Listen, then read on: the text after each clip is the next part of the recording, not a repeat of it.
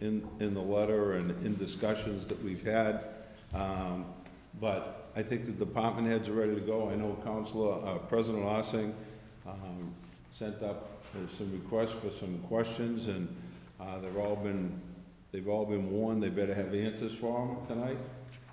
So they're all ready for those. Those are the only ones we received in advance, but we'll be willing to answer anything you have. And I don't know if you want to just start with my budget and clear that up, but. Absolutely, and then you can address some of the questions maybe that President Ossing did have. Absolutely.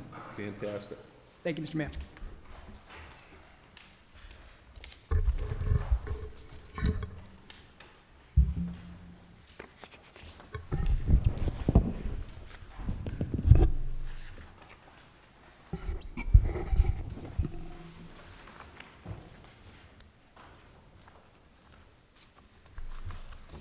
Okay, fire away. Okay, so do you want to start with some of the questions that President Ossing had and other councils had? Do you want to start with that first? And then, because I do know we wanted to go in a particular order for departments. Yeah. And so it's I think most of them were directed to individual, okay. Department heads, and they're ready to answer those. I know there was a request about the $5,000 that we've had in there for a couple of years now on the substance abuse line item. Obviously, with COVID the last couple of years, we haven't been using that, and I'm sure you'll hear COVID a lot tonight, but it's the reason you have a part-time person that hasn't been filled in 2 years. So COVID's hit all departments.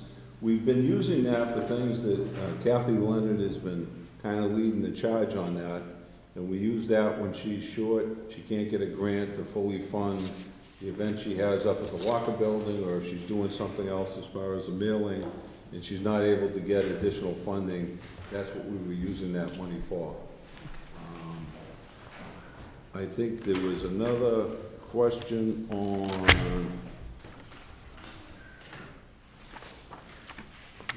do you have another one for me on there? Through you, Mr. Chair. No, Mr. Mayor, just on your department budget, that was the only one. The other was on overview material, but I think we're going to wait till Patrick gets here for Yeah, and we that. can go through them as we go through individual departments and when those questions come up, so that's fine. Great. Okay, so what we'll do too, so moving in order, does anyone have anything on the line item for the city council? I'll look at the finance team. Oh, Councilor. Were we going to finish the mayor's budget first, or are we going down back to the city council budget? We'll go with the city council, and then Okay. any of the questions that we have, the mayor can address those as well. Well, it was on, I didn't. Thank you, Mr. Chair. So any questions on the city council line item, page 14?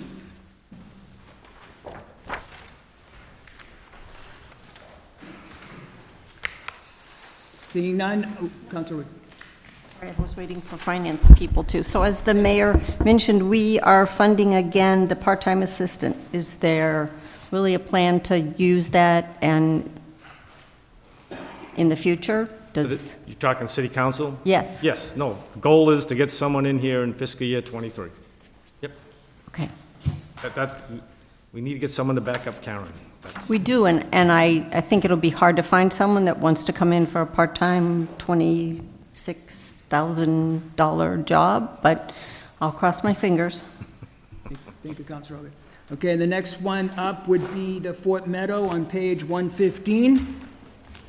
Any questions in regards to that?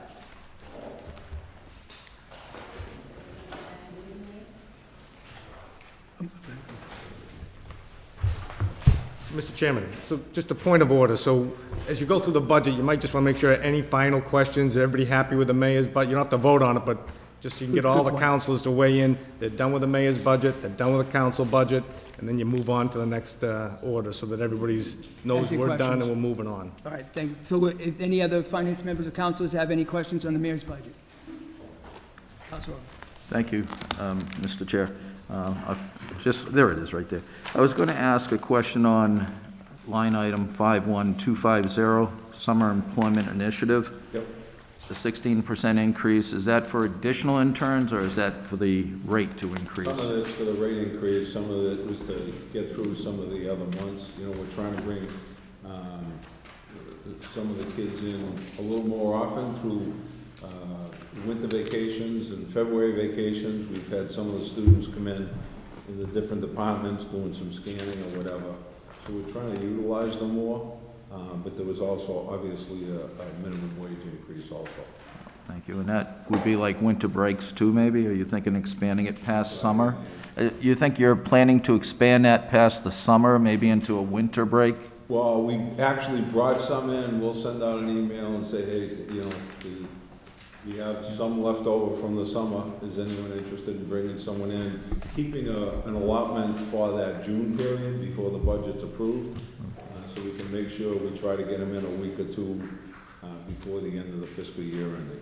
That's a good point, because they're ready to go in June in our fiscal year. And just one other question, Mr. Mayor. Under line item 54230, mayor's expenses, not getting nosy, but it went up 6.38%. What does that include? Is that just a general? Actually, that was one of the council, President Ossing's questions, and there's a number of things that we've put through there over the last couple of years. I'm looking for the sheet. My car allowance of $250 is in that. This year we used it on 2 different occasions for our veterans director. One, he bought some coins to give out to the veterans, say City of Marlborough Veteran Services on it, to just kind of acknowledge the veterans. We also took them for a night down at the Apex Center to go bowling. So it was great to take them down there. I just had this freaking thing out. What did you do with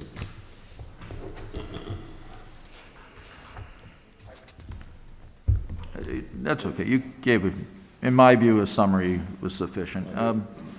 Yeah, I mean, a couple other things. What are some of the other things? Actually, this year, for the first time, we had to pay for State House News. So I know, again, President Ossing's on that. I'm on that. I think we have a total of 5 on that, 5 subscriptions in the city. So that was something brand new. It used to be covered by the MMA, and now it's not, so we had to pick that up the night out, the veterans coins. I pay for the barbecue we have out back every year from that line item. For the interns, that one there? No, the one we do the for summer. all the city employees. We just invite them down for burgers and hot dogs and chicken. And then we also did the senior barbecue. The mayor's office used to pay for the senior of the year.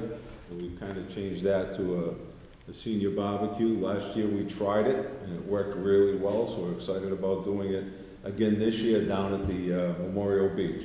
It worked out really well this past year. So that's 90% of it. The proclamations that we give the boards, we bought some of those this year. And like I said, that's 95% of it. And just the running tally indicated that you needed to increase it by the 6% or so? Yeah, I've been kind of picking up a couple things that we never had in there before. And like I said, the big thing is obviously the State House News that we hadn't had to pay for in the past. Well, thank you. I appreciate the answers. And, Mr. Chair, just one non-question. I want to compliment the mayor for considering substance abuse within your budget, and I see that very appropriate. Thank you. We need to do more. Obviously, the state's coming down on us, coming down on all the communities because of the funds we've been taking in through the marijuana sales. Yep. And we're trying to figure out where that's been going, and this is one of the areas. We have the SOIs in the schools. All 3 schools have offices in there. We're a member of a couple of different task force, and so we're trying to put that together. But this is one of the things that I'd like to expand a little more. In fact, the superintendent and I have talked about bringing on a full-time person just to deal with substance abuse issues, put more programs into the schools, get some of the younger kids more involved in education. Well, very good. And you did bring up the funds we get from the marijuana dispensaries. I noticed it went down a little bit this year, but I expect, from the auditor's report, I expect it's going to go back up once we get the 2 additional distribution centers, whatever they...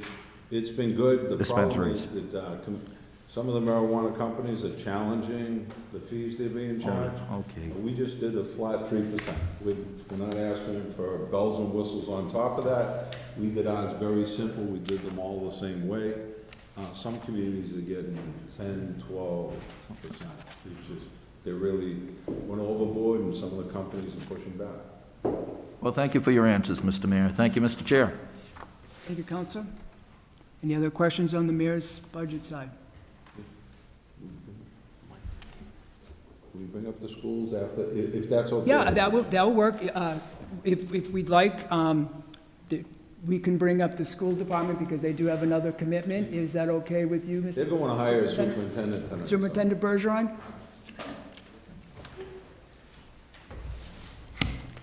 And Thank you. and you will be available if we extend it as well. Thank you. Well, we'll do this, we'll move down to the school, operating school budget.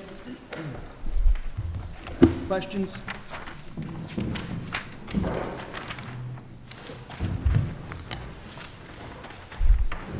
Thank you, Counselor. Good evening. We want Good to evening. obviously say thank you for the support for the statement of interest. It's been filed, now we're in the hurry up and wait mode. So we just want to say thank you for that as well. Thank you, Superintendent, and thank you, Director Diaz. Thank you.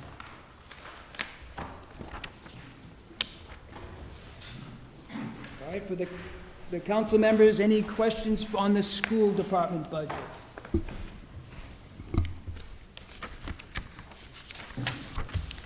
Let's start at page 66. Oh, yeah, Council Orr. I don't have to go ahead first. No, that's fine, Council. Thank you, Mr. Chair. Thank you to the schools district as well as the school committee. And I passed by the superintendent a few minutes ago to tell him I'm going to miss his budgets. And the reason I am is they're well composed. They really give me a good picture of what's happening now and what's happening in the future. To expand your budget into 3 years to 5 years, it's very good. And I know you're challenged with many issues that all communities are starting to see. I just had a couple questions, actually. The first one was the one-time federal spending, the 11.6 million. Read it right, that's going till September, I'm sorry, I'm on page 16. I believe that's going to 2024, page 16.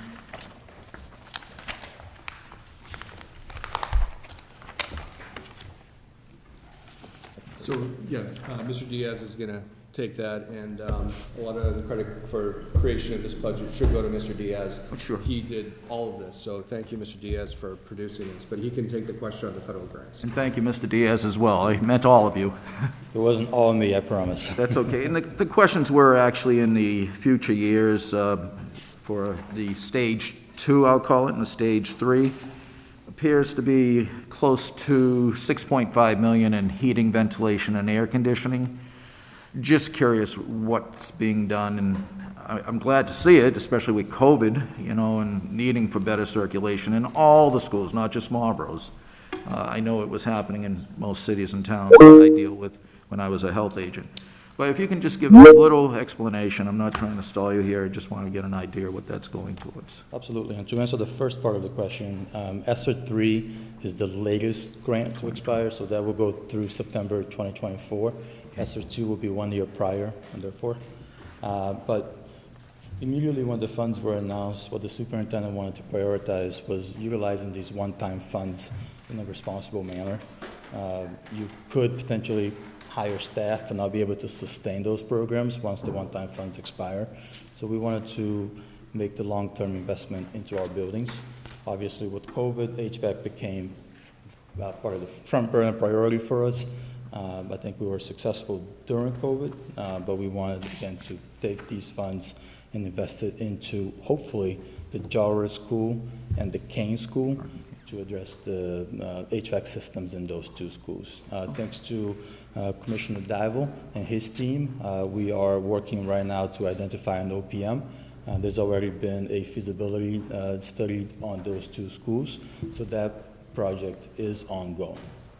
Excellent, thank you. If I, Can I add to that just sure, briefly? sure. The reason we didn't look to expend in the richer schools because we knew we would be bringing the SOI forward to the city council. And under the last building project, we've done 67% of the expenses were reimbursed to the city by the MSBA. So we wanted to make sure if we were going to eventually be doing a project, we wanted to focus on Jark and Kane instead of Richer, understanding that Richer will most likely be reimbursed at 2/3 of the cost. Makes sense, and I thank you for your answer. I'm on page 20 now in the Mr. Chair, is it okay to ask a few questions? Technology capital plan. And again, I know your whole theme in this budget is equity. I just saw that some part of this budget, the Chromebooks seem to be quite a few of them, but there's only a certain amount of iPads under the second column. There's 280 through the future years. Who uses those, and is it only a certain group, maybe the seniors versus the maybe fifth graders? I'm just curious who gets the iPads. It's actually the younger kids. Oh. So for the most part, the Chromebooks are used in grades 3 through 12. In grades K through 2, for the most part, they're using more on the iPads, and that's why we have to replace less of them. The iPads have also, for the most part, held up pretty well. So we haven't been replacing as many of those. And the same thing with our district laptops. Laptops, while we usually go for about a 3-year cycle, they've been lasting a little bit longer. My laptop has lasted about 6 years now. So for some of those, we can hold them for a longer period of time and then invest them in some of the other devices. The interesting thing with the Chromebooks is every year Mr. Diaz brings forward in June, we generally try to take the Chromebooks that are 4 years old, and we ask the school committee to vote them as surplus. And what we try to do is we try to offer them up to graduating seniors so they can take them to their next step. Well, thank you. I was curious what happened with the older ones. And on page 30,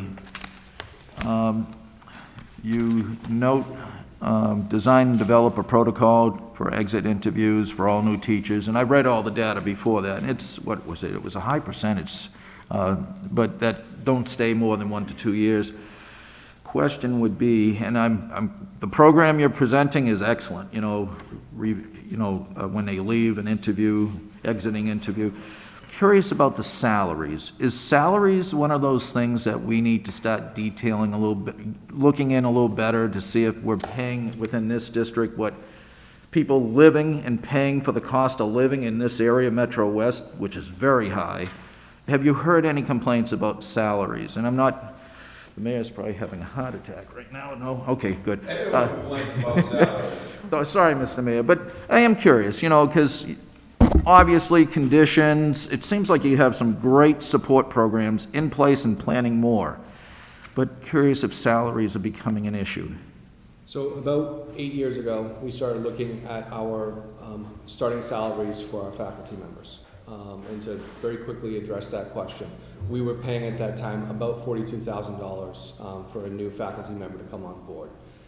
Next year, if we hire teachers with a master's degree, they will be paid $62,000. We feel like we're one of the top starting salaries in the area for our faculty members. We're an attractive salary for that. At the very, very top end, we may not be as high as some of the other districts surrounding us. However, by the time that teachers have been with us for 10, 15, or 20 years, they generally are also then getting longevity bonuses, which are in the contract, and other factors. To answer your question more bluntly, yes, we have had some issues hiring support staff. I would say our cafeteria, we have not had those issues. We feel like we have very competitive wages in that area, but in some of our support staff, we have had issues from time to time hiring for those positions. Okay. And I saw through some of your line items, if they have their masters or specialized training, might it be special education, there's stipends, and that's great. How often, if I may, do you do a salary overview? Is it done yearly, every 3 years? I think we try to go out to the market pretty consistently, even for substitute teachers, to make sure that we're paying what we feel is a competitive rate to the market. And then obviously we have we're still bargaining with one group right now, our cafeteria workers. All other units have signed 3-year collective bargaining agreements in the past year. And compliments to you and to all your workers, the teachers and all your staff, about last year going with zero and working during the COVID process. So I understand why you had that 4.2%, I believe, increase. 2 more questions, if I may, Mr. Chair. Page 40, my friends got on my neck on Saturday for not pronouncing ours. 40, page 40, under number 4 on the top of the page. Utilize community liaisons to get feedback. Curious, who you may be planning to do that with? We actually have a system in the school department right now where we post community liaison positions, and we ask for those folks to be at least bilingual in either English and Spanish or English and Portuguese. And those community liaisons have been reaching out to traditionally underserved populations to make sure that they have someone that they can contact, gain information, and feel comfortable in the school environment. So that's an actual position within the school budget that we pay a stipend for. And I would say traditionally, Doug can correct me if I'm wrong on this, traditionally many of our translators has served also as our community liaisons at night for reaching out to families and making sure that they have the information they need. Excellent. And I didn't know if you were also reaching out to like the Lions Club, the Rotary Club, the churches. I didn't know if that was part of the community liaisons or not. I think we can do more on that, and actually, Mr. Diaz, you were part of the action steps for this one to talk about next steps with our community. I don't know if you wanted to add anything to that. So this was actually priority 3.3. I was part of priority 3.1, which is directly focused on engaging more with the community. But again, trying to get some of the families who may not be comfortable coming into the school buildings to be comfortable doing so. I was impressed with that how you engaging families that may be busy or don't engage in after-school activities and maybe even your teacher conferences. And I'm very impressed with your night courses too, to get the enrollment up. Very impressed. Keep it up. That's great stuff. And coordinating with Quinn Sig, I mean, all that was I was very impressed. Last question was page 44. It's on the total projected expenses for major grants and special funds. The 4.729 million. Just in that's, you went through it pretty well, but do you expect any changes in that projection? Because, that's helping out with the budget to get the grants and the funds and a future forecast on what you think you'll be getting in the future on federal grants for grants of any type and funds. And that's my last question. Thank you. So before Mr. Diaz jumps in, he could probably answer this a lot better than I can. So we have seen some increases from the state through the budget this year. Yeah. So while we tend to be conservative in our revenue projections, and we then wait to see if the revenue actually becomes real in a certain way. So one example I'll give you is in the past couple years, the circuit breaker program, which offsets the cost of the city for very expensive out-of-district placements, has begun to reimburse for transportation. And we're just conservative on that, so we expect that there could be some more circuit breaker revenue coming in.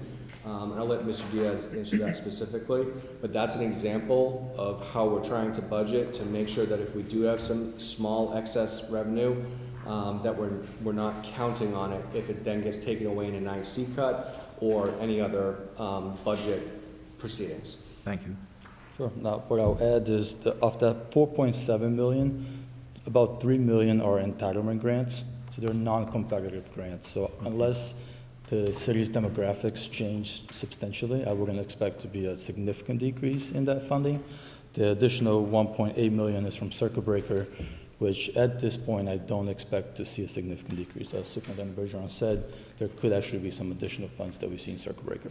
Well, thank you both. Superintendent Bergeron, thank you for all your years of service to our school district and community. Thank you, Mr. Chair. Thank you, Councilor.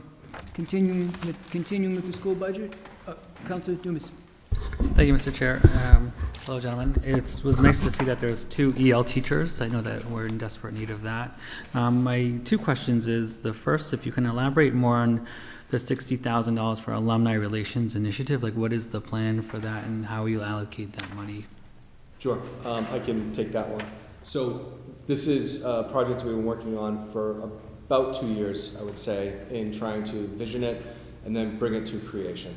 And what we're looking to do in the school department is actually create one of the first public school alumni foundations. So we can actually reach out to past alumni from Marlborough High School, going all the way back. Sorry, I'm getting please move the mic closer. So what we're trying to do is create an alumni foundation that can reach out to Marlborough High School alumni, probably going back to 1950, and being able to start the process of raising funds so we can offset college tuition for our graduating seniors. It's a very basic purpose. So what are we going to use the money for? So right now, what we're doing in the school department without that allocation is I am working to get all the data, which is on cards, paper slips, whatever we have going back to the class of 1950, get that digitized and into a database. So that way we can work with a consultant, and right now we're working with GG&A, they're the ones that we've been talking with, to be able to update this and allow us to modernize our data, get it into a place where we know where the alumni actually are and how can we contact them, so that way we can start the process. In year one, I would expect the allotment that we're asking for to be used for the company that we're going to work with to take our data sets and be able to find out where our alumni actually are across the country, and they do that using public records. In the future beyond that, I think you would be looking for a community development officer, or what we would call a development officer, for someone who could reach out to these alumni and be able to solicit donations for a foundation.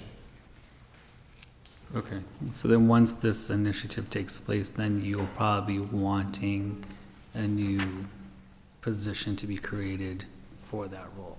There, most likely, once you update that database, it wouldn't need to be updated with that much money every single year. So a lot of that could slot into paying for a development officer at that point. Okay. My next question and last question is, can you describe the role of the curriculum coordinator?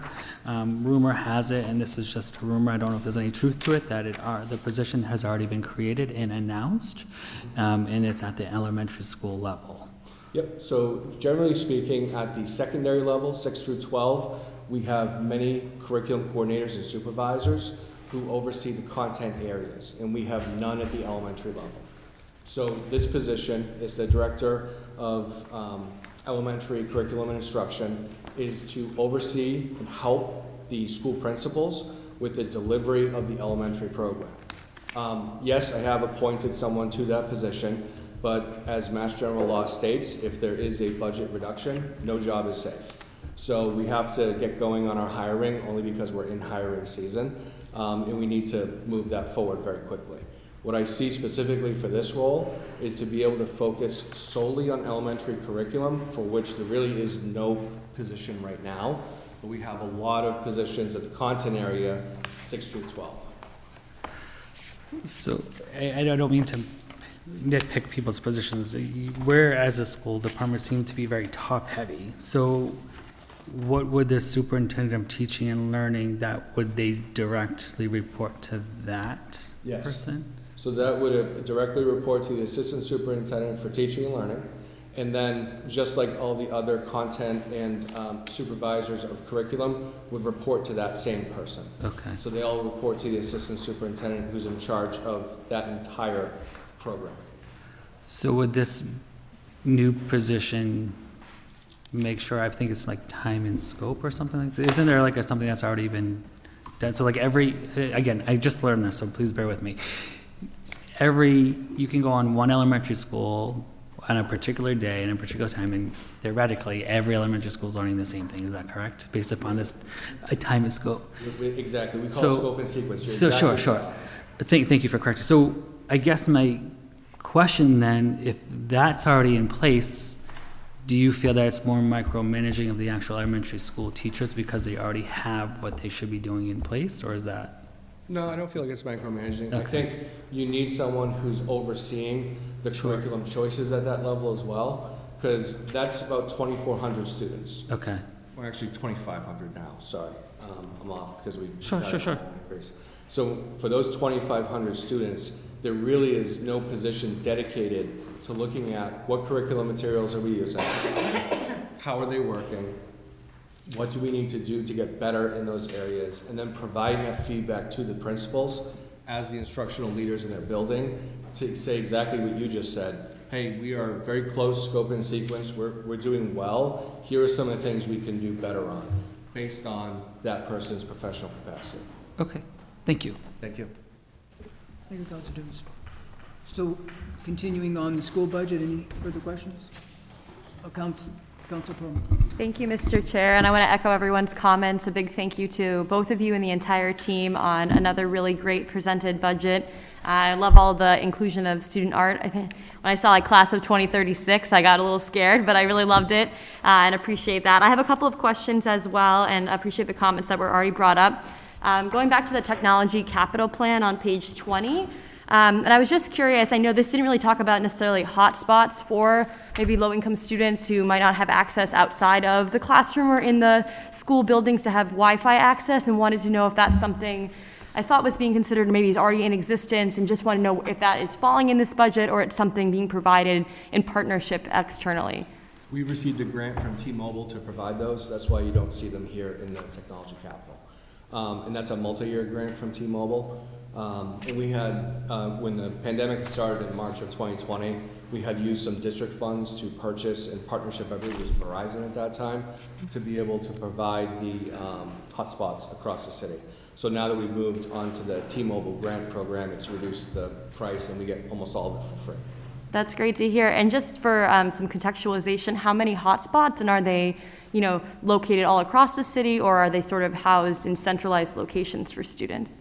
It's a request-only process.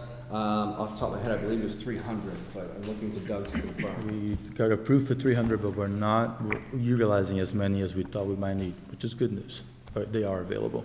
Okay, no, that's really great to hear as well. And just kind of building on that, I know in the past we might have spoken as well about like the homeless student population and how, given the pandemic and the eviction moratorium, there were less students falling into that category. They had stability. Is that a continued concern now that things are improving in COVID-19, or what is the status of that, and how is that maybe impacting some of the resources that are being provided in this budget? With our homeless students, I would say probably about 6 years ago, we saw a much larger spike than we've seen recently.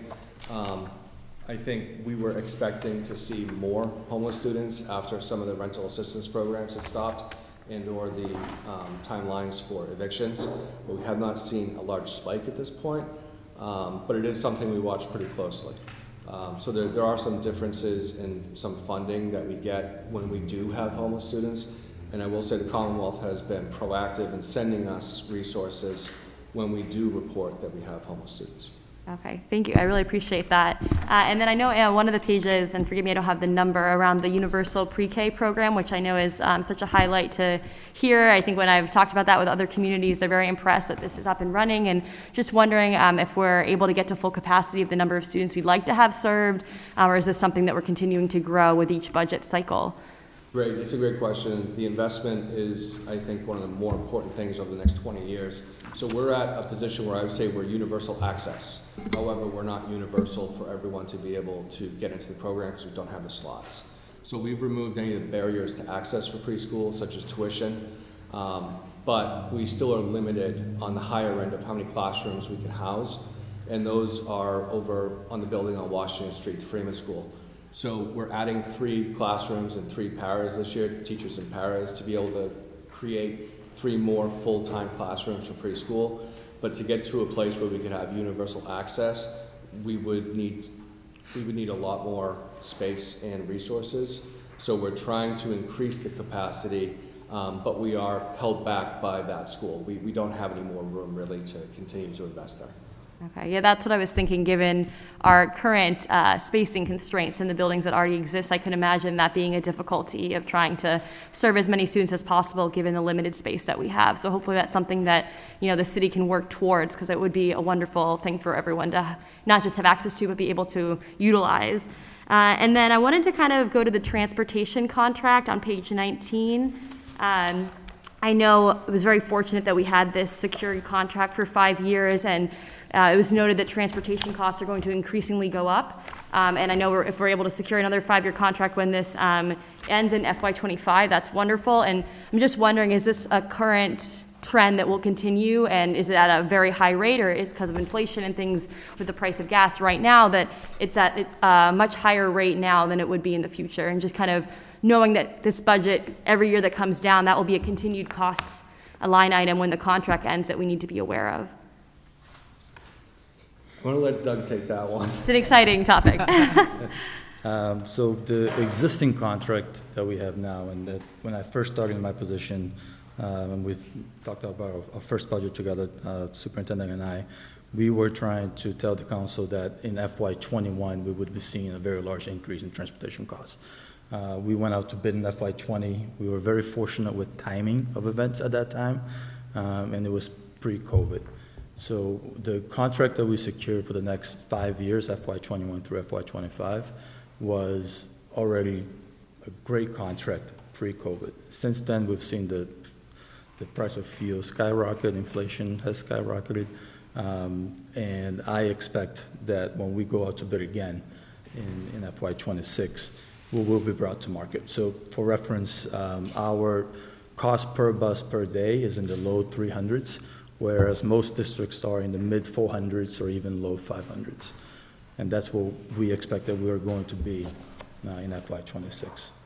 I would also add that there has been some consolidation in the bus industry, and there is less competition for transportation contracts in whole because there are less vendors to bid on those contracts. Mm-hmm. So for example, the company we used to work for, NRT, has been bought by kind of a conglomerate called Beacon Mobility that owns billions of dollars worth of business across New England and the United States.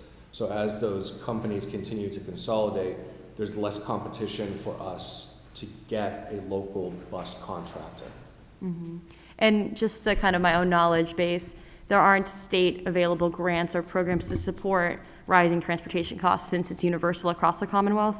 There is starting to be more around electric buses, but the grants have, from what I've seen, the grants don't really outweigh the cost of going to the electric bus as of this point. That's a very kind of a beginning stage that I think they're looking into, but I think we'll see more on that in a couple of years. Okay, that's definitely something, if there's a way to advocate, to our state legislators about that. I feel like it's a need that's going to continue to move forward. And then I wanted to kind of go back to the EL program in the night, which I think is wonderful, and I saw the increased capacity. Again, just kind of thinking about access versus enrollment numbers that are expected. Is that also not reaching capacity because of space and teachers, or is everyone who maybe wants to take advantage of this really stellar program able to? We have, so the capacity isn't an issue, and let me explain that. So the way it works is our METES program operates on Tuesdays and Thursdays nights out of the Hildreth building, and out of Hildreth we have 16 classrooms. So we don't even touch the top floor of classrooms, so we have plenty of ability to add more students. Those students are students who are overage and under-accredited, where they might be enrolling in school at 18 or 19 years old to start their high school career. And in the past, in the longer past, a lot of those students were turned away from enrollment because they wouldn't be able to finish their high school diploma by the time they turned 22, which is the time that we stop services in public education. So what we've tried to done is create more of a fast-track 2-year program where they take math, their EL service, science, and then they have ELA sprinkled in as well in that program to be able to get them ready to take the MCAS. And what the state has agreed to specifically for our program is if the students complete the 2 years and pass the MCAS, that we can give them a comprehensive diploma, which is a great thing for these students who otherwise would be told that you're not going to be able to finish your 4-year comprehensive high school program in 2 years. Like, you just wouldn't be able to do that. Many of these students work full-time.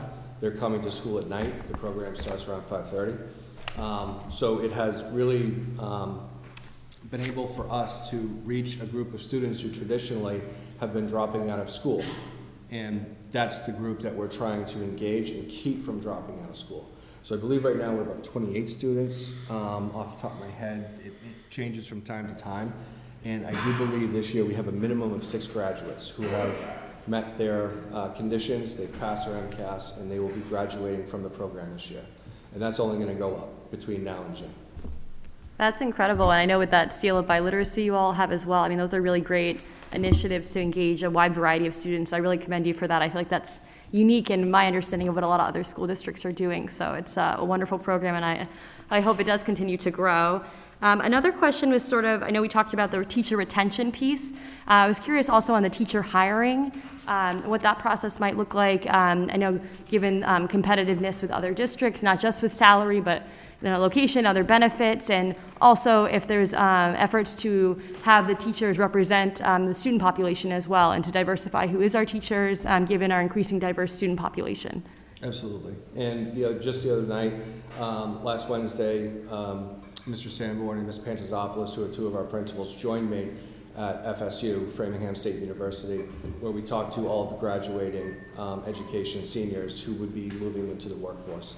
So there's active recruitment through our HR department was just over at the Merck Job Fair, where we are actively trying to recruit folks to come to Marlborough.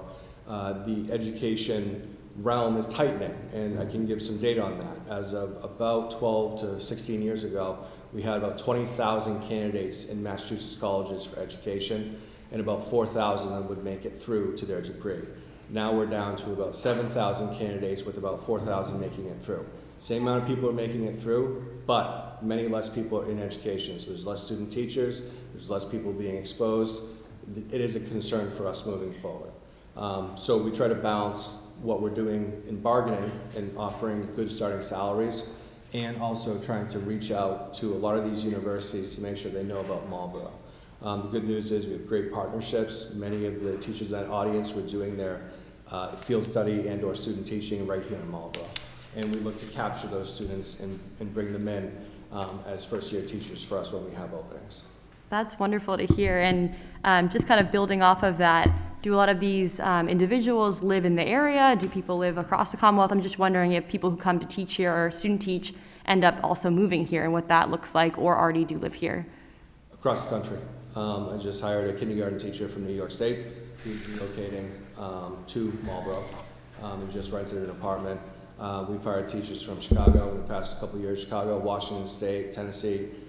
So a lot of people do come to Marlborough when their partner or someone is taking a job in one of the firms around here or the hospitals, and we're a great place to work as well. So there's a lot of that we get, but also I would say traditionally, the students who do their field placements in Boston generally want to stay in Boston. Mm-hmm. They want to live in the city and they want to work in the city, and we're trying to convince a lot of those students to come out to Metro West and tell them about all the things that we have in Marlborough. It makes it a great place to work.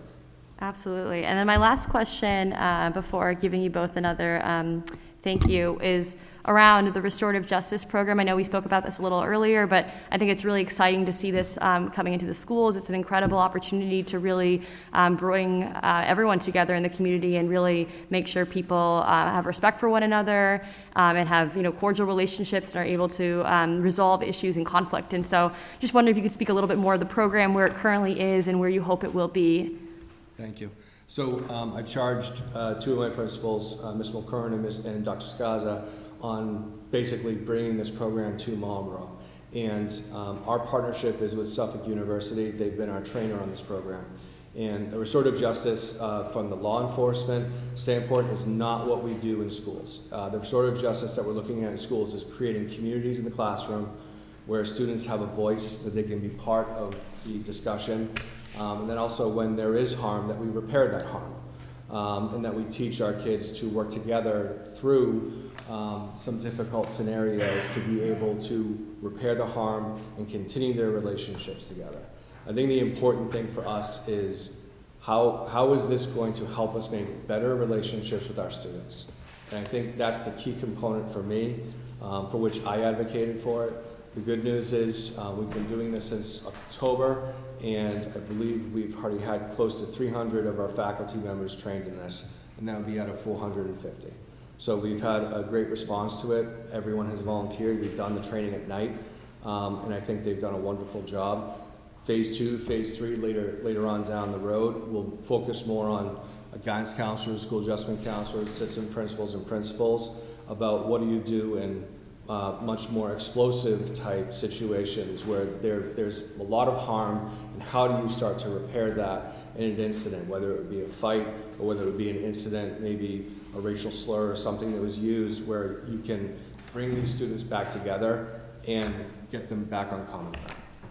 Absolutely. Well, thank you both so much, and I want to echo the comments. Thank you to the superintendent. It's been a pleasure to have you here in the community and for your service, and kudos to you and all the teachers and staff, because it's difficult during COVID, and you all have done a wonderful job. So thank you very much. Thank you.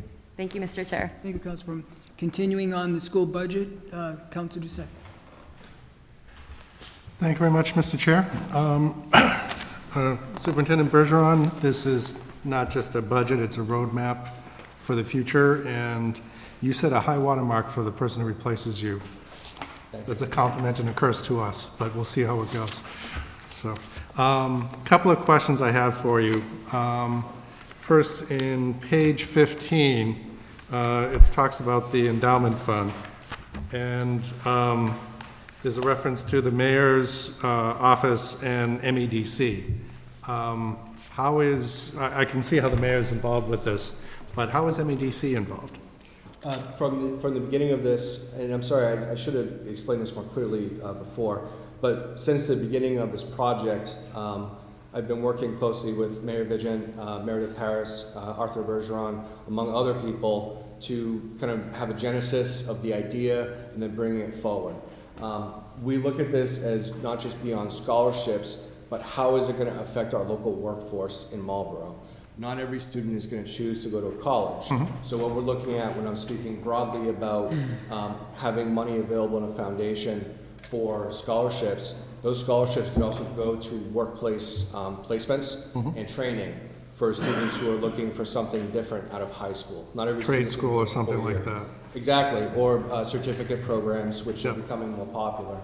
And so what we're looking at is how do we do all of that, and then with the alumni relationships we can make, a lot of alumni are in the city, they might be able to help us get kids interested in those jobs.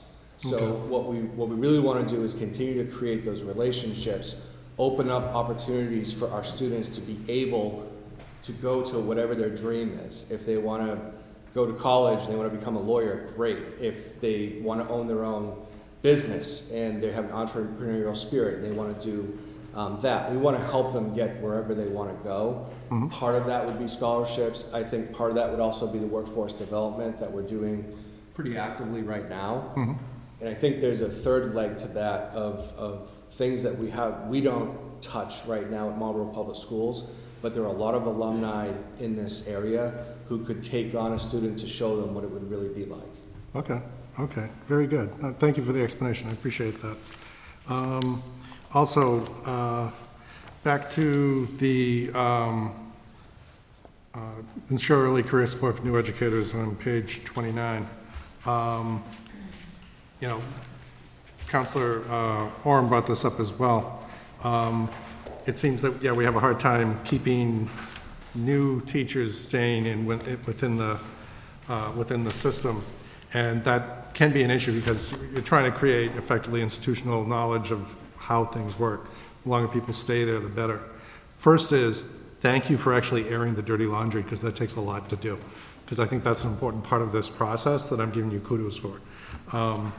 But having said that, are we learning from the people who are leaving so quickly why they're leaving? Or is it just, is that something that we're trying to pursue as well as part of this process? Yes, and I think being forthright, I don't think we've always done a great job of doing exit interviews with the people who are leaving, so we may not have complete or accurate data as to why they're leaving. And one important thing to note, just the way the system is set up, in the first 3 years of employment of a teacher, they are a yearly appointment. And after 3 years, if they're proficient in their evaluations, they would, basically what we would call, I think people call it tenure, but really that's about colleges. We call it professional status. And what that means is they go on a different evaluation plan, and they have the cause protections of the contract after that place. So when we do lose employees, generally, it's in the first 3 years of employment. After teachers generally get their professional status, they generally are here for a much longer career. So, yes, that is our facts and figures. And when we look at that turnover, majority of that turnover is first 3-year teachers who may be leaving the profession, have soured on the profession, or we have asked not to come back the year after. I think we need to do a better job of finding out exactly what supports we didn't give, so that way they could have been successful, and we can learn more and more from that. What we've been doing is, with the exit interviews we have, we've been changing our new staff introduction programs to meet that. So just something as simple as, in the past couple of years, we used to have 2 days where they would learn a lot of the protocols and procedures of the district. We made the second day building based so that they would learn where to eat lunch, where to go to the bathroom, where can I get supplies, where are the markers, all those types of things. That's a simple thing, but it mattered to them, and that was the feedback that we got. We need to do more of that. Okay, good. That's good. The other question is actually on page 32. About EL students. So are ESL students more at risk for getting targeted help, or do you find that there are new languages we need to take into account within the education system at this point? I think we've done a great job over the past, I'd say 8.5 years. We've added 10 translators to our system to be able to for parents to be able to access that. I think the EL supports we're adding across the district, we're adding 2 more EL teachers, will help keep our class sizes normalized. Okay, great, I appreciate that. And one other, in the finance section on page 82, I know this is towards the end, there's a director's salary which is increasing by 25%. Is that because of an increased number of directors involved? I can answer that, Mr. Superintendent. On that budget line is where the new curriculum coordinator position is being budgeted. Okay. And that's the 25% increase. Okay, that's what I would expect, but yes, thank you for the clarification. So, and okay, I noticed going through this, and I'm not going to go through all the odd pages of stuff, but it seems that I see the same people coming up multiple times in the budget with small numbers associated with them. Is it like, for sake of argument, let's say if a janitor is being assigned to 2 schools, is his salary being split between the 2 schools? Yes. Okay, so that's how it's done. So that way the same person shows up multiple times because he's responsible for multiple buildings, for the work in multiple buildings. Correct. Okay. So when for reporting purposes to the state, each building has their own budget amounts that we report. Okay, which makes sense, and that's why I saw that a couple of times, I just wanted to get that clarified. But I think that's it for me, so I'm cool, thank you, sir. Thank you, Councilor Doucette. Continuing on the school budget, any further discussion? Councilor Murphy? Thank you, Mr. Chair, and I apologize. I thought I would have one more day based on the schedule that you put out because it takes a lot, and I've been a little crazy over the past weekend. But so I may want to have some follow-up, but if there may be things that I can just ask. But I guess I will go back on a few things that have been brought up, and I don't want to be a Debbie Downer, but I'll be a Rebecca realist. So on 2 things. The Alumni Foundation, it was tried once before, way back. It didn't work, so good luck. But I think the issue is that you're competing with the colleges for donations, and you're competing with other organizations within the city that want those same dollars. So the pre-K program, again, my understanding, and this was from back when I was on the committee, it was an integrated program to educate the students that were required to be educated, because at 2.5 you test, and then special needs students you must educate. So Marlborough had a unique system that was integrated, and we allowed non-special needs students to join in the program by paying, and that payment helped offset the cost. You now are getting rid of that, yet not everybody, as you said, in the city can take advantage of it. So my next door neighbor may have to pay for their preschool because they didn't get into the program, but I get to get in free. So for me, there's a little issue with the parity that we cannot provide, we can't provide, nor can any community, and I don't think the federal government or the state's going to pay as much as people want and as much as I think pre-K education is vital to every student. Universal free pre-K is not going to happen. So to me, that's a personal issue that I guess I'll have to deal with. The same with the busing, I guess, and you can clarify me. My understanding now is we bus everybody? We bus for the K through 5 counseling, we do offer everyone, and then for 6 through 12, we do have walking routes for Wickham and the high school.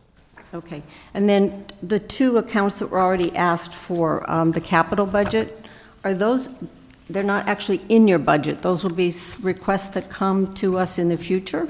Counselor, you're talking about the technology capital budget? Both the capital plan technology, and then on the other side of it is the capital schools facilities. So the school facilities would come in front of City Council. On the technology capital budget, we've been able to maintain that with year-end savings. That you already talked about that, okay, so it's not anything we're gonna see coming to us. That was not really made clear. Then just kind of a general question, I'd like to take, and yes, it's only March and I will probably get an April report soon. But in looking at this, there are a number of accounts that have not, they've got 25% of them being expended. There are a number of vacancies. So you're like the city, we have lots of vacancies, so the city has made lots of internal transfers and lots of external transfer requests for vacant positions. So how many of those will be things that you may not replace or get somebody to take the position, as well as how many new positions do you have in that you may not get somebody? And I guess just I'm extremely curious looking at your bottom line of what's available. There's $3 million available, but you've got $25 million encumbered. And I know a lot of that's salaries, but a lot of it is stuff that I'm not seeing you spend the line item of the money that's encumbered. So is it going to be spent by the end of the year, or will you be counting on that to pay for sped for next year or other things that are actually next year's budget? We tried very hard not to expend funds from one fiscal year budget to the next for special education expenses unless the student is turning 22, because we don't want to create an operational deficit moving forward. And then to answer the other question about some of the unspent funds, that is actually how we can afford to do our technology budget out of our operating budget that we get without coming back to City Council for another ask, if you will. So we don't come in front of you and ask for an additional allotment for technology, because year after year we've been able to use our savings, about 1% of our budget. Most years we've been able to do that and spend that money that has been unspent through exactly what you mentioned, which is vacancies, any unspent budget funds, or anything else that exists. We've been able to spend that on our technology capital, so we don't come forward for another capital request for technology. And we've been doing that for, I would say, about 6 years now. So in a perfect world where every position was filled, you wouldn't be able to do that?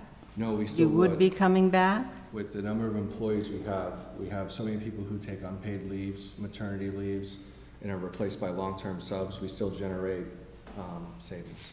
Okay. So it may not be as much as we have this year with some vacancies, but we still generate, just with the number of employees we have. And that was one of the lines that I see where you've got a pretty detailed figure of what you need for paying for long-term subs. But in looking at the reality of how much is being expended, it's not being spent. So to me, it's like, well, if we didn't need it last year, why don't we cut it this year? But you're saying you're not cutting it because you know you've got it as sort of a cushion for the future. We want those subs, we just haven't been able to capture those subs. And that's a difficult thing, because then what happens is we have to pull in some of our support staff to cover those classrooms, which means we have support staff positions that aren't covered. So our goal would be to actually have all that money spent in the substitute lines, but we just have not been able to hire as many subs during the past 2 years that we want.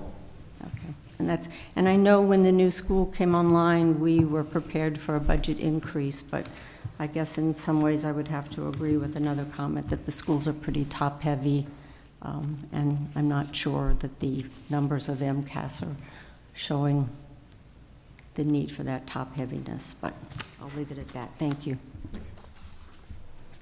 Thank you, Councilor Roby. Continuing on the school budget, any further questions?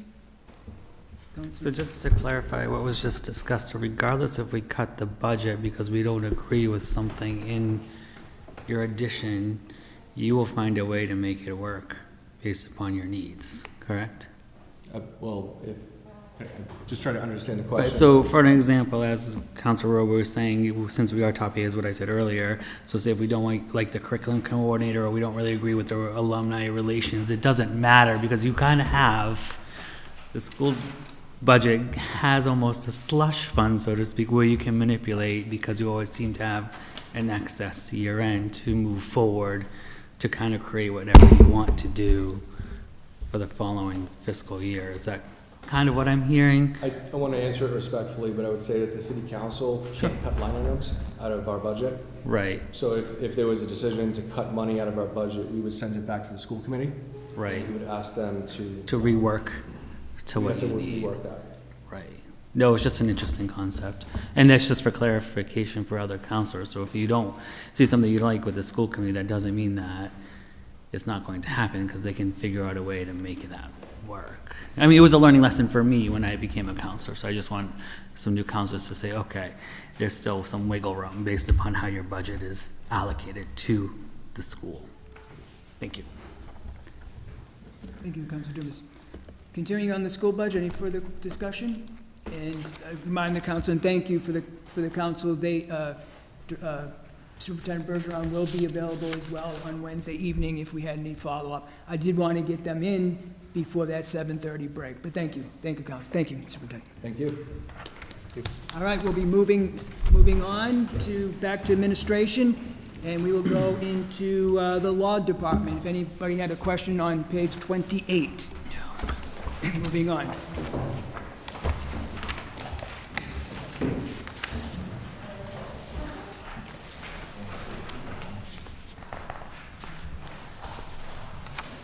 Any questions on the law department, city solicitor? Any questions?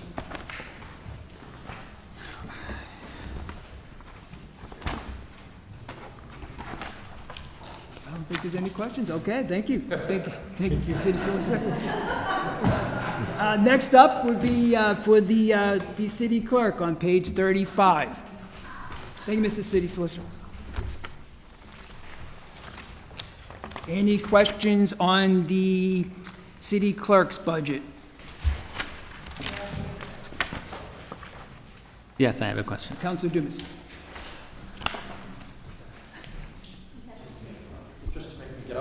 Absolutely. It's more of a concern than a question.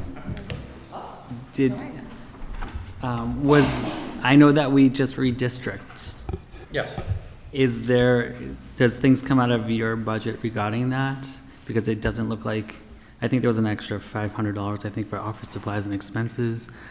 We're or printing. anticipating some slight increase. That's more for paper. We need to buy certain paper for vital records that we issue, so that's really what that is. I don't think there'll be any additional expenses because of the redistricting. We're not moving any polling locations. We're not really adding any polling locations or anything like that. So I think all the money that we have in there will sufficiently cover it. Just an area of concern, that's all. Thank you. Thank you. Council Perman. Thank you, Mr. Chair, and thank you, Clerk Carey. We know you do so much for this council and for the city. I was curious if there are additional efforts to digitize any of the systems. I know we talked about with the mailing of the dog licenses and other aspects, are a lot of those moving digital, or is that something that is in process? Well, as far as dog licenses, the city's undergoing a change in some software, and I anticipate at some point we'll probably be moving dog licenses to it, and then I would think that it may be something that we can get online and like to do that. You know, business certificates, we're moving that to, the online portal that will be coming online. So, and as far as other things, I mean, we're adding more and more things to our website as much as we can for the public to search. I know we've added special permits, so I mean, if people want to search special permits, it does only go back a few years at this point, but we try to add, another year back when we can. So. Okay, and would that be both for accessing the documentation and for any payments? Both would be available digitally? Correct. Yes, that's the plan, or at least that's my hope, that we'll be able to get dog licensing and business certificates, all that stuff will be online with our new software.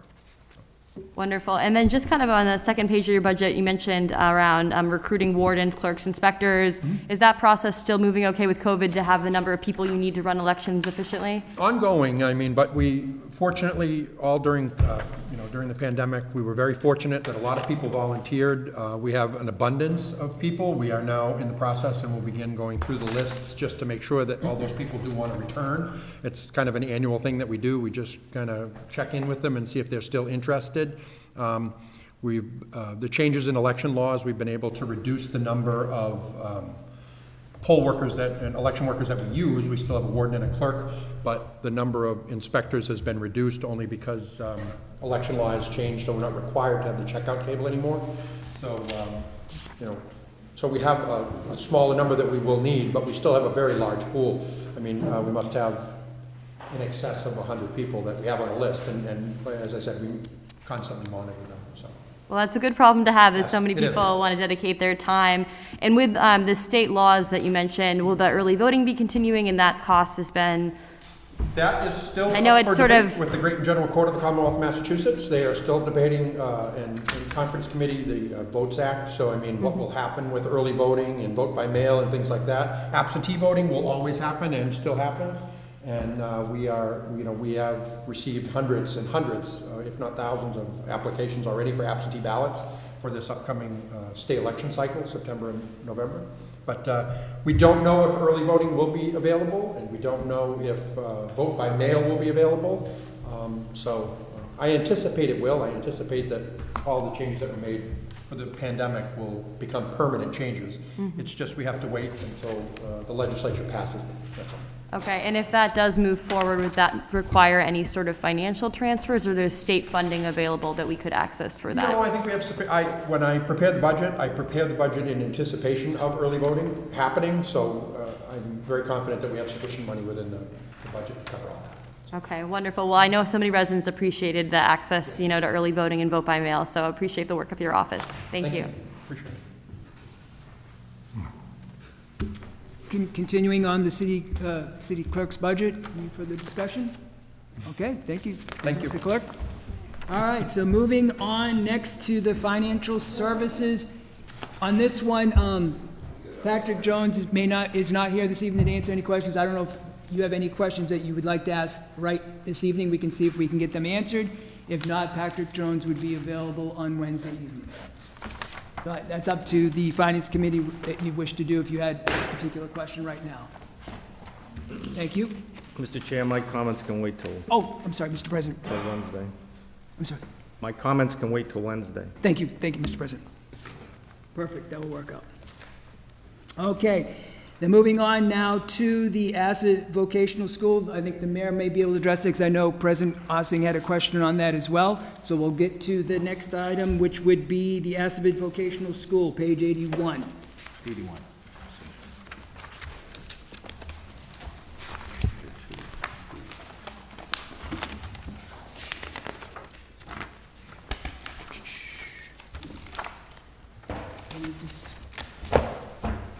I'm Oh, going to thank- take this question, Counselor. Thank you, Alder Smith.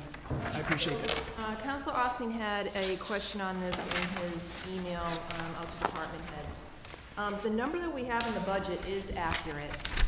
Under my supplemental information, I gave everyone a copy of ASAB's budget book for all the communities, and it clearly shows in there what Marlborough's portion is. Marlborough is also receiving a credit. There was a credit, I'm not gonna have the terminology right, but we're due a credit due to FY21's closing of the books for ASAB. So that has been taken off the annual appropriation, so the number I arrived at is it. Unfortunately, myself and Patrick reached out to ASAB several times looking for a one-page letter that would neatly summarize it, and we got no response. Thank you. Thank you, Mr. Mr. Chair. President Thank you. Austin. So, Ms. Smith, is there any reason why they're not, is there a communication issue? I mean, it doesn't, in 23 years, we've always gotten information from ASAB. What's changed in?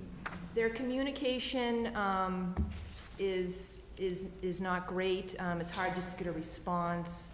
The last time we did get a response, the business manager, they have a new business manager over there, was busy.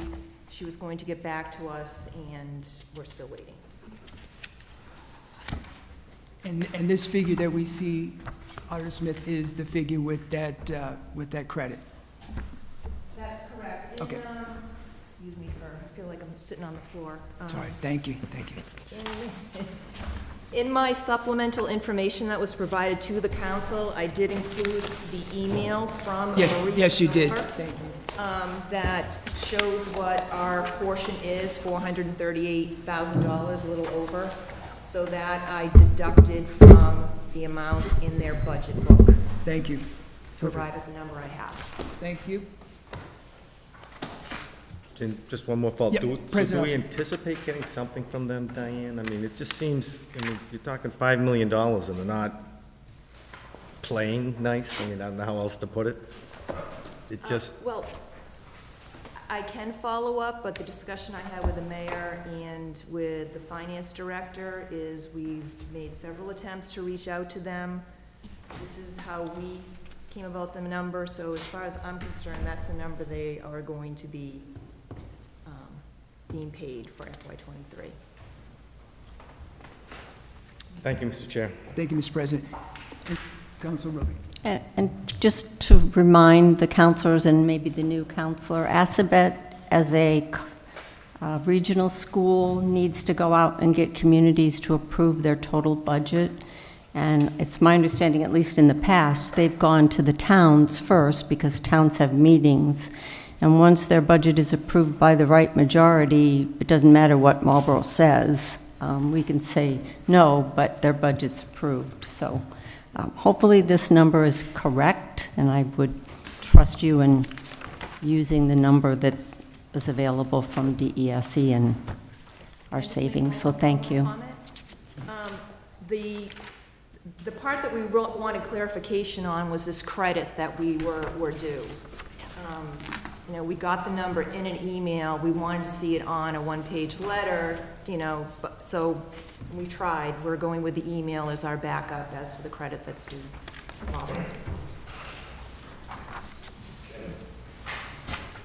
Council Linders? Through you, Mr. Chairman. Have we contacted our representative, Marlborough representative to the ASAB School Committee about this situation? I have not. I have gone directly through the business manager. That might be a good idea to get our representative. I mean, she's representing Marlborough. We're Marlborough. And maybe she's not aware of this, I guess, refusal to cooperate on money. So I think, I'm not sure, Mr. Chairman, whether, we as the city council or the mayor's office give Ms. Smith the go-ahead to contact our representative to the ASAB School Committee. Thank you. Thank you. Thank you, Council Linders. Good suggestion. Thank you. Council Owen. Thank you. So the email that was sent to Maria Silver on February 2nd, 2022, obviously you you asked, you know, how they want to wish to get the rebate to us, the 438,000. Obviously, I agree with Council Landers, maybe send another email out, if the mayor so wishes, with the finance director and yourself, Diane, and just ask again, and carbon copy our Assabet Valley School Committee member, and see what happens. They could have gotten busy, who knows? But my question's more about the numbers. So we're going from FY '22 to 5,695,660, 660, and we're increasing it by $4,000 for this year, $113. Does that include, I think I read it right, that that's with the rebate considered in there? So that 4,113, is that really 4,442? I'm sorry, 442,000, is that our increase without, did you take away that 438 from this? Yes, Counselor, I took away the credit, so it's the net amount is what we are voting on. Okay, so if we don't get the, obviously this needs to change, you'll just take that check and put it back into this budget then, I presume. If they do pay us the 438,000, you'll just somehow get transferred into this budget? If that was the case, yes. We Okay. were told it was going to be taken off the first bill that we are sent, quarterly bill. Yeah, you explained it pretty well in your information, so, okay, well, thank you. Thank you, Mr. Chair. Thank you, Councilor. Any further discussion on the Assabet Valley? Seeing none, we'll move on now to the Assessors Department, page 22. And I know there are some questions in regards to that, so I don't know if the principal assessor,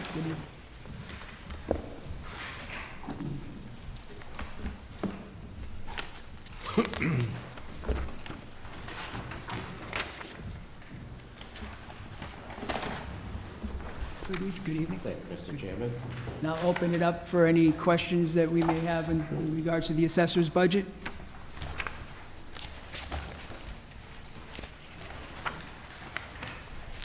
Thank you, Mr. Chair. I'm just looking at some of the decreases and increases, and looking at the way it's been set up. You're now staffed with more employees, and we're not relying on professional and technical services, or is it the other way around? I see an increase a little bit from last year, but not from the year prior. So over the past 2 years, I guess I'm reviewing this that way, but we did see a 5.97% increase in professional and technical services, and if you could just address it. That's line item 53180. You might have done it in your letter, I'm not for sure. So the question is in regards to You have a, services? yeah, it was increased by almost 6% from last year. Obviously dropped quite a bit the fiscal year prior, because we left most of those services to hire more people. Just curious what the increase is for. Are they going up, or? To go back to fiscal '21, prior to me arriving, the assessing department was run by outside services for the last 8 years or so. Oh, you already know. And looking at that amount, which was a little over $230,000, the next fiscal or budget year, 22, that was cut and significantly lowered. So what I'm trying to accomplish now is to get the assessing department fully staffed with a minimum of 4 staff members if possible, which would be replacing what used to be 3 or 4 assessing staff members in addition to 2 front clerks. So what would have been 5 or 6 people, we're now trying to accomplish it with 4 people. So the objective is to add an assistant or senior assessor, and still kind of have the future covered. So when we look at what's coming forward, and some of the councils may already know that, that there are certain objectives that we have to follow per the DOR. So looking at what's coming up in the next year or two, we need to make sure that due to the, as we all know, the hiring climate is difficult right now. If we're unable to get possibly a senior assessor in place, either quick enough or in the very near future, we need to make sure that if we do have to hire and go to the outside or hire outside services, that we're still able to do that by not cutting significantly that line item or that budget line item. I don't know if you would want to call it a safety net, but you know, we have to plan ahead, because I know in 2 fiscal years, fiscal 2024, the city will be going through a full revaluation or certification year. So when I look at the coming fiscal year, 2023, I not only want to become fully staffed, but to also make sure that we're able to achieve the objectives of the DOR, because that's very important, obviously. It's something that they look for all communities to achieve. So, and just briefly, that includes the outside services or the addition of a senior assessor would mainly be to do some of the field work. So eventually, in the very near future, we can maybe minimize the need for outside services by getting certain staff members in place. But the unknown is how quickly I'm able to do that, and whether or not the candidate pool will allow for an experienced, seasoned assessor to come to the city. Well, thank you for that answer. And obviously, it just jumps out at you when you see in salaries a 33% increase, but you need your senior assessor, obviously. You're trying to staff at 4. Right now you have 3. Is that pretty much what you were saying? Well, we are lacking, we have a vacancy in one of our clerk positions, so we're trying to fill that position in addition to hiring wholly a senior assessor. Senior, okay. And I don't know if one of the questions will be, there is, with the approval of a change in one of the clerk's positions and also the approval of adding the assistant or senior assessor, you know, we can certainly accomplish certain things. It'll better align the department functions of the department with the needs of some of those positions. We're trying to narrow the gap between certain clerical positions and, again, better align the staff members with the needs of the department, basically. Very good. You explained it. I appreciate that. Thank you, Mr. Chair. Thank you, Councilor. I had a follow-up question in regards to the professional tech services.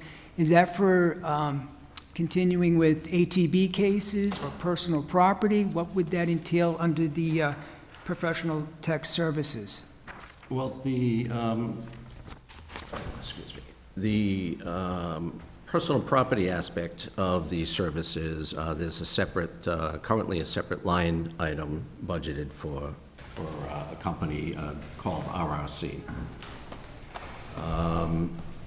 Any ATB cases, which is the Appellate Tax Board up in Boston, so any appeal cases that are ongoing, we have outside counsel in place, Attorney Anthony Ambriano.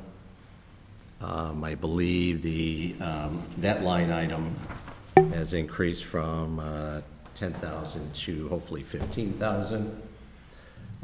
Both the finance director and myself, when discussing it, agreed that that was a minimal or a reasonable increase. Obviously, we're unable to, I think there are roughly 60 appeal cases when I came on board. We've already reduced that initially within the first few months of having some withdrawals in cases either dismissed or withdrawn.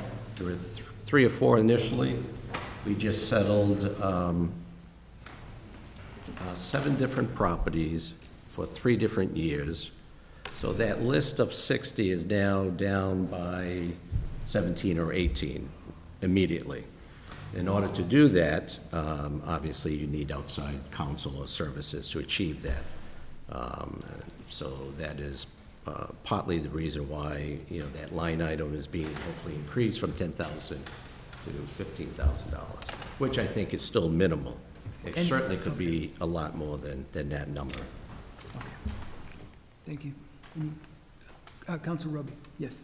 Thank you, Mr. Chair. So to continue with that discussion, so the notes that we received from, I guess they were kind of all combined. I'm not sure if they came from Mr. Jones or from you specifically.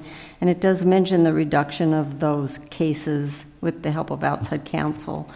So only $3,000 has been spent so far this year. So to me, it shouldn't be an increase. It should be a reduction to that line. But I'm not sure where the outside counsel comes from. Is it the same line, or are they paid out of the professional and technical services line, which also has a $7,600 increase? Well, the line item for legal appeal / tax cases is where the outside counsel, their billing comes from. So that's all that comes out of there, is the outside counsel? Yes, that's correct. So I know you said you just completed some. Would I see in the next report that we get that 3,000 would now be higher? Is it just, I'm sorry, the 3,000? the 3,000 that's been spent so far? Will there be a change in the May report for April, or even the June report for? What I think happened was, and I can't speak for, what went on in the past, but there may have been a lapse of continuing the process of some of these cases, for whatever reason. As you may know, I've only been here since August, and since that time, I spent maybe the first couple of months gearing up to what's been happening in the office and the department, and trying to figure out and get acclimated to where we needed to be and how to get there, immediate concerns. So I think there was a lapse of anything going on, so to speak, with some of the appeal cases. And I feel and think that it's very important to clear those cases up, because it's just lingering over the city, so to speak, of outside liabilities, even though you try to accommodate and plan for that. And I think we're so far doing, with the help of outside counsel, we're doing a good job. We've been able to settle some of those cases for 5% or less, which is, excellent. It's a good position to be in. Usually the case is to settle any case and try not to go to Boston to the ATB, possibly the settlement, or you're taking the chance of going to the appeals court and not having it go exactly your way, so to speak, and the payout could be significantly higher. So we're trying to minimize that without unreasonably giving away anything, so to speak, and I think we've been able to do that. But to get back to your question, I think there was just a lapse of time and due diligence on clearing some of those cases up. So now we're getting back to that, which involves a little bit of money to pay out for outside counsel. And I understand, and I'm glad that there's due diligence on the people who are not paying their taxes. If we're taking property and getting the property through the legal, what happens to that property then? Can the city sell it and then we get a profit that goes somewhere? If the appeal cases aren't settled? No, if it is settled, if we take a case to court for back taxes that haven't been paid and we win, do we actually do we become the owner of the property by taking it tax title? Well, that's a whole... Is that different than these cases? Different scenario. These appeal cases are when, in January, every taxpayer has the option, the 30 days in January, is to file an abatement application on the local level. Okay. But that's an appeal towards they could be disputing the value of the property. Maybe there's errors or corrections that need to be made.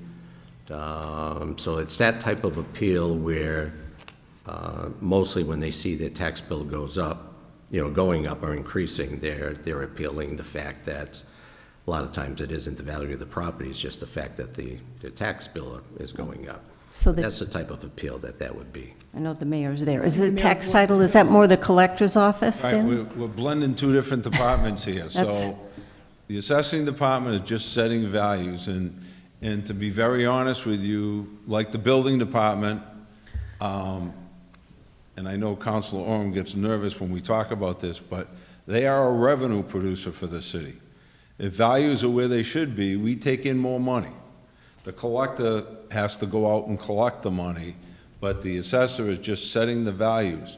And we noticed a few years ago, and have had many discussions about the outside service. We gave it a shot.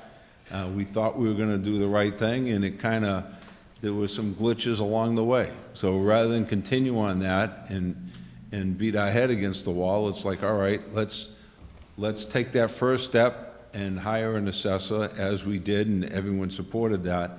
And I asked Mr. Vlad, if you could set the office up to make it as efficient as possible and make sure those values are correct, this is what he came up with, and that's why I'm supporting it. But he's a revenue producer for the city.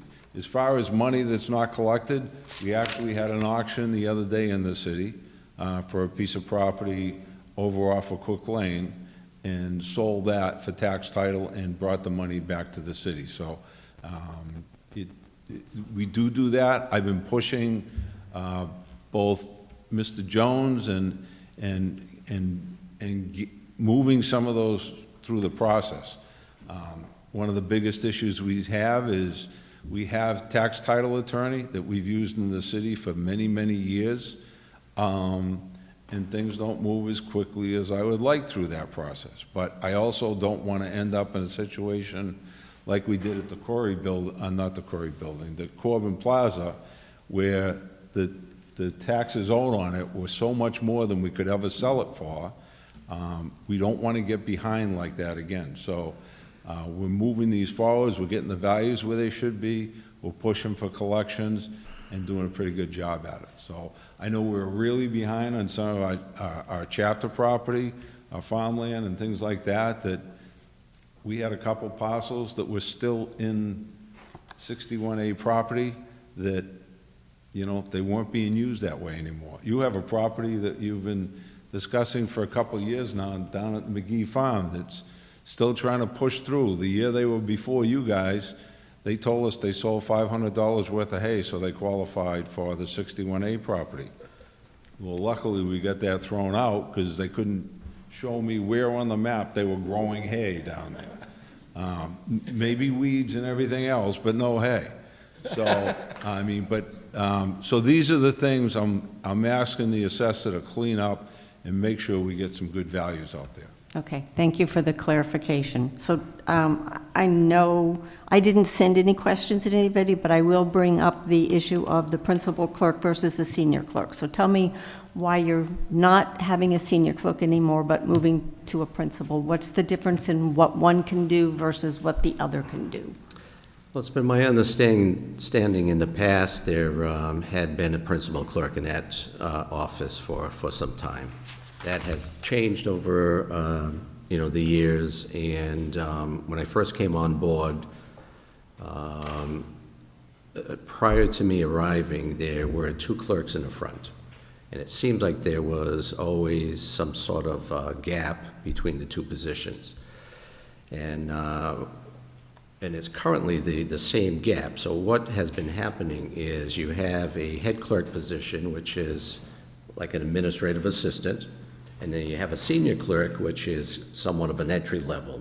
And you have this gap in the middle of duties, or assigned duties, and what they're capable or able to do per the union contract.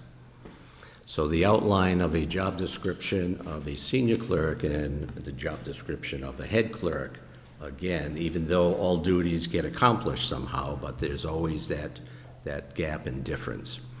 And what happens at times, it could or may cause friction within the department. You have one person possibly thinking that they're doing more duties and taking on more than what they should, and as opposed to possibly the senior clerk position.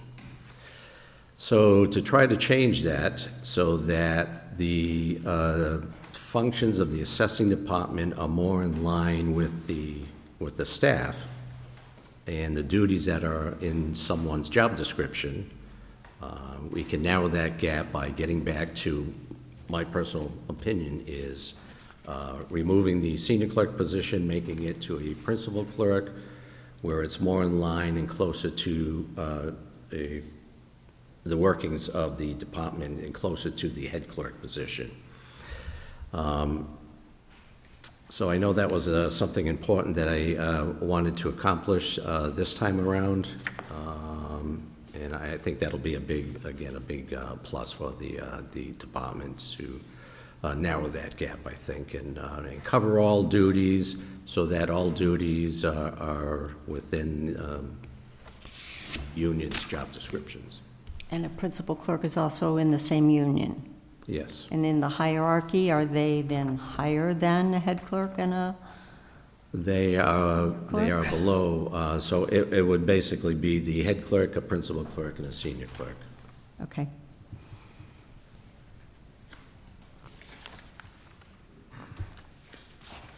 You all set, Mr. Chair? President, You all set, Councilor Rosie? Yes. oh, thank you, Council. Right, so, John, I sent a couple of questions, so I'm just going to go down in order. The org chart that you have in your backup documentation, in my opinion, incorrectly shows the principal position because it's not approved, and it does not show the vacant head clerk position. The organizational chart I had seen for the first time this morning.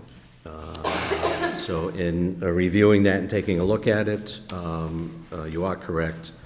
The head clerk position should be included within that chart.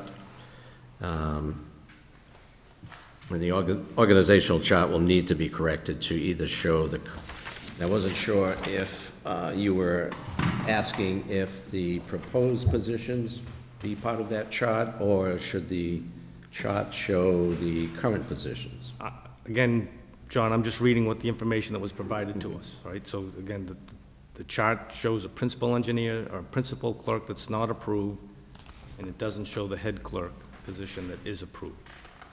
So moving on to the senior clerk, I guess I'm a little concerned, if the council doesn't approve the principal clerk position, then the senior clerk you currently have is out of a job because there's no money funded in the budget.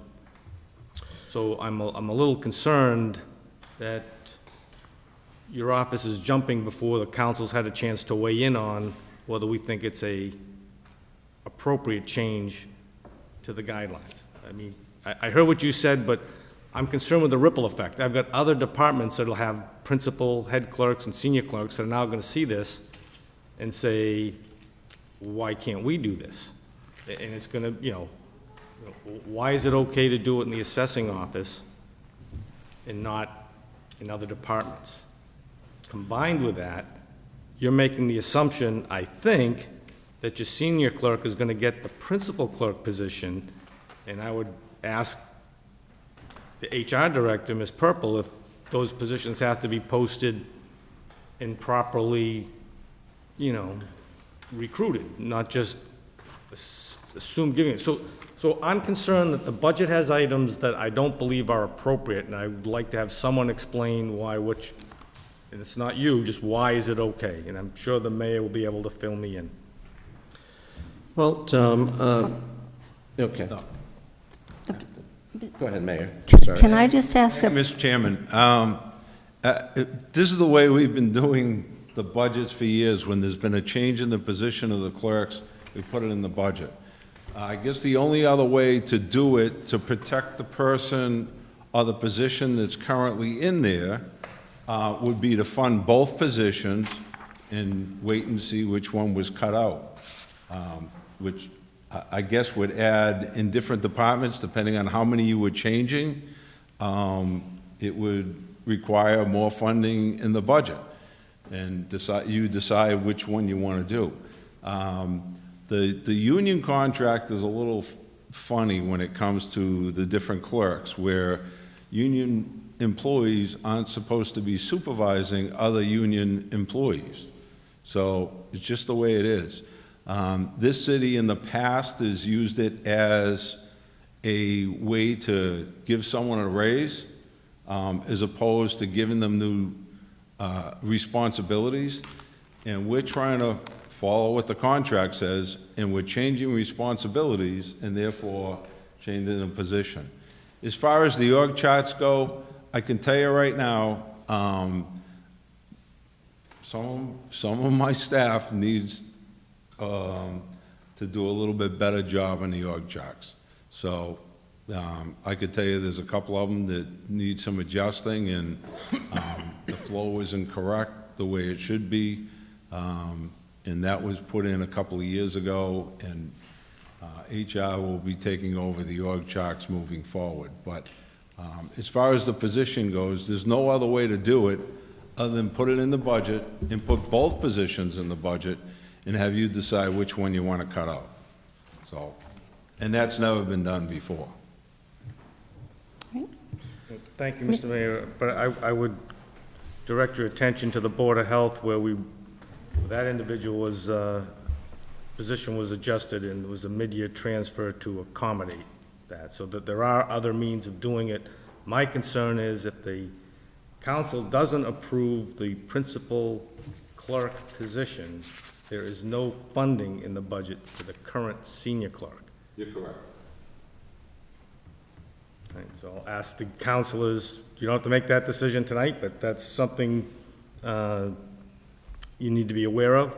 The other one, that I fully supported the mayor's efforts back a couple of years ago when we were reorganizing the assessors department to bring on the professional and technical services of R&G, or what, I forget their name, but it worked real well for a while.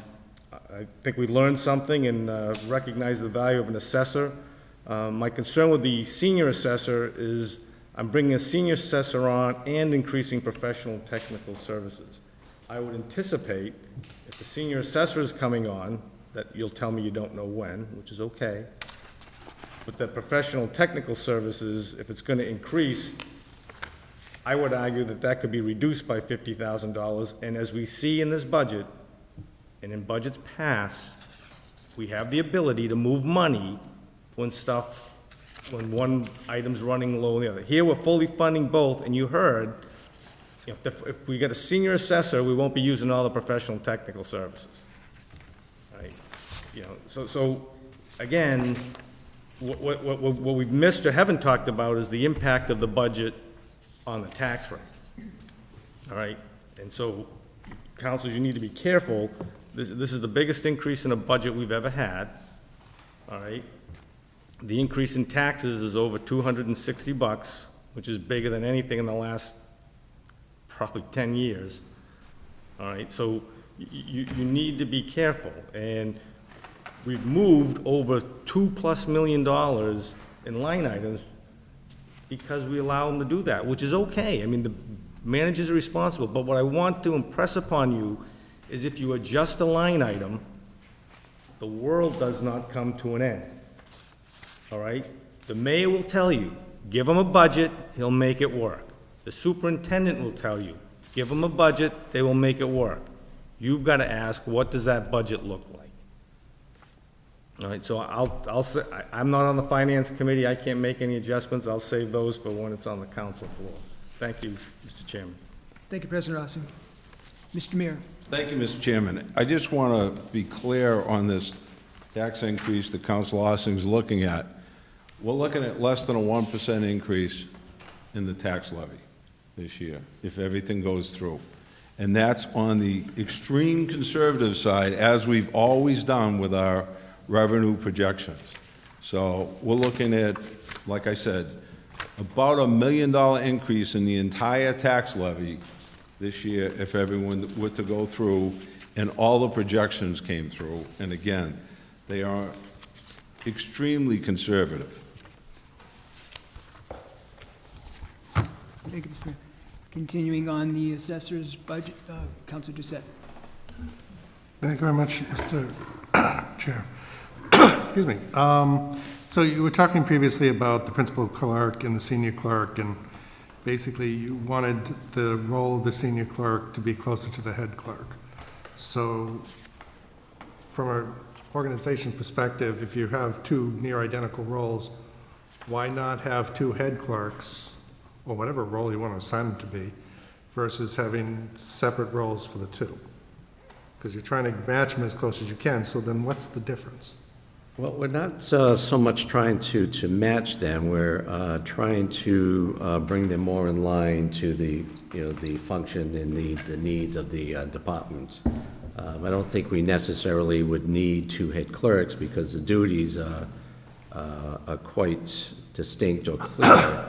There are definite duties of the head clerk position that would not come into play at the principal clerk or senior clerk level. I guess, again, getting back to what I stated earlier, it's essential for the assessing department to have a minimum of 4 staff members. If it becomes a semantics in the way we title or call what these positions are, I still think that narrowing the gap that's been present for quite some time of having a head clerk and a senior clerk, again, accomplishing that would be to elevate, the position to a principal, and so that the principal clerk can work closer together with the head clerk and accomplish the duties that the department needs. Without having that disparity of one position being here and another position being here, with that gap in the middle. Again, that's primarily the reason why I would like to see that change made. Okay, thank you. You're welcome. Thank you, Councilor Doucette. Now, I know many years ago, there was like an assistant assessor as well, and I know the titles changed to whatever clerks and principal clerk. Is that something that was thought of as well, bringing someone in there? But then you have to pay someone with all that experience to be an assistant. So I didn't know if that was something that was viable and looking into the future as well. And then we could totally eliminate some of the professional tech services all completely. Well, at some point in, I really don't know how long. If we try to minimize the need for the outside services, professional services, you need to obviously be fully staffed. And what used to be, again, 5 or 6 people running the assessing department, we're just trying to staff up to a level of 4 to accomplish the same needs. Whether we're calling it the position of senior assessor only because that's the position that was currently or already in the salary tables, and it was a union position. Correct. So whether or not it's considered an assistant assessor, there was talk about an administrative assessor. These are just all titles. Yeah. But I know through experience, to attract someone with experience and a good background to immediately make an impact and come into the department, whether they're called a senior or junior assessor, an assistant assessor, to attract that kind of level of experience, certain things need to happen. And I believe at the current salary level, should be able to attract someone wanting to come to the city of Marlborough, so that we can begin and start to eliminate and minimize some of the outside services. Can we ever get to a point where we can completely eliminate those, outside services? We may not be able to. There are just certain things that I believe the city or my department will always need. Can we minimize that and possibly cut that back? That might be further to also address some of Council President Ossing's questions. You know, that's something when I sit down with Patrick Jones, when he returns tomorrow, it's something that we can take a further look at.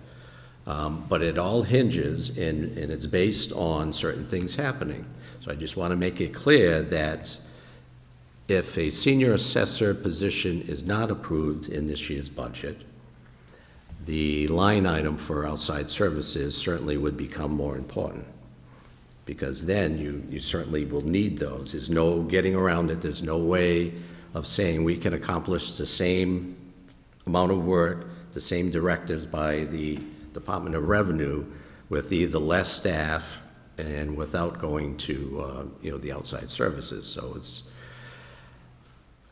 you can almost think of possibly it being a blend or a combination of the two, which I think is where we're at right now. But you certainly cannot eliminate one or approve or not approve the other without significant consequences, I guess. Thank you. Right now, we're a staff of 2, which should be at least 4. And previously, as I mentioned a couple of times, it was 5 or 6. So those are the reasons why we need to get fully staffed, and we need those positions to be in place. And, just looking at the titles again, if anyone thinks that it's, I can certainly understand it, but if it's thought that it doesn't matter quite as much in the whole budget process where you may be looking at a senior level clerk, that it may not be, what's the difference between a senior level and a principal clerk? Well, again, it gets back to duties and aligning the functions of the assessing office with the needs of putting certain staff members and titles in place. And I understand that. I mean, just going through commitment 1 of excise tax, how many bills get mailed out to residents for their vehicles, and that's quite an undertaking in itself, making that deadline and having either abatements or incorrect garaging or whatever, but that'd be something. That's right. It was approximately, I believe, Chris, it was 35,000 initial excise tax bills that went out, and we were able to achieve, Thank you. processing those. Councilor Rubin. Thank you. And just for my own clarity and figuring out if there's going to be reductions, where I want to go with this. The order was head clerk, then senior clerk, and then principal clerk? It's head clerk, principal clerk, then senior clerk. Okay, because the difference in monetary pay didn't make my order work right. So I guess it helps to make sure I understand the hierarchy. Thank you. Okay, any further discussion on the assessor's budget? Mr. Chair. Thanks. President Austin. I'll save mine for when the council meets in town. But again, I'm worried about the precedent we're setting. We're going to post a job with the assumption it's going to go to someone that already has it. I just think that's troubling, to say the least. I hope HR is watching that, because that's going to, in my opinion, have issues throughout the clerk positions in the city. Thank you. Good point, Mr. President. Thank you. Councilor Orman. Mr. Chair, from listening to the conversation, both from the assessor and our fellow councilors, I'd suggest we table this, let the finance director get back here, give our assessor a chance to speak to maybe HR, because we're dealing with HR issues here that should be in personnel or a new position possibly. At the same time, we need to approve a budget. So I would ask that we table it, maybe give them some time And we will to be the having next further meeting. discussion too on Wednesday evening with That's Patrick. what I was, or further Director Jones. discussion. Yes. That no decision be made tonight, I don't want to say Yeah, table. no, right. Further I understand discussion. we can, but I know Director Jones is not available, and some of the other questions that we have would be addressed, hopefully. And maybe HR can put in some information to, we really went deep into your department tonight, but again, there is a process to follow. I understand what our president's indicating, so I think we need more information before I can make a decision. I understand that, Councilman. Thank you. Thank you. And then what we'll do is we'll move on to the next item, which is... Mr. Chair. Oh, I'm sorry. And I didn't mean, we went so quick earlier. Is there a way to go back to the legal department at some point? I just had a quick question. Yeah, absolutely. Okay, it doesn't have to be the next one, but we moved so quickly, it was hard to... For the city solicitor? Yes. Oh, then, yeah, absolutely, Council Problem. Sorry to put you on the spot. Oh, thank Am I all set? You're all set, thank All you. right, thank you very much.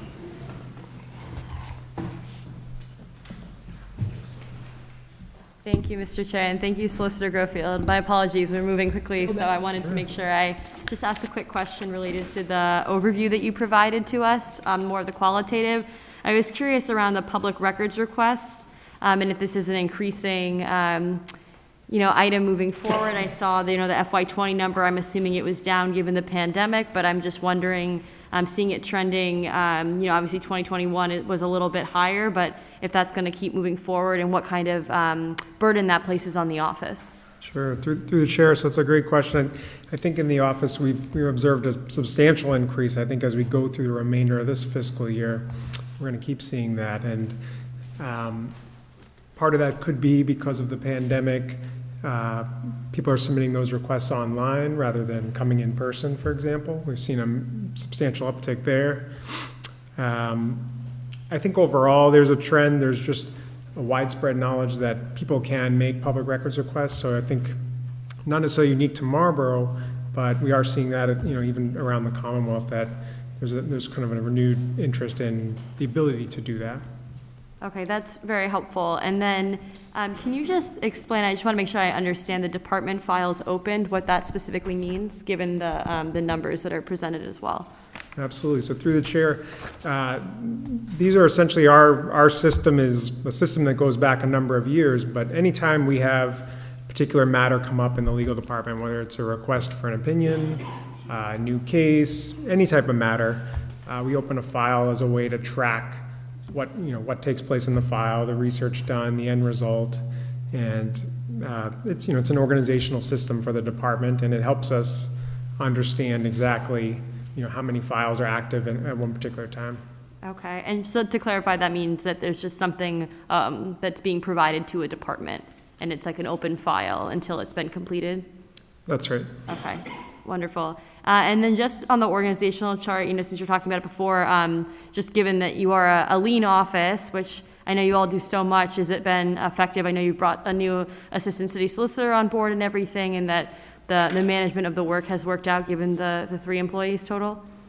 Yes, then thank you to the council's support. It's very exciting to be fully staffed again. It took a few months to get there, but I feel like we have the right team in place, so thank you. Okay, no, I'm glad to hear it, and apologize for bringing you back up when you were here otherwise, but I wanted to ask those questions, and if others have questions, feel free. Thank you for bringing that up, Council Prone. Okay, so you're all set, Mr. Solicitor. Thank you, Thank you so everybody. much. Thank you, Solicitor Grossfield. Thank you. Okay, moving now on to the city auditor's page. Any questions in regards, it's on page 20 in regards to the city auditor.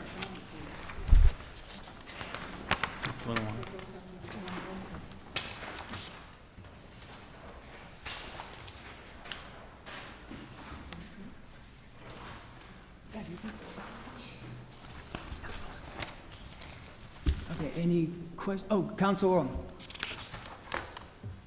Thank you, Mr. Chair. Just under 50770, it appears, and I can pull up, that we're removing a position here, senior clerk, or it's not being budgeted this year.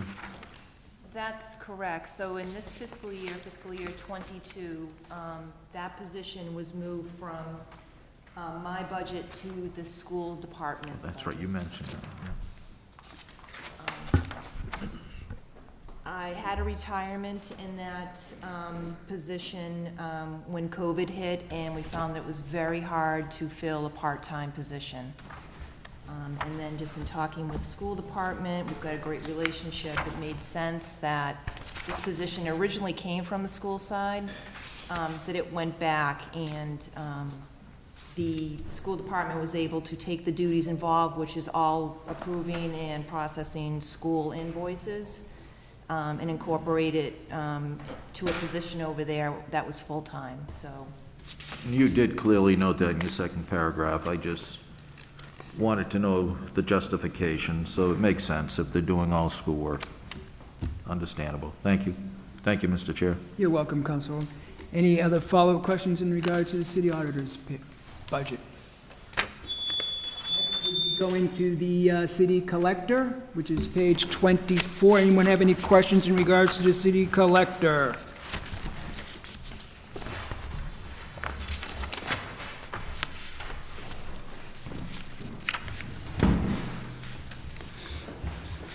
Good evening, Mr. Collector. How are you?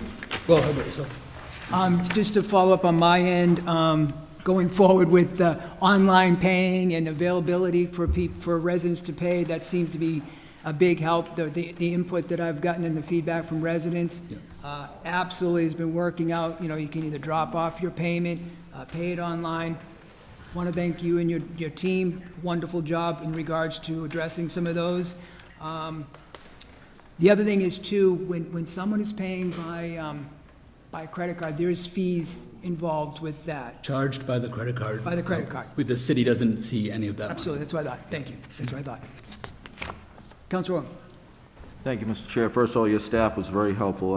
This year, my excise tax, there were 2 of them out of the 5 I couldn't pay online, and they try to help, but I have dealt with the services, and they've been very helpful too, but that was a problem. No one could figure it out. I don't know why it's happening.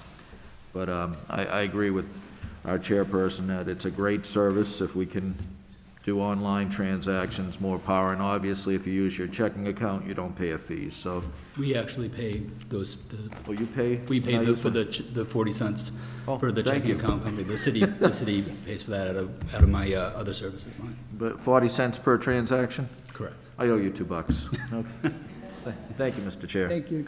And that is a wonderful service that the city provides, and I know the mayor has mentioned it. The whole idea is the assessor sets the value, you're collecting all the revenue. The quicker it can come in, all the better, so thank you. And it's helpful for us as well, it frees me up and my staff up, where if we didn't have that, all of those people would be in my office. And so the length and breadth of my day would be counter work, where other things would have to be put on hold in the meantime. Thank you. Councilor Roby. Thank you. I know we got a lot of information from Patrick Jones, kind of covering all of this, since we're actually under the umbrella of him, but it indicates that you are also the Assistant Finance Director. Correct. So it's, I just wanted to make sure that I was really reading that right, because it's not, your description is just City Collector. So it's... The time that I was hired, it was the approval for the Assistant Finance Director. Part of my position had not yet been approved, so it was at the time of hiring in September. That's why it was just City Collector. So is there somewhere else where there's an Assistant Finance Director? Because it's not in anything I could find. There is not, so it's a matter of myself updating the name of the account from City Collector to Assistant Finance Director / Collector. Okay, thank you. And I think there's a couple of other line items in this budget too, that it's just a matter of updating the wording to the salary accounts. It's the old wording, so, and we'll come across those later on. Okay, thank you. Any further discussion on the, Councilor Doucette? Thank you. Thank you very much, Mr. Chair. You said that we now take use of credit cards to make the payments to the city? Online only. We don't take them in the office because I can't collect credit card fees. When you're paying online, you're paying through a third-party platform. Okay. So that's how we're able to accept credit cards, because it's a third party that's collecting those fees, not myself. Okay, so if someone's going to use a credit card online, those fees are additional charges to the actual bill, right? It's charged by the credit card company as their I don't know if you call it. It's 3% for sake of argument. 2.95%. Fine, okay. Yeah. Okay, so let's walk through a scenario, right? I have a tax bill for $100, try to fill it out online. Do I pay $100 or $100.299? Correct. At the end of your final transaction would include the 2.95%. Okay, so the charge is added to the actual? Correct. Okay, that's, I just wanted that clarified. Thank you very much. Thank you, Councilor Doucette. Any further discussion? Okay, we're moving on to the next one, Employee Services, Human Resources on page 30.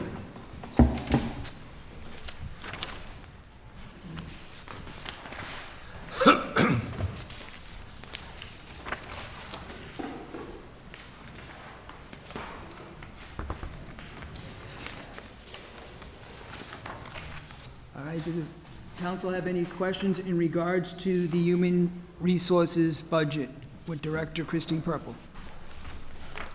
Good evening, Councilor Orm.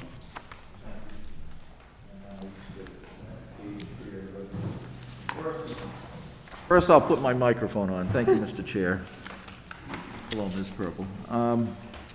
First and foremost, thank you for answering some of the questions that we had when we had the Operation Oversights Committee. You did a good job reviewing that, so I think you're on the right track with the Collins report.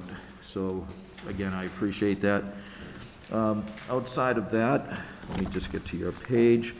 There is a reduction in contract services by 50%. That's on page 31, line item 53140, and that you may have explained. Not for sure. If you could maybe go over we that. did a lot of police and fire hiring this year. Yeah.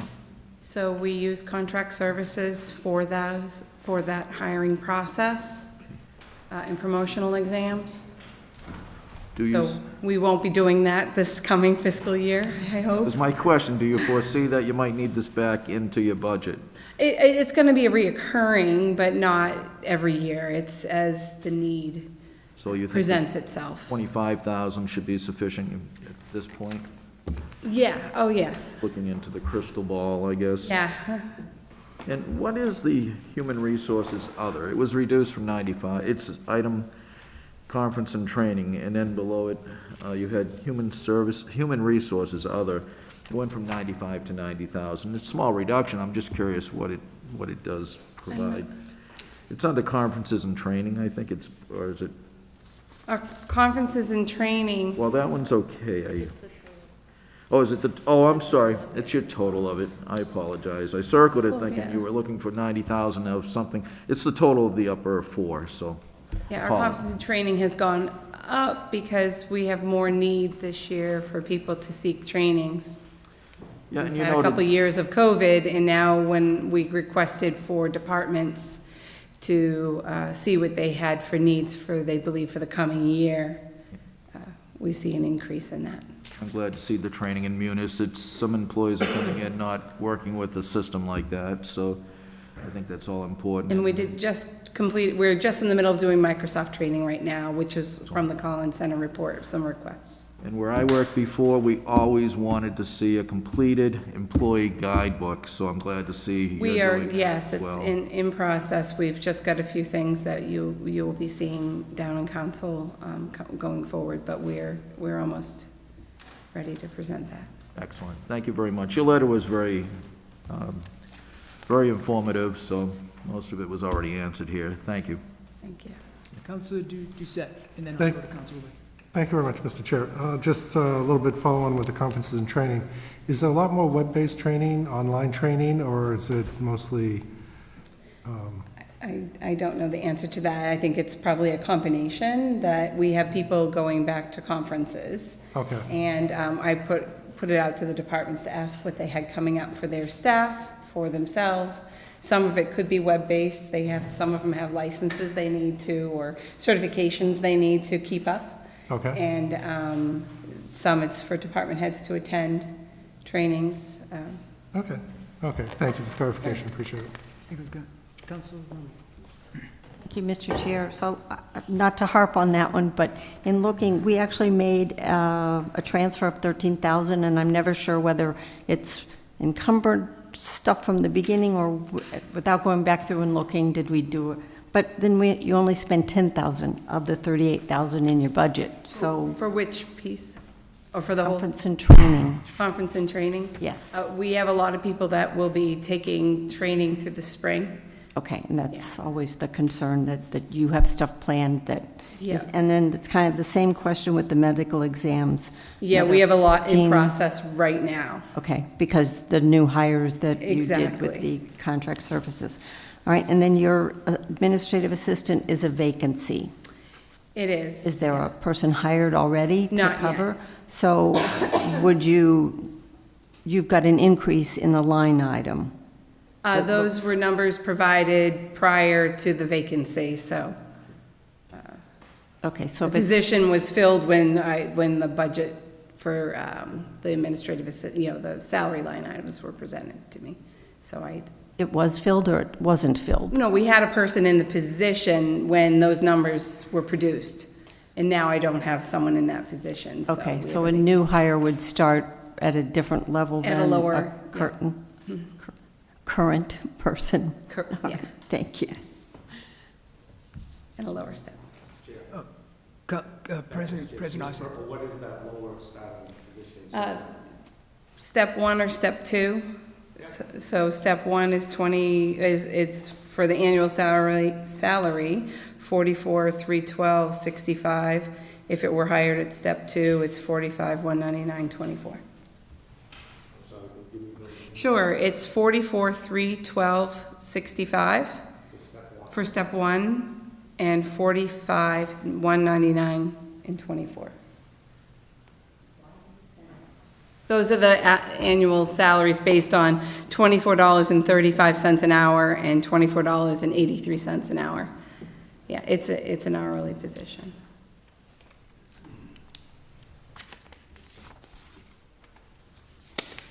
Any further discussion on human resources? Mr. Chair? Oh, Council Perlman. Thank you so much, and thank you, Ms. Purple. We know you have a very busy job, so we appreciate all the work that you're doing over there. And I know we kind of discussed a lot of the updates when there were the mid-year transfers that came down. And I was just curious, I know this past year there were over 60 new hires. Is there an estimated anticipation of how many might be coming forward in the next fiscal year?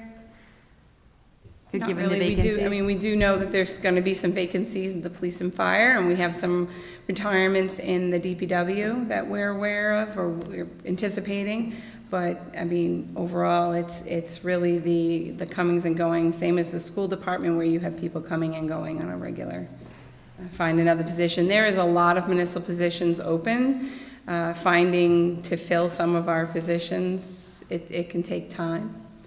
And kind of building off of that with our competitiveness, with other communities, obviously salary is one piece of it. Are there other things that we're looking to do? I know there's, one of the upcoming, objectives moving into the next fiscal year is around updating the job descriptions, probably making them more relevant to the current, year and everything, and making sure the job descriptions match what the person will actually be doing.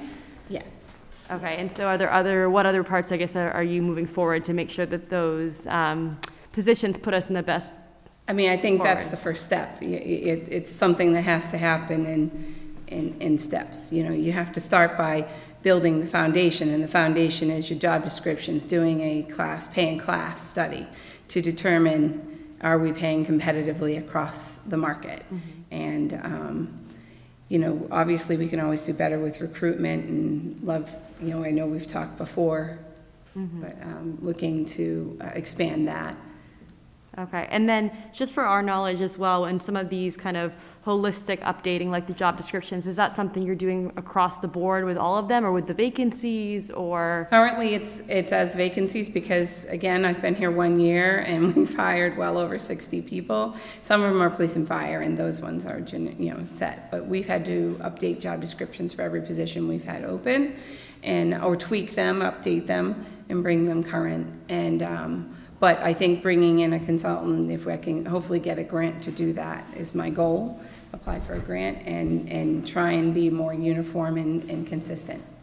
No, that would be great to see. I know it's come up when other, positions have been vacant and the job description has been updated, our desire to see that kind of full updating across the board. So I'm glad that that's, something that we're looking towards, but obviously have a lot at capacity currently.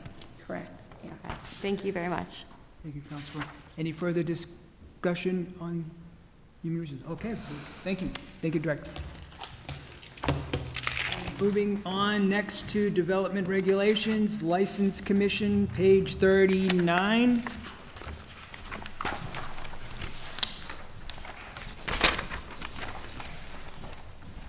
Any questions or comments on this line item? Mr. President, thank you, Mr. President. I don't know if this is to the mayor, the solicitor, but Yes. back in September, we did an internal transfer of $15,000 to rectify a situation. I want to explain if we're making any efforts to reclaim that. Thank you, President Osing. Thank you, Mr. Chairman. I would be more than happy to discuss this in executive session, either with the full council or with the committee. Your determination because of the possibility of litigation. So. I'm fine with that. Thank you. Thank you, Mr. President. And I want to clarify something because the HR director clarified it for me. There have been no positions that have been posted that are new in this budget. None. So anything in there that may be new or new classification has not been posted yet. Thank you, Mr. Mayor. Mr. Chair, can you just, Council Perman. just want to know if Council President Austin could just repeat what he said? I couldn't hear it before. Oh, thank you, President Osing. Thank you. No, we'll take that up in executive session. Thank you. Okay, so moving on to health and licensing, page 102. Moving on, any questions in regards to, we go page 102. Good evening, Director Garside.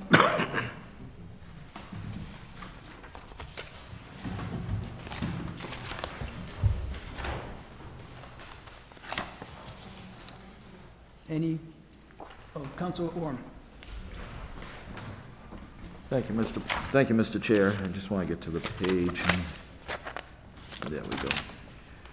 And I saw John coming up the stairs, so I told him I had a couple questions. Thank you for your overview of the department, John, and for what you had to go through the last couple of years with COVID. Not easy, understandable. You noted that with the, in your letter, that there was the ongoing surveillance, but you also noted we will continue non-COVID training, 19 training, and development of our recently hired sanitarian public health nurse. What other trainings were you looking at on that? So, Council, since February of 20, we've hired 2 public health nurses and 3 sanitarians for a total of 3 positions. So there's been some turnover due to the nature of the pandemic, and our office went under some restructuring. I think I started in December of 19. So it's really been, a challenge with some of our youngest staff and some of our staff that have really come from other industries, say, or other school-related nursing staff and such to come into public health. So it's really been, for the last 3 years, it's been a ground-up kind of rebuilding of the department, as I think Council remembers. So it's been exciting and a challenge at the same time. So really right down the road from communicable disease surveillance, pools, beaches, camps, housing, food code. It's an ongoing exercise, and I think, Councilor, you're familiar with the turnover in public health, generally speaking. So it just goes on and on. So Understandable. And on what we were also chatting, to give you a preview of what I was going to ask, the state's starting to offer some regional services for something that you may do a lot of, such as septic systems, because Marlborough's very limited on, versus a town that's all septic. Has the Board of Health or yourself considered looking at some of these regional grants? Might it be septic work? Might it be food inspections? I was just curious if you're looking at the state offers out there. yeah, we do some regionalization as we speak through tobacco, as well as some substance use abuse coalitions that we belong to. But really, like I mentioned, it's been a rebuilding and trying to get folks to really understand what our responsibilities are and carrying those out first and foremost, how we like to do them. Am I a little territorial? Sure. Do I like to know who's out doing our field work? Sure. Is there a time and a place for that? Probably. Certainly wasn't this year. Understandable. And I get it. I truly respect what you're saying there. It's just they do offer some stipends, but that's always seed money, and sooner or later, the region has to go forward. I think Sudbury's joining with others for some of the septic work, so you may want to, just food for thought. And the Medical Reserve Corps, is there any funding in there with the nursing part, or any way to, and it's just not in Marlborough, but to reactivate the Medical Reserve Corps? So just last week, there was a meeting to reorganize that whole MRC, as you may know. No, I don't. That's why I'm asking. Yeah, so it really just came about a few weeks ago, and the whole group met last week, and really to become, 3 regions within 4A. And at that point, it would really be a region, we're kind of earmarked to be in a region from Waltham out to Marlborough, where, that program has, as you know, it kind of got cast aside during the pandemic a little bit by the state, and maybe not used to its full resources. But at the same time, it was a program that wasn't perfect to start with, I think.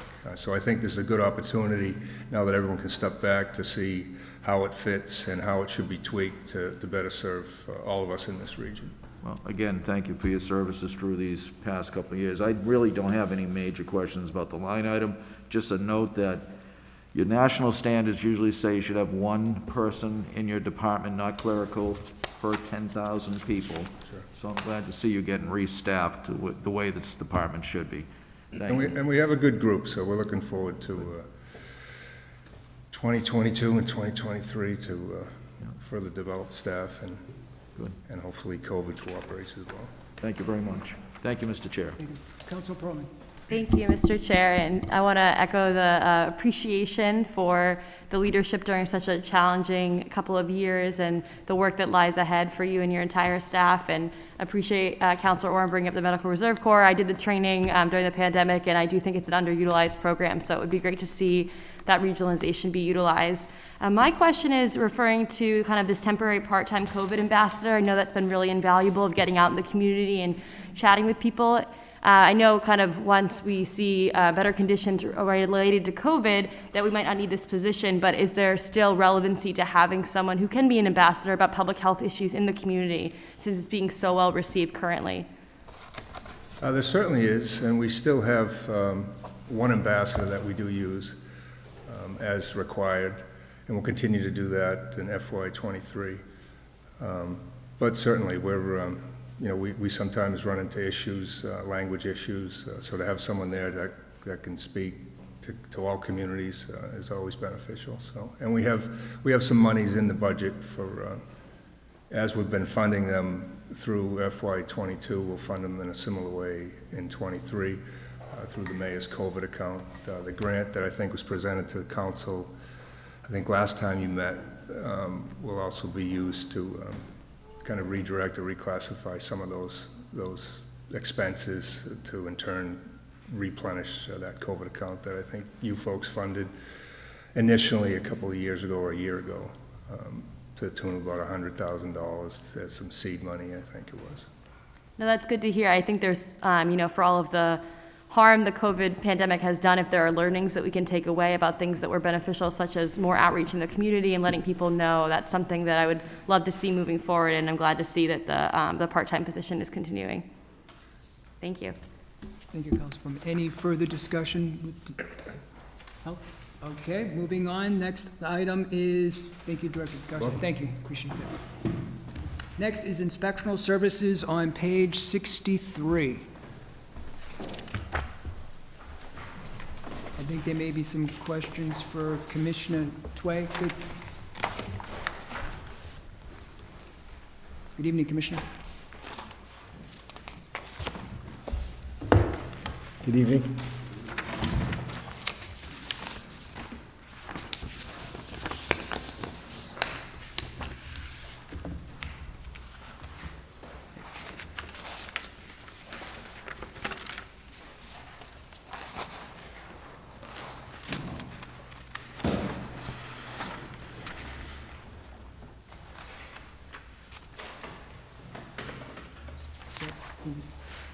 Any particular questions, Councilor?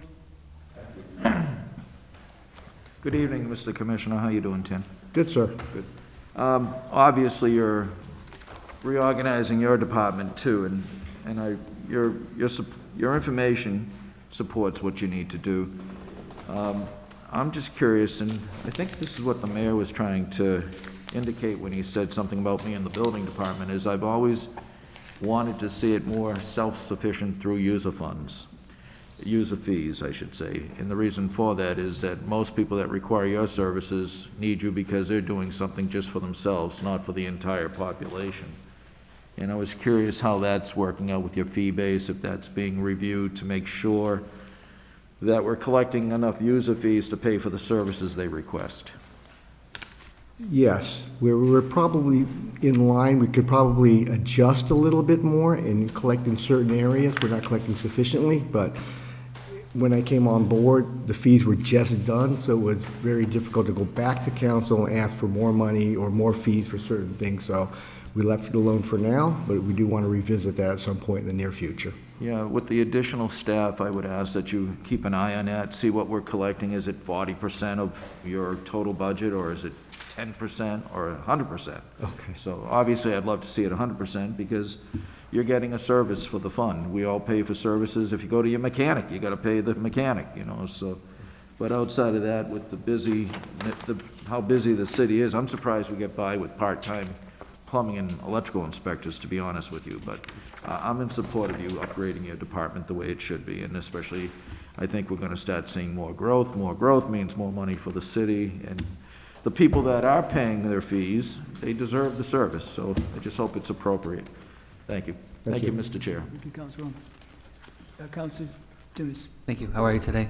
Good, sir. Good. Good to see you. So, my question is just basically based upon light items. So you had an increase in a plumbing inspector, an increase on an assistant plumbing inspector, a new principal clerk increase, but yet we still have contract services that went up about 85,000. So with an addition to the new staffing, what will the contract services be utilized for? Due to the laws of the Commonwealth, I cannot use the contract services money for electrical and plumbing inspectors. They have to be done differently. So the contract services is more for the building side when we have large and complex projects going forward, and we also have an item going forward, which is our 110 annual inspections, which has to do with the multifamily stuff. It's been put off a little bit of time because we're right in the middle of a software upgrade, and that program runs through that software, and we haven't gone live with that yet, and that's why there's money sitting there and not being utilized. But we are planning on going live very shortly, so that's going to be used up and move forward. So it's a reserve for when we have complex projects coming on. I'm trying to load balance and utilize the staff that we have. We recently hired a new building inspector, and that kind of helped offset some of those other charges. But we do want to keep that in reserve, and we will utilize that for projects going forward. So we just didn't, sorry to follow up, so we didn't need the money in years past? Because it's pretty regularly 10,000, and now 95. It's a big jump. That money was in the past. We've used it. It covers basically when the plumbing or wiring inspector go on vacation. Okay. So we have to have some coverage there. And then we've had increased activity on both those elements, so that's why we asked for additional monies. Okay. Mr. Chairman, if I might, I just want to bring to the attention of the council, I know Councilor Owen brings that up all the time about basically trying to break even in the department, and the problem is, to do that, we would have to have all these staff when it's real busy, and then lay them off when it slows down. So I think we try to keep that balance, but if you all look at the revenue reports you receive every month and compare the year-to-date March over the last 3-4 years, there's been a huge increase in the building department's revenue. And, you know, I want you to take a look at that because it just shows the activity that's out there. The department's doing a good job. I know Councilor Orem also brought up the fact that we need quick response, and I'm on the commissioner all the time about that. We're changing the software down there.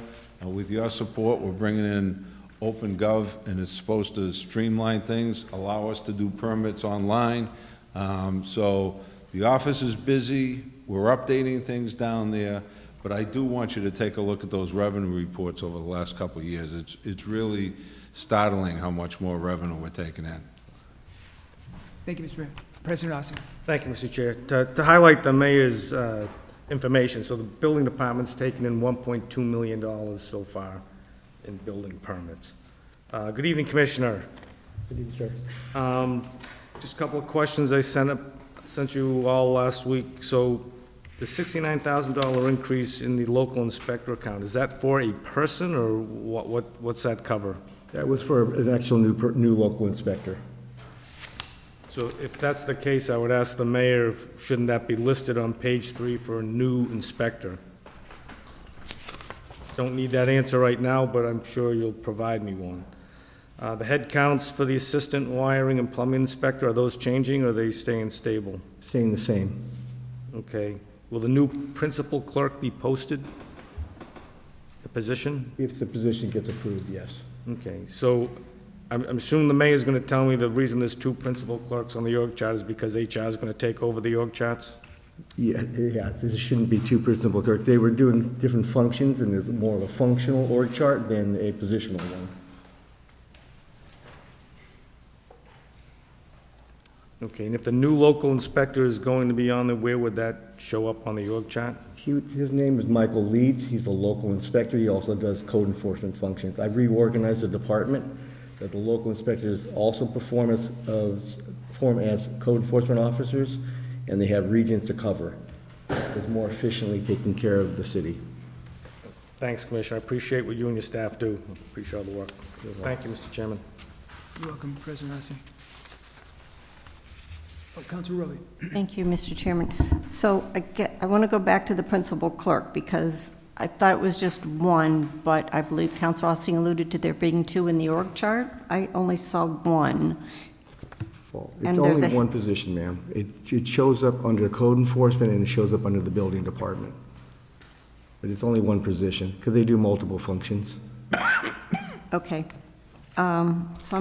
So the assistant building commissioner is a position that needs to be filled, That is correct, ma'am. and you have high hopes of doing that? We have posted it. We're still looking for viable candidates. Okay. Local inspector, you already answered. The assistant plumbing inspector, It's an as-needed position. It's for overflow and for coverage. all right, so we added this year, we added another 10,000 to it to give you Correct. $20,400, of which 13,000 is still in the budget. So you haven't really used much of. We've transferred money across to cover, so yes, we have used it. All right. The other one, the clothing allowance, you've increased that. You've only spent $650 out of the $4,200 in the budget. There's some receipts coming in still. It will be utilized. So I've just been careful with my budget. I didn't want to overspend, so being new, so I told the guys to watch what they're buying, what they need. So it is needed for the new staff, and we're reorganizing that aspect. So, Is each employee given a certain amount like they are for yes, through the union building department? contract. Okay. And I think there's another page. I think that's it for me. Thank you. Thank you. Councilor Doucette. Thank you very much. Thank you for your work with this. This is a big job. You're welcome. I just want to get back to the contract, the inspection, contract services. You talked about that there's this program that's coming in place. Do you see that jump in contract services something that's going to be ongoing, or is it really a spike? This particular program is a 5-year program for multifamily housing, so it'll impact us this year, but not for another 5 years. Okay. Now, as far as other complex projects coming on board, crystal Can't ball predict says. that. Right. Yeah, I cannot project that, so. Yeah, okay. No, it's just, if we're doing this much more contracting, is it worth making internal staff? That's something that, No, it's, as I said, it's a 5-year program, so we won't Okay. see it again for a while. okay, thank you. You're welcome. Councilor Ong. It's just a correction. I don't want to be saying something incorrectly. Your plumbing inspector and your electrical inspector are full-time. Your assistants are part-time, correct? That's correct. Yeah, because I think I said the full-timers were part-timers, so Sorry. for the record, that's pretty much what I meant. I meant the assistants. Thank you. You're welcome. Thank you, Councilor. Councilor. Can I get a clarification then? The contract services, you said it's a 5-year contract, so are we going to see No. 90? It's not a 5-year contract. The program, the multifamily inspection occurs once every 5 years. That's why it's impacted this year. We won't see it again for 5 more years. That's why I had, does that make sense? So is it somebody checking existing multifamily, not somebody hired to help you work through building new? It's for existing buildings that need to be inspected by the state law. Okay, So thank that's you. what we're performing. Councilor. Continuing in the inspectional services budget, any further discussions? Okay, thank you, Commissioner. Thank you. Okay, moving on to operational support, we have information technology. Director Gibbs. On page 32.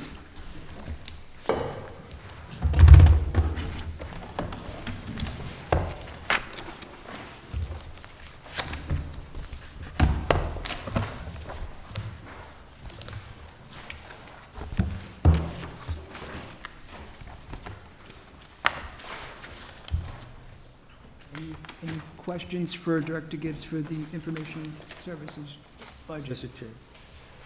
President Austin. Thank you, Mr. Chair. So, Mr. Gibbs, I want to congratulate you. Your org chart is perfect. It has no principal Yes. engineer because it hasn't been approved yet. Has not been So, approved yet, well- that is correct. Well done. I want to reinforce that. It's one thing I did good, so that's good. Hey, just a question, Mr. Gibbs, on the telephone line items. Yep. So what's changing on those? It's just, So, we've taken over the telephone bill from last year.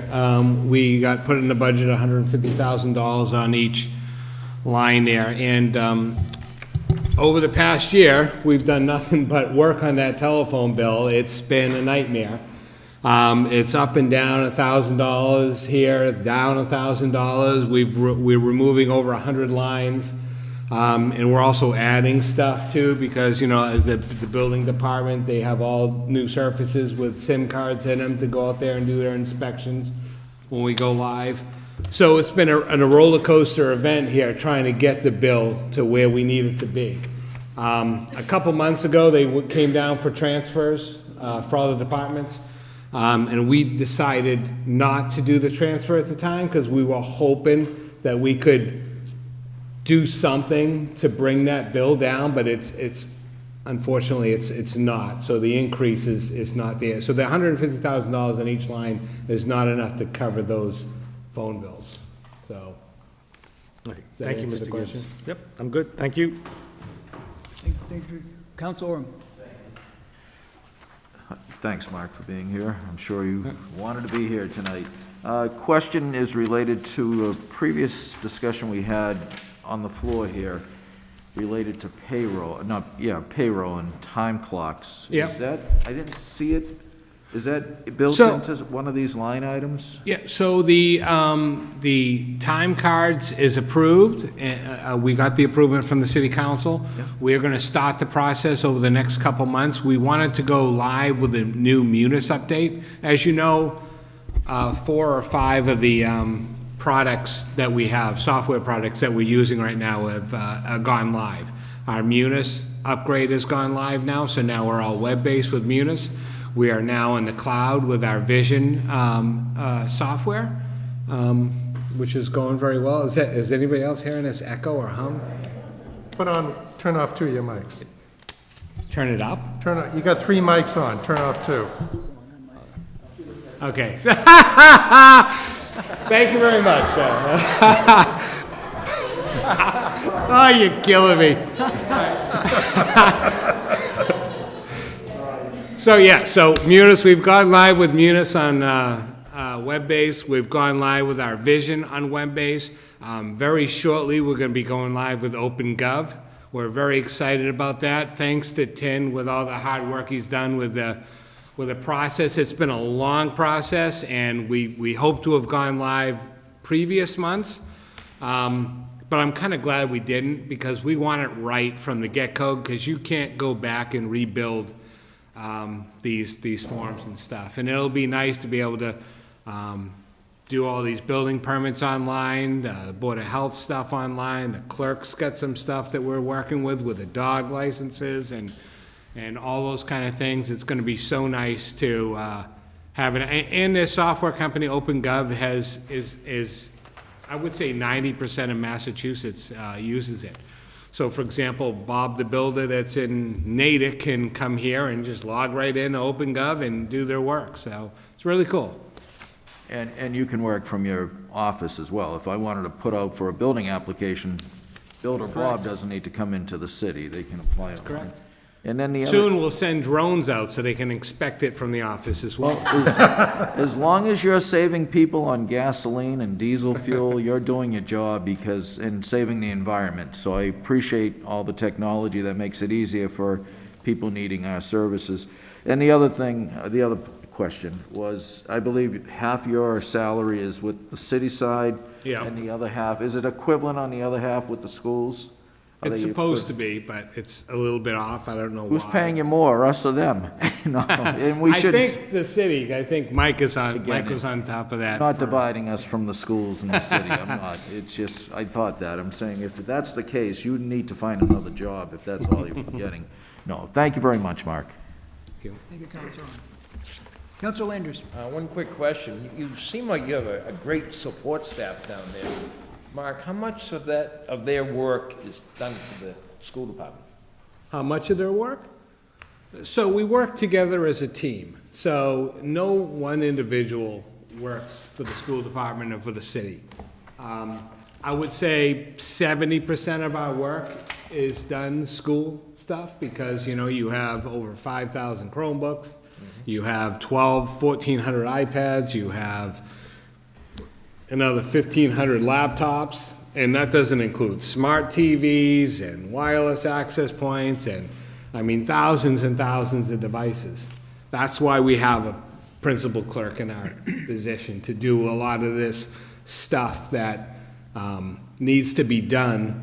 Well, the IT staff, the other people can go out there and do the technology support, the security updates, the firewall, the firmwares, all those things that they need to be doing on a daily basis instead of being tied down with building spreadsheets out and inventory and those kind of things. Does the school department pick up some of their salary? Yes, they do. Like yours?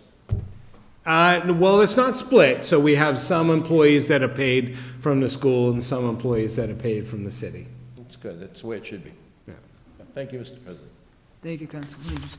Councilor Doucette. Thank you very much, Mr. Chair. I just want clarification. It seems that the biggest item in your budget is maintenance and computer software. How much is that? Because you're building new systems and you're spending, there's man hours being spent to that, how much is that considered still to be one-time charges versus annuals?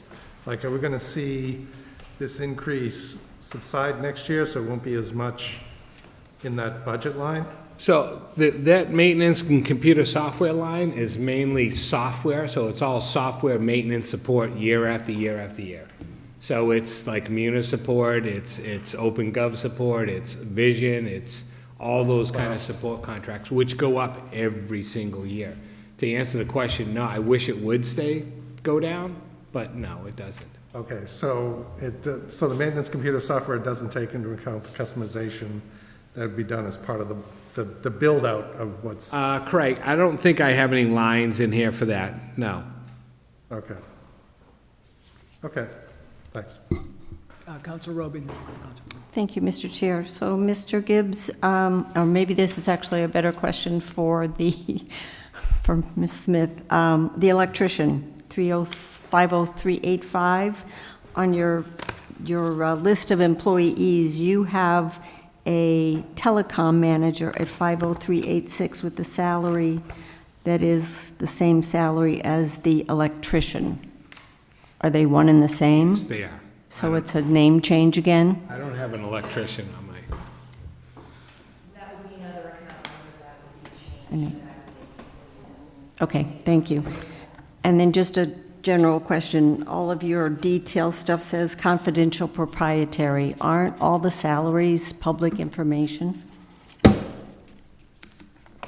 Thought all city and state employees were on some major... I'm just curious. I can see why the other details would be confidential, but... Did I write confidential? It's on the somewhere? bottom of every single one of the pages, confidential proprietary. Yeah, well, just ignore it. That's just from the printout. It's probably been there for years. Yeah, and I can remove that if you'd like, so. I was I didn't want to be... Okay, thank you. Thank you, Council Rubin. Council Perman. Thank you, and thank you, Director Gibbs. It's always fun to have you in here, and we appreciate all of the work of your department. Just had a clarifying question, and then a curiosity. So on the project for the upcoming year that you listed, you have moving over to an SD-WAN for the school? SD-WAN, yes. Yeah, can you explain a little bit more about what that is for the issues of redundancy and load balancing? Sure. So right now we have 4 internet pipes coming into City Hall. We've split them out for 2 for the city and 2 for the schools. And what the SD-WAN does is it load balances the 2 internet pipes. So this winter, for example, we had to come in one weekend because we lost our network connectivity. And that was because a Comcast line was cut on 85, Route 85. If we had the SD-WAN in place at that time, we wouldn't have seen any loss that would just bounce right over to the other circuit. But because we didn't have the SD-WAN in place, we did have the circuit in place. We had to come in and reroute and configure traffic to go out the other pipe and yada, yada, yada. Long story short, they fixed the line and we had to configure everything to go back. So now we can stay in bed when the line gets cut. You've given all the laughs this evening. I love it. That's very helpful. And is that a line item that's listed currently on this chart? It's not a cost. Okay. It's just a configuration. Okay, wonderful. That's helpful. And then just because I know we're also excited about the new library, I saw the note about upgrading the technology there. I was just wondering what direction that will be moving in. So we're going to be working, we've already, so we signed the library up for E-rate money.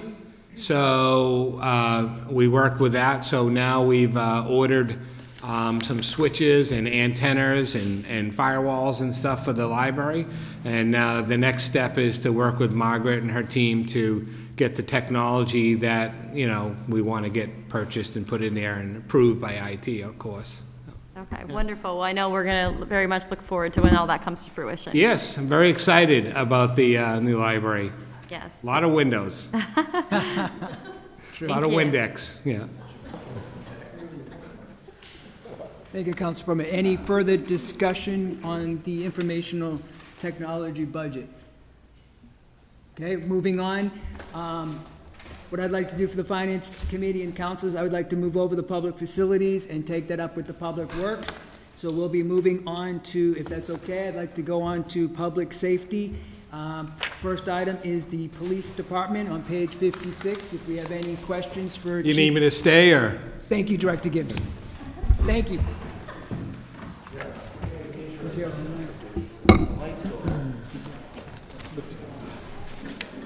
Thanks. Chair Irish, point of information, will we also have conservation somewhere on here as well? I didn't see it listed.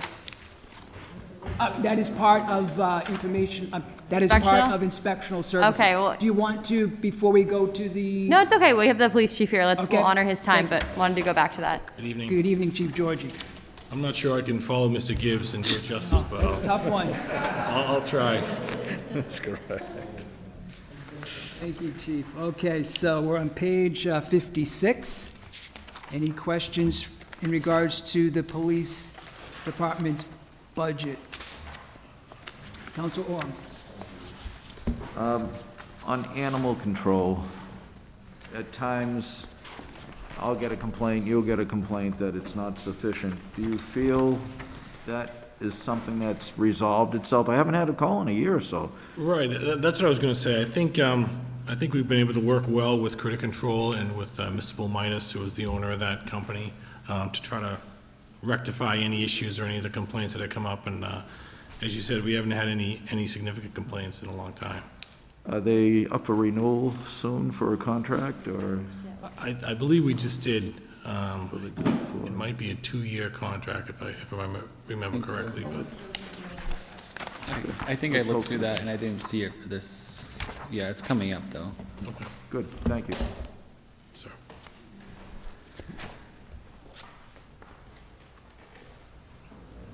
Mr. President, I'm just waiting to see if anybody else. Any further discussion on the police department budget? Mr. Chair? Oh, President Ossing. Thank you, Mr. Chair. Chief, on the court overtime, the last couple of years, we just haven't spent it, and we've moved it to cover various other overtime accounts. And I know you're gonna tell me it's because of COVID and the courts are closed, but do you really think we're gonna be spending the court overtime again if we end up reducing that? Well, you're correct, Mr. President. We have moved it around a little bit, and it is because the court's been closed. I'd say for the last 1.5 to 2 years, it's pretty much been closed most of the time. It has actually started to open up more, I'd say, since July of last year. It's, the scheduling's got a lot better, and the demand for the officers to be in court has increased. In fact, I spoke with our prosecutor who said that a lot of the cases and trials and hearings that have been pushed back are now coming forward. But I do understand your point as far as reducing that line item. The challenge for us is that I just fear that with all the upcoming dates and all the hearings and trials that are scheduled, we could run into a shortage. But again, you are right. Now we have moved it around to other accounts as needed. And again, I'm just looking, Chief, at, the open positions and planned retirements. So when those folks, leave, that opens up salary line items that aren't used, and I know that means you have to fill some overtime. Right. But you end up moving the overtime from the salary line items to overtime, not necessarily court overtime. Well, yeah, I try to do the best I can as far as maneuvering. Sometimes we'll move it from court, sometimes we'll move it from the salary line items, because our regular overtime hasn't changed. It's been consistent. So as salaries have gone up and there's been step raises and raises, we haven't changed that. So we are forced sometimes to move it from one to another. No, but I guess, as I look at the budgets, when we see these retirements coming, I say, okay, these are higher salaried individuals coming off. Right. New people, hopefully that gap between when one retires and one starts is small, but we know sometimes that's not necessarily the case, just because it just takes longer, that's all. Right. And I just try to point out to the councilors where there's money in the budget, that's all. It's not done in any punitive manner, it's done just to say, okay, do we need to have as much money as we have in there? Because I want all the positions fully funded. Right. No quick, because if I have all the positions fully funded, then I don't need as much overtime, right? Right, If exactly. I don't, Exactly. then I need the overtime. Yeah, and that's really the problem we've had. Right now, we have, I think in my letter I had mentioned 2, but as of this day, we're up to 6 open positions because we've had retirement. So we have 2 more anticipated ones coming this summer. So we do have 7 officers going into the academy, but that isn't until July and August. So they won't be out for almost 6 months and street ready for another 6 months. So that's where the gap falls, is we have openings, and then we also have overtime demand. So it's kind of we have to move from one to another sometimes. Yep. Thank you, Chief. Thank you, President. Any further discussion, Council Perman? Thank you, and thank you, Chief Georgie. It's great to see you this evening. I had a question, I guess it's on the supplemental information around the educational incentive. I know it's going up, but that's a good thing that people are taking advantage of the educational incentive, and just wanted to maybe have more of a breakdown about how that plays out.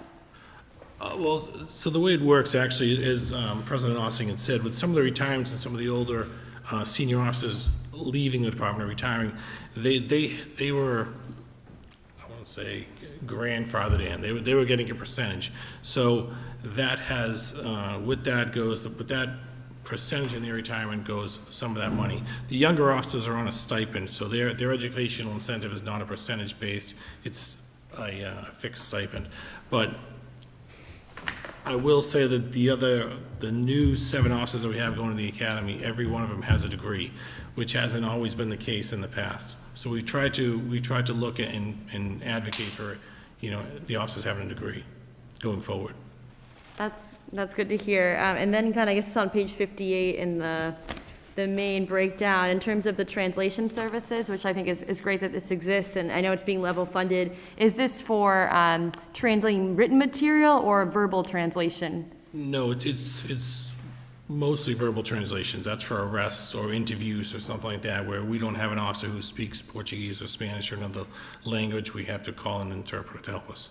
Okay, so someone would be hired on a contractual or so many hours, and they would come in to do Yes, that. we do have a company that we hire for those. Okay, thank you. And I similarly had the comment around the critter control thing, but I also have not heard any recent comments to me directly, but I know that was a concern in the future, so we just ask that we continue to keep an eye on that specifically and make sure they're holding up their end of the bargain.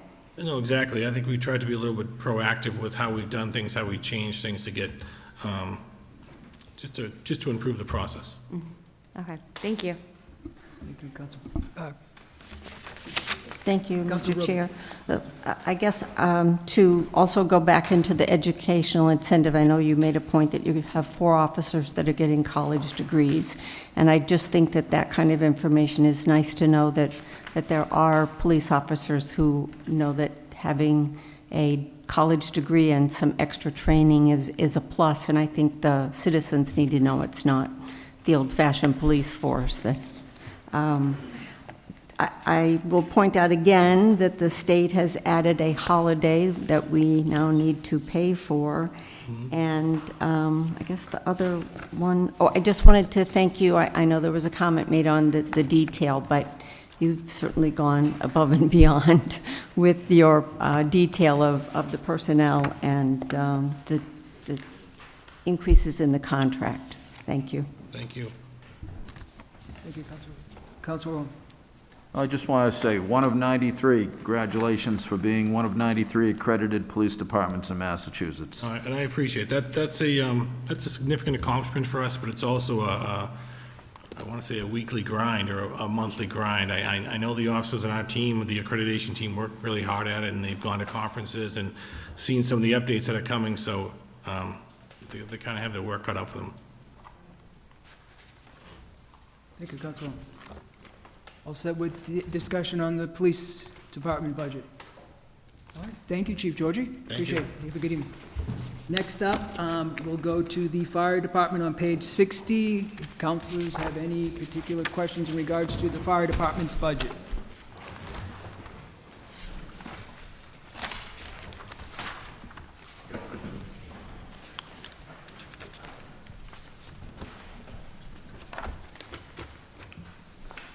Good evening, Chief Breen. Good evening, Mr. Chairman. Good evening, councilors. Councilor Orem. Good evening, Chief Breen. How you doing, Kevin? I'm well, thank you. That away.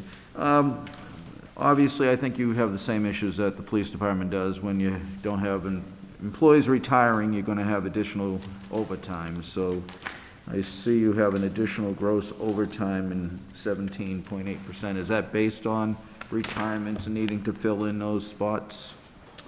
To be candid, it was actually based on a request that I've made for several years now, relative to an attempt to increase our minimum staffing levels. And we found a compromise where the mayor didn't give me my request, but he gave me something. Okay, so when you have a lack of staff on a shift, then that's what this is going to cover, it will cover? Yeah, so quickly, as a summary, you may all recall the MRI report. The MRI report was an independent study, did an organizational assessment of the department, and it began back in 2014. The final report was published, I believe, in 2015. And among 170-plus recommendations, it also spoke to elevating minimum staffing. So, for instance, we begin a shift with, if we have full staffing, no one is... we have no vacancies, we might start a full shift on any given battalion of 18 people. Right now, we will run down to a minimum of 14. The national standard for a community this size is 15. So one of the things that I've been sort of promoting is, can we elevate our minimum staffing to meet the minimum national standard of 15? There's several ways to do that. You can hire additional personnel and start every shift with 20 people, or you could pay a little bit more on overtime and just elevate. So when you have people out, you actually just backfill to 15 rather than 14. So it's not the retirement end of it, it's more. That's correct. Meeting that national standard. That is Thank you. correct. And you probably explained it before, but I noticed the hazmat pay is actually just going down a little bit. I'm not complaining about it, but what happened? So that is in direct relationship to retirements. So under the collective bargaining agreement, employees are paid a hazmat stipend annually, and depending on how many years of service, if you have fewer than 20 years of service, you're paid $1,000. If you have 20 or more, it's like $2,500.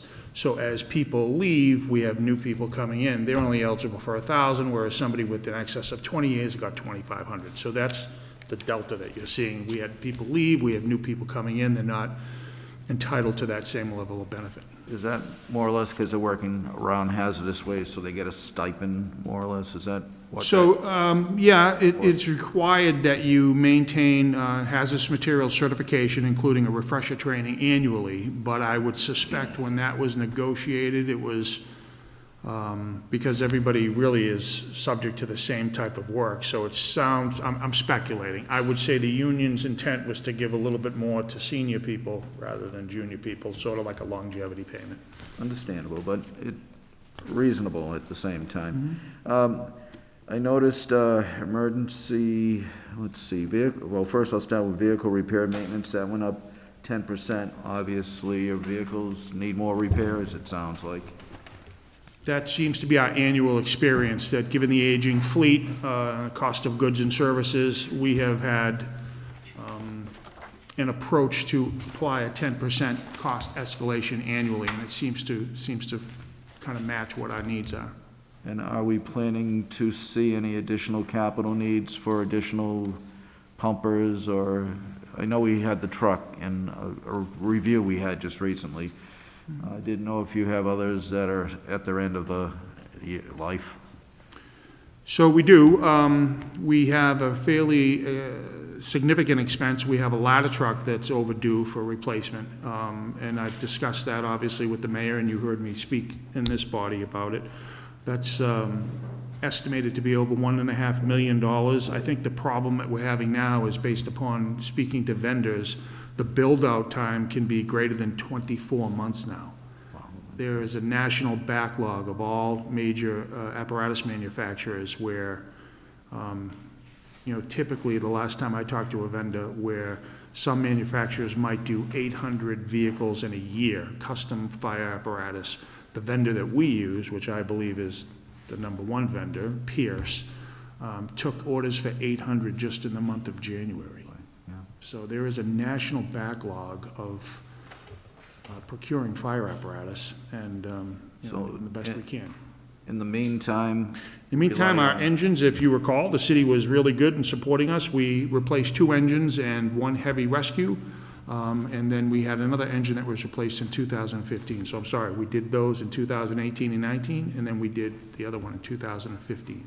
And mutual response would help if you needed another ladder truck for some reason, if that one was not working well. And then, I've never seen a 4,520% increase, but it's in emergency management supplies. I presume you realize now there's certain supplies you were missing, or you had 500, it went up to 23,000. So it's a great question, and it was brought up by President Ossing, so he'll probably give you thanks, because he won't have to ask it, but, so let me explain. That is, and by the way, emergency management doesn't technically fall under me, it's under our emergency management director, which of course is Fred Flynn, but I'm his proxy tonight, so I can answer the question. That is for a grant that the city is eligible to rewrite our all hazards mitigation plan. It's a 75-25 match. So we have to put the full appropriation in that line item, and we will have money returned to us. Okay. So that's kind of like every 5 years you want to rewrite your all hazards mitigation plan under FEMA, and that's what Director Flynn wants to do, and we will have money returned to us. And again, as with the police and others, I thank you for your services. I know you have a few other increases, understandably so. such as protective equipment. If anything, let's be sure there's enough protective equipment, but thank you, Chief Breen. Thank you, Counsel. Thank you, Council Roby? Thank you. Just a quick follow-up, but is this an unusual EMA, the grant for the emergency management? That No, we not have at to all. fund it in full, and they get, who gets the money back? The city? The city. Where it then just goes into the general fund? Yes. Okay. I mean, Next year's I- general fund, or this year's, when do we get the money back? I'll defer to the auditor. Oh, at the completion of the grant, of the performance period, and again, this isn't under my jurisdiction, if you will, I just happen to know the answers, I think. There's a period of performance, and I believe that period of performance to actually sit down, rewrite the grant, and have it approved by FEMA, it might be 36 months, but I don't anticipate it taking that long, and I would imagine once that's all done and it's approved by FEMA, we will be eligible to receive the 75%. So it's a multi-year grant, and if it's not, if you're. I don't know that I think they just allow you a period of performance up to, but I can't imagine that it would take more than a year. All right, so remind me, was this something we've already accepted? Yes. Okay, that's, all right, and then just to, because we've done a lot lately at the Finance Committee level, the fire truck that you talked about, was that in the list from ARPA money that the mayor had sent us? Thank you. Council Palmer. Thank you, Mr. Chair. I just had a question regarding the EMS rise and the number of incidents. But first of all, thank you for everything that you're doing, and I appreciate all of the information that was given in the supplemental budget. There was a record number of incidents, so we know how important it is to have, very effective and efficient fire staff, and appreciate what they're all doing. And I noticed you said 70% of all emergencies were EMS related. So is this an instance where, someone is calling 911 and you all are getting dispatched to go, and there's a desire right not to have to bring an entire fire apparatus, but have a smaller vehicle? Is that correct? That is correct, and you're referring to our recent approval in this body to move towards what I'll call like a light-duty squad. And so many times we've had conversations about, sending out a $700,000 piece of apparatus with personnel on board, what we call a tiered response to an EMS call. So, somebody's experiencing chest pain, we dispatch an ambulance, and at the same time, we simultaneously dispatch the closest fire apparatus. Typically, it's an engine. So the engine and the ambulance will go simultaneously, and all the crews work together to provide service to the obviously the patient. What this will do is this will allow us, in certain staffing scenarios, to staff this light-duty squad at a much less cost, so put it in somewhere in the vicinity of $250,000, with fewer personnel, with similar EMS equipment, and be able to respond to those types of calls while retaining committed fire apparatus for fire protection.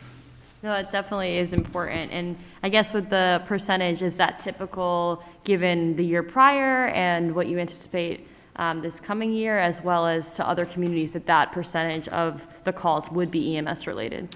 Most of my discussions with peers from the entire region, most are in the range of 65 to 75% of all calls for service, demands for service, are EMS related. So it's very consistent with the entire geographical region.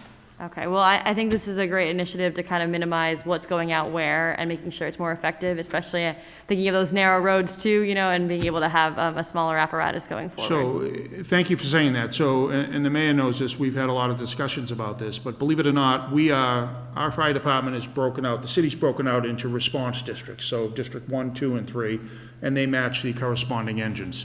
So believe it or not, headquarters, you would typically think headquarters where most of your assets are actually positioned. You would think that would be the highest call volume. It's not. Believe it or not, Station 2 on Pleasant Street has the largest demand for service from that district. But as we know, it's an aged station. It does not fit modern fire apparatus. And so my vision would be that would be a perfect place to deploy this light-duty squad. So it would allow fire protection to retain. And again, I say again, it depends on our staffing model. So if we start with 18 people and we run down to 14, we don't have sufficient personnel to staff that vehicle. But there are times when we will, and when we do, we will deploy them on the squad, and they will be able to respond. So here are the numbers. Approximately 47% of all calls in the city originate in Station 2's district. The next highest call volume is Station 3. The least call volume is headquarters. And so I wrap it all in for everybody's understanding. It's a community issue. It doesn't really matter where you live, because if Station 2 is constantly doing calls and they're not available, then another station is coming into their district to provide support, leaving that district without fire protection. So it's a community issue, and that's why it affects the entire city. Well, I really appreciate that overview, and we're very much in support of, making sure all of our residents are safe. So thank you very much. Yeah, thank you. Thank you, Council. Mr. Chair. Council Landers. So, Chief, we've had this discussion many times. Will you man both Rescue 1 and this new vehicle, will you man them at the same time? Or will they switch off on it? Say it again, Council, when we Will be staff manning each? the present Rescue 1. Yep. And this new, vehicle that you want to get. Will you be manning both of them at the same time? It's possible, yes. So the rescue, Council Landers knows all the lingo. The rescue that he's referring to is a heavy rescue. So it's a heavy rescue, and it carries significant tools. It's basically a large toolbox. It carries everything from extrication tools to airbags to struts to every imaginable tool you can for landslides, cave-ins, things like that. But it will occasionally go on these medical calls. So, you're taking Which it does now. It does. And you're taking a very large $700,000 piece of apparatus, and you're going to, reported, nosebleed, just not to overemphasize that. But, so this would be an opportunity, depending upon staffing, where the rescue gets to stay in quarters, and you're gonna send this light-duty F-550 squad. Well, that's my point. Will you send one or the other? Yeah. And they'll be manned back at the station? It all depends on our daily staffing. So, for instance, in a staffing scenario with 14 person, you have somebody who's in the command car, you have 3 people assigned to each engine, so 1, 2, and 3, each would have 3 people. The tower truck has 2 and the rescue has 2. That's a total of 14. If we have 16 people on duty, I can match that identical staffing, but put 2 other people on the light squad. But to man both these trucks, you're talking about 8 firefighters. No, I'm talking about existing. Because, there's 4 shifts, and there's 2 in each. But there's no additional hiring is required, because we start each shift with 18. Depending upon the leave for that particular shift, we will run down to a minimum of 14 before overtime is actually exercised. Does that make sense? Yeah. So if we start a shift, it's possible to have a shift where we have 17 people on duty. So if we have 17 people on duty, we allocate personnel to various apparatus. So in some of those scenarios, we'll put 4 people on an engine. We'll put 3 people on a tower. Under this plan, we would take 2 people and put them on the light-duty squad.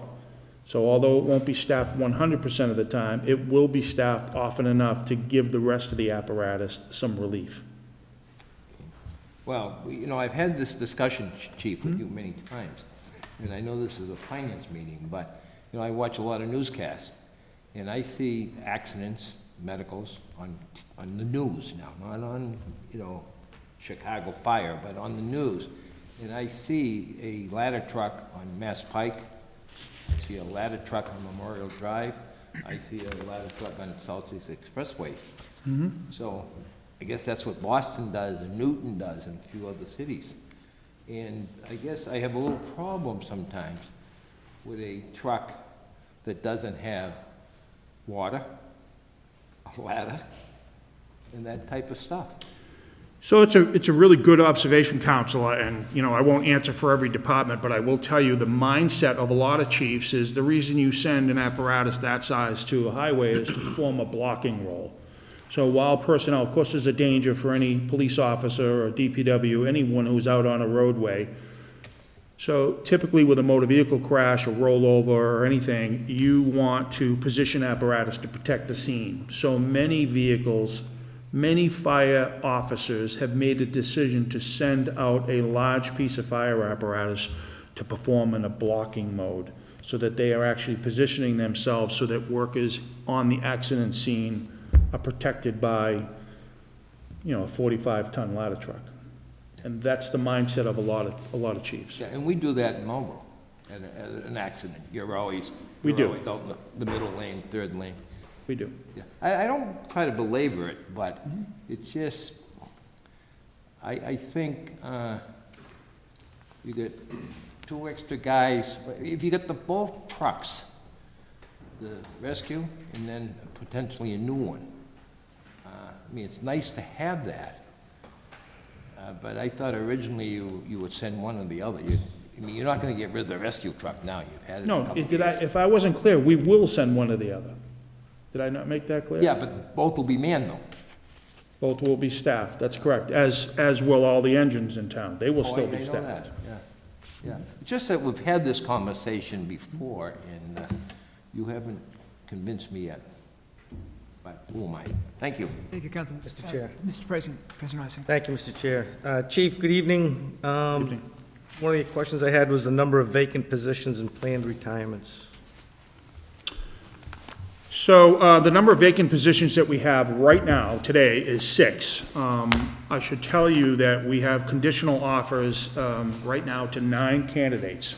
And the reason that we did that is we have 5 people who are eligible to retire in this upcoming fiscal year 23. Of course, they don't announce, but we have a good sense, who might be leaving and when.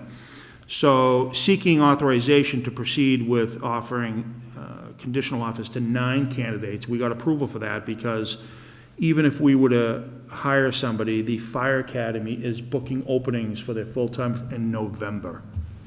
So we're anticipating people making some decisions in July, August, September, and if they do, we want to be ready with the conditional offers. So as we've extended through HR these conditional offers literally in these past couple of weeks, we will go through all of the pre-employment physicals, tests, et cetera, but their actual start date won't be until they're ready for the academy.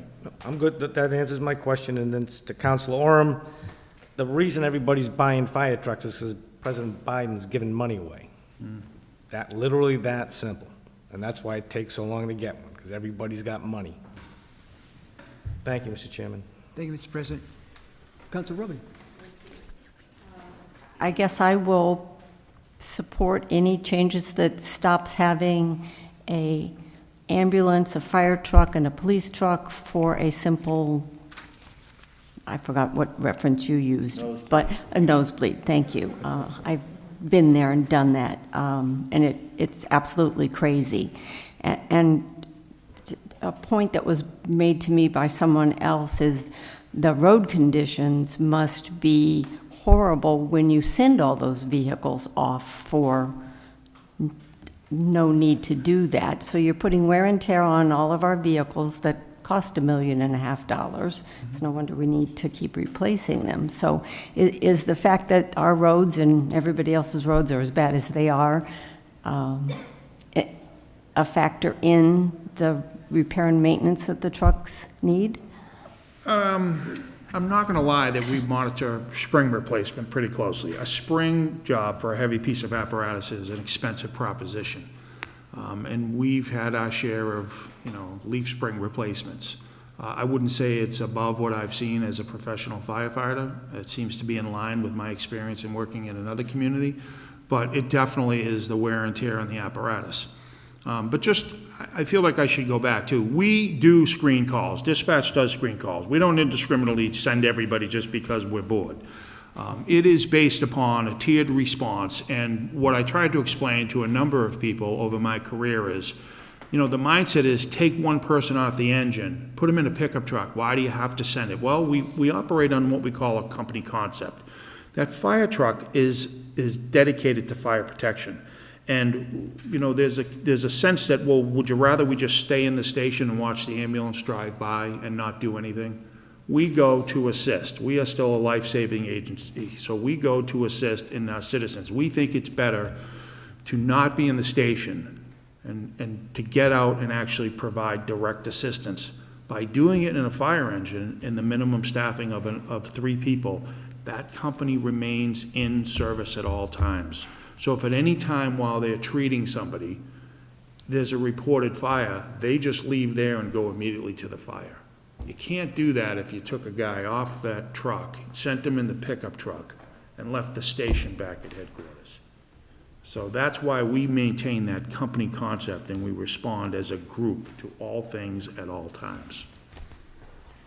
Thank you, Councilor. Any further questions on the fire department budget? Seeing none, moving on. Thank you. Thank Chief you all very much. Thank you, Chief Breen. Okay, moving on to the next item. Will be, if we have any questions, for the library on page 110. I'm sorry.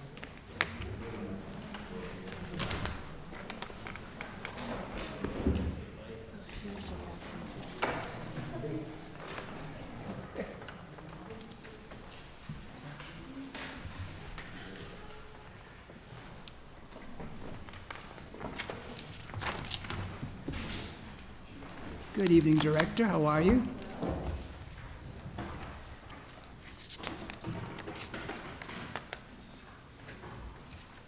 Any questions in regards to library budget?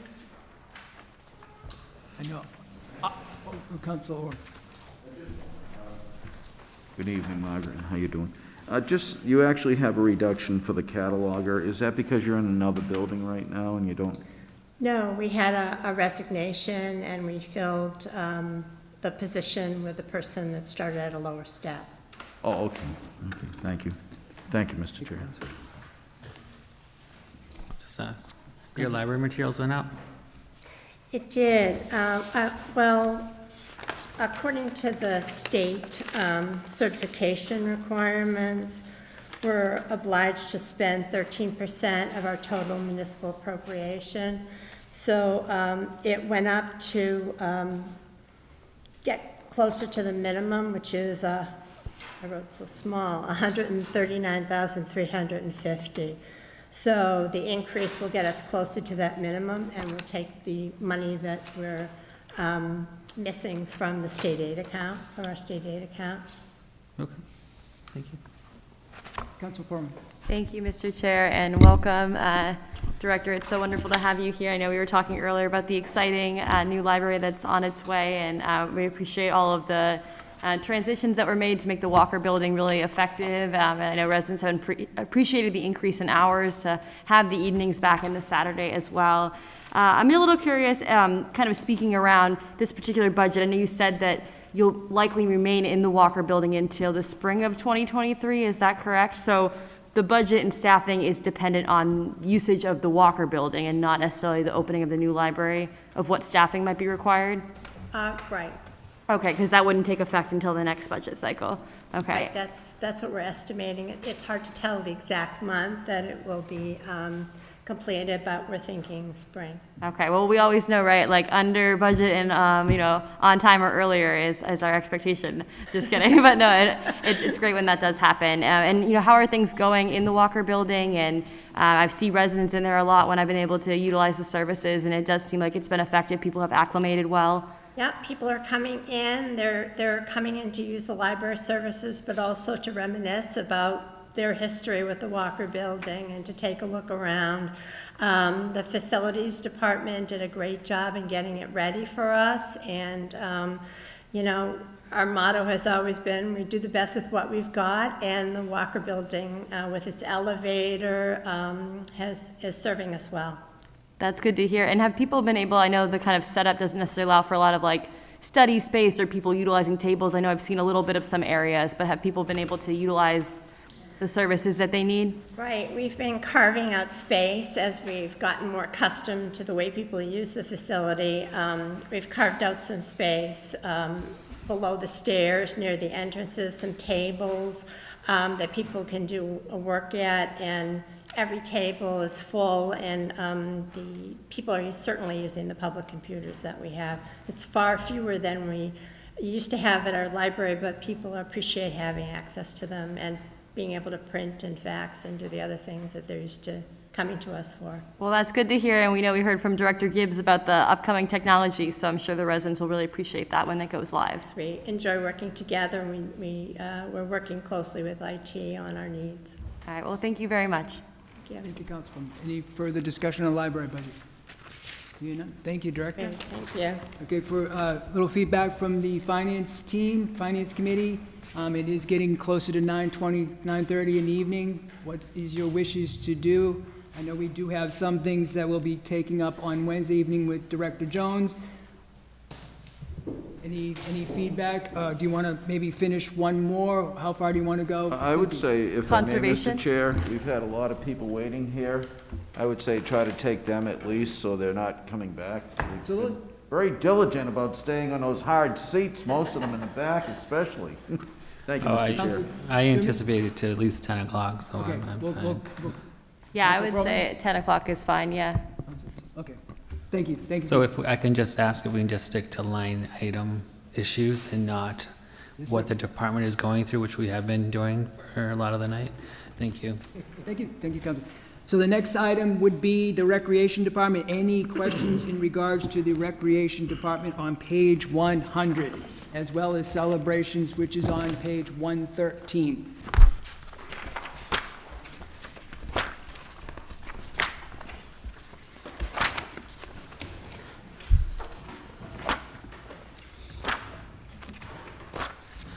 Good evening, Director. Good evening. Good evening. Council Earl. How you doing? I'm I doing won't pretty ask you good. what you've been doing, I think, you gotta move along here. But summer concerts, I presume the bands are charging more now, is that what the case is? Yeah, that's the only increase. We have additional concerts this year. We went from 8 to 10. 8 to 10 concerts. That's the reason why I have the increase for this year. And lifeguards on your other part of your budget, is that the increase there? Exactly. Understandable, thank you. No, no worries. Council Perlman. Thank you. It's good to see you. Is the temporary part-time help, I'm just checking, is that summer Yes, employees, or- that's mostly the summer. There are sometimes there's some hours that may exist outside the summer, but we're talking about 90% of the hours for temporary time out was during the summer.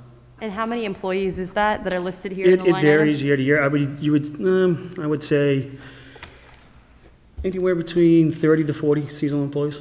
Okay, and then just similar to questions we've asked before, is the increase related to the amount per hour that is being paid or the number of employees that need to Well, be hired? well, the number that we increased is just to offset that, when I explained in the budget that the increase of staying competitive, with other businesses out there, and the cost of hiring lifeguards has gone up.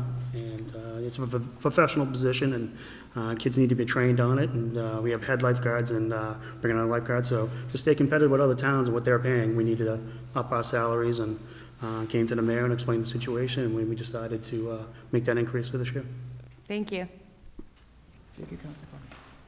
Any further discussion? Council Gibbons. We're doing recreation as well? Yeah. Sorry. Oh, yes, sir. Yes, Yeah, it's the same. yes, So, Council. I'm just curious as to why the events coordinator was eliminated. sorry, I couldn't hear The you. events coordinator position? Yeah, that was ran through the mayor's office for the last few years. I know that the position wasn't filled, so the mayor decided to take it out. Some of the responsibilities fall back on our department. We work with the mayor's office. Sure. Along with those, but it's mostly for the city events. You're talking Labor Day Parade, Home for the Holidays, those type of events. Their coordinator helped out with that, the advertising, those type of things. So some of those responsibilities fell back onto our rec department, but we still work with the mayor's office with that. I don't know if the mayor has any plans of bringing that position back in the future, but as of right now, we just eliminated it. So, I'm sorry, you said that it hasn't been filled in? No, For how long? Yeah, well, it was just about a little over a year ago. that, Okay. the person left. Okay. So we haven't had a chance. I think with COVID and some of the events that we weren't running, so there wasn't really a need. Right. So we'll see how we process this next year and how the city events go, and then the mayor and I will probably assume some conversations. We need to bring that position back. I would hope so. I mean, again, most of us grew up in Marlborough, and just to see more events, it's always a good thing to bring the community together, so I was saddened to see that. So agree. hopefully you guys can pick up. Yeah, we picked it up. I mean, I have no our hands are problem in. that you guys do incredible work for such a limited budget you, and appreciate it. staff. So, I mean, granted, I don't have children, but like, the amount of things that I see, so it would be interesting to see how that line item gets recreated into your role. So I was saddened to see that, but hopefully, I have no doubt you'll pick it up, but thank you. You're welcome. Any further discussion? Thank you, Director. Thank you. Okay, so moving on, and like I said, it is getting on the late side. If we could just get down to human services, and then we can get some of those out of the way. What does the committee think of that? And then we can, obviously, we have a lot to do on the public works side. Is that fine with the committee? Oh, you mean Public Works would happen on Wednesday? I'm sorry, what's that? Are you saying Public Works would happen on Wednesday and we would No, finish? we can probably start it this evening, but if we could just go down to human services for those 3 items on the bottom, we can get those done maybe? Okay, yep. All right, so we'll go down to human services on page 104. Any discussion or questions on that item? Seeing none. Council on Aging, page 106.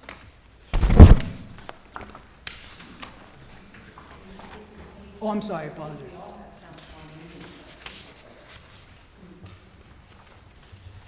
Yeah. Yep. Council on Aging, is that okay? We're going to on up. Council on Aging, yes?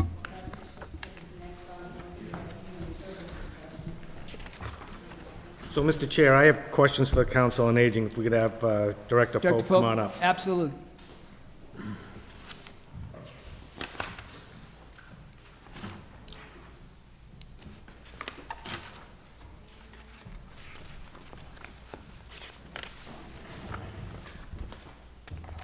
Good evening, Director Pope. Good evening. Thanks. Evening, Absolutely. Trish. So, the balances in the EOEA grant and the revolving fund, could you provide the councilors with those values?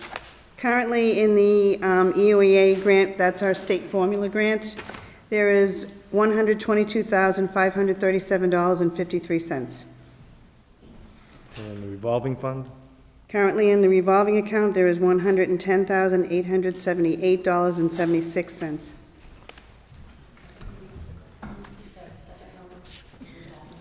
$110,878.76. And Trish, I'm not sure if this is a question for you or the mayor, but can union positions be in the budget not funded? I do not have an answer for that. Mr. Mayor? Okay, thanks, Diane. So the reason that those positions are in there with $1 is to show everyone that we weren't eliminating those positions. It was temporary for fiscal year '23. They're going to be funded out of the EOEA grant. And then when we come down for the '24 budget, they'll be reincorporated into this. In talking with HR, there is no reason that we saw that there would be any issue with having union positions funded through a grant.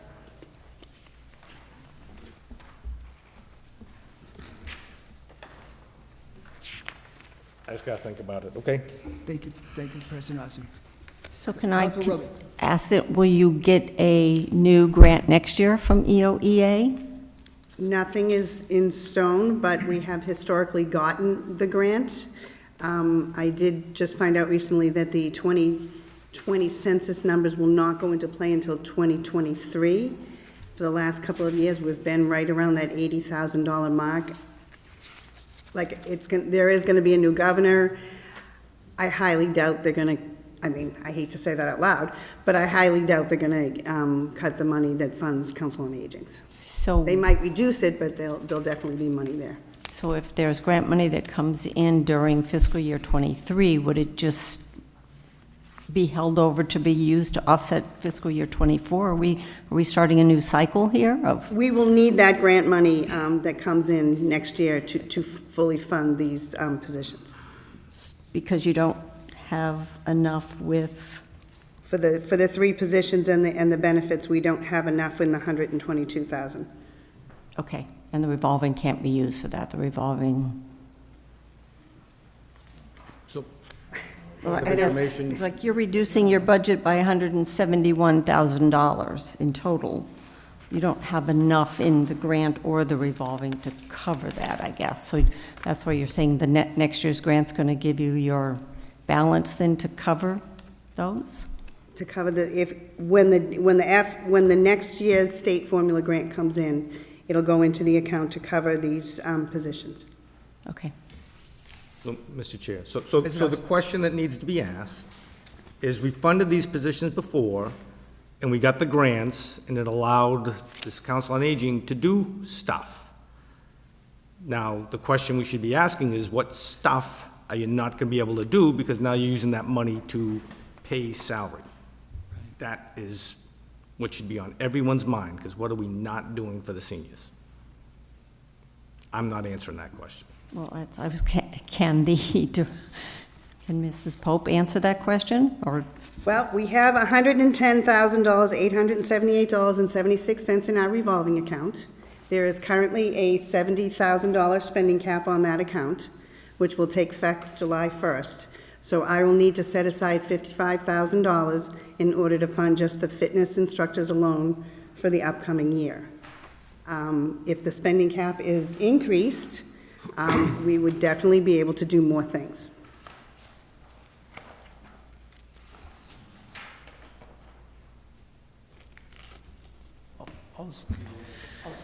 Councilor.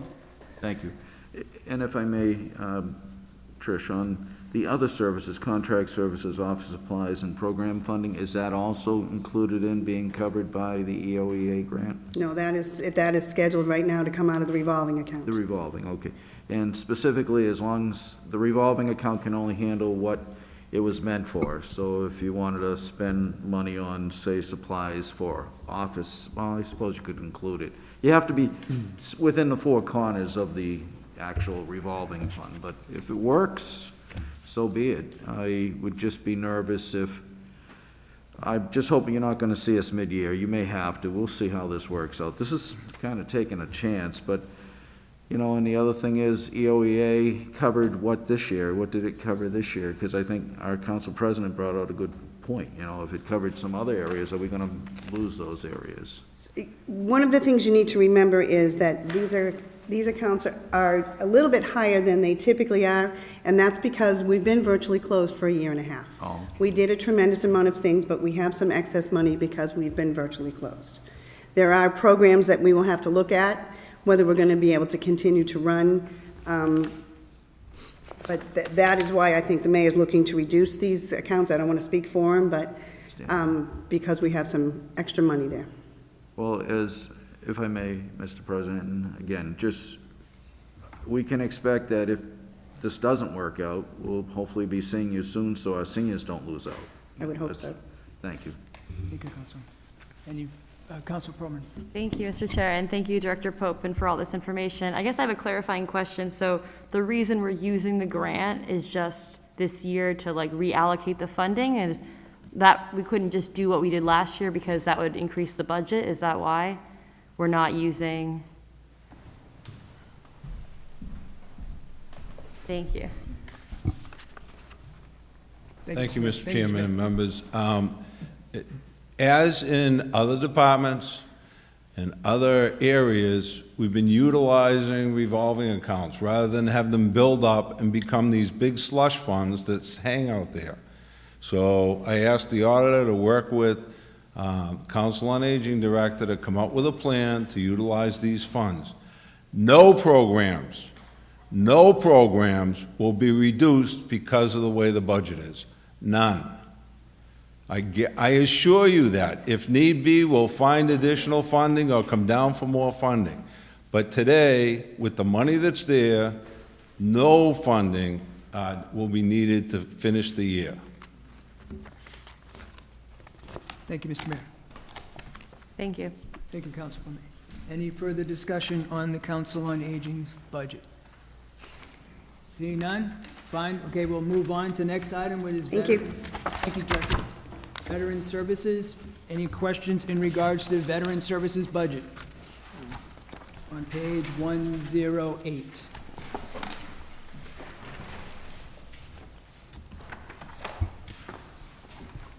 Councilor Perlman. Thank you, Mr. Evening, Chair. Director. Good evening. Good to see you. Good to see you, too. Director, and I want to appreciate the budget you put forward. I guess I had a question. I know it came up earlier in the mayor's budget that some money had been used for a veterans purpose. Is that something that you see being typical, that the budget that's listed here would not necessarily cover all of the different activities or programs or giveaways that you'd be looking to do? We increased that line item $1,000. I try to work as best I can with getting donations. The event at the Prospector, Mr. K has donated all the meals. Other events like that, I try to get things donated rather than money, but the mayor and I and the auditor felt putting a little extra in that funding just in case. Okay, thank you. Thank you, Councilor. Councilor Roby? Thank you, Mr. Chair. So do we still have a agreement with Sudbury? I noticed that they're paying for the part-time administrator. You're still going to provide services as their veterans director? Yes, that role is strictly an admin assistant. They cannot do what I do as far as the federal VA claims and authorizing the budgets, the Chapter 115 payments. And do you foresee that continuing as a Yes, we agreement? just re-upped it for 3 years. Okay, thank you. Thank you, Councilor Roby. Any further discussion in the Veterans Services budget? Oh, Councilor Doucette. Thank you very much, Mr. Chair. Just, excuse me, just want clarification. On page 109, the veterans benefits goes down from 250 to 50. Is that there are grants available that are compensating for that, or is it just? The numbers went down for the veterans and the widows on the program. Everything on that is reimbursed by the state at 75%. Okay. So when I met with the mayor and the auditor, we came up with the plan going forward to allocate the proper amount of funding, and if need be, I can come back and ask for more money on the understanding that everything is reimbursed by the state at 75%. Okay, great. Thank you for the clarification. Thank you, Councilor Doucette. Any further discussion in Veterans Services? Seeing none, thank you, Director Hennessy. Thank you. All right, so now we're getting closer to 10 p.m. Do we want to start get to some of the public works? I was just going to say it's very hot in here, so I apologize to everyone who's been sitting and waiting in the back. I hear you, Councilman. All right, so we'll get started on the public works as well as the public facilities, and then we'll see where we go. And thank you, Assistant Commissioner, for your time, Engineer.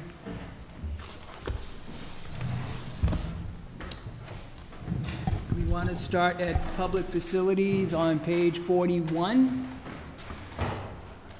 Any questions in regards to that particular part of the budget?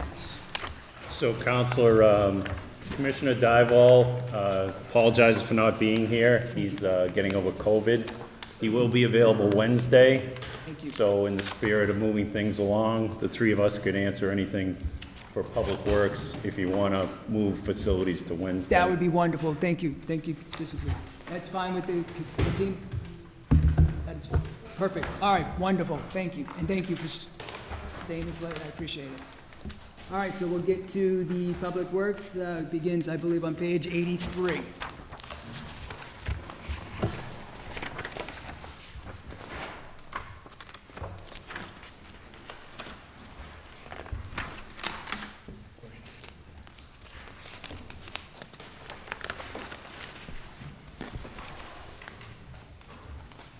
Any questions on that particular page? Page 85 with the Engineering Department. Chair? President Rossi? Yeah, I'm not sure who wants to take a shot at this, but the new Assistant Civil Engineer position, is there a salary ordinance in the job description for that position? There is. Yep. Well, I believe you, just wanted to know if there is one. I hadn't heard it before, so thank you very much. That was a position that was in up until probably 5 years ago. It was shuffled around then to make two assistant city engineers. And when one of the assistant city engineers recently retired, we put this position back in and eliminated that other one, so. But it was in there prior to that point. Thank you very much, Tom. Councilor Doucette. Thank you very much, Mr. Chair. On page 86, Professional and Technical Services, number 53180. The fiscal year 21 was 25,000 actual. Your budget has remained straight for 21, 22, and 23. Is this actually, is this being over budgeted for? Because it seems that at least in '21, you're way below the mark. Or is that something that, you're gonna, that's a real number? Yeah, so that was in '21, the actual, there was money that was tied up in some things that did happen at that time. So the actual doesn't really reflect what the money that was needed at that time. Mm-hmm. We did have money tied up, and it was, a lot of it at that time was for the GIS. We updated the GIS photography and planimetric services, so. Okay. So that it's not being over budgeted, that money is being spent. Okay. What sort of work is it being done? Is it pretty regular? Because you're projecting flat rate, so is that something that is fixed income, or is it more variable?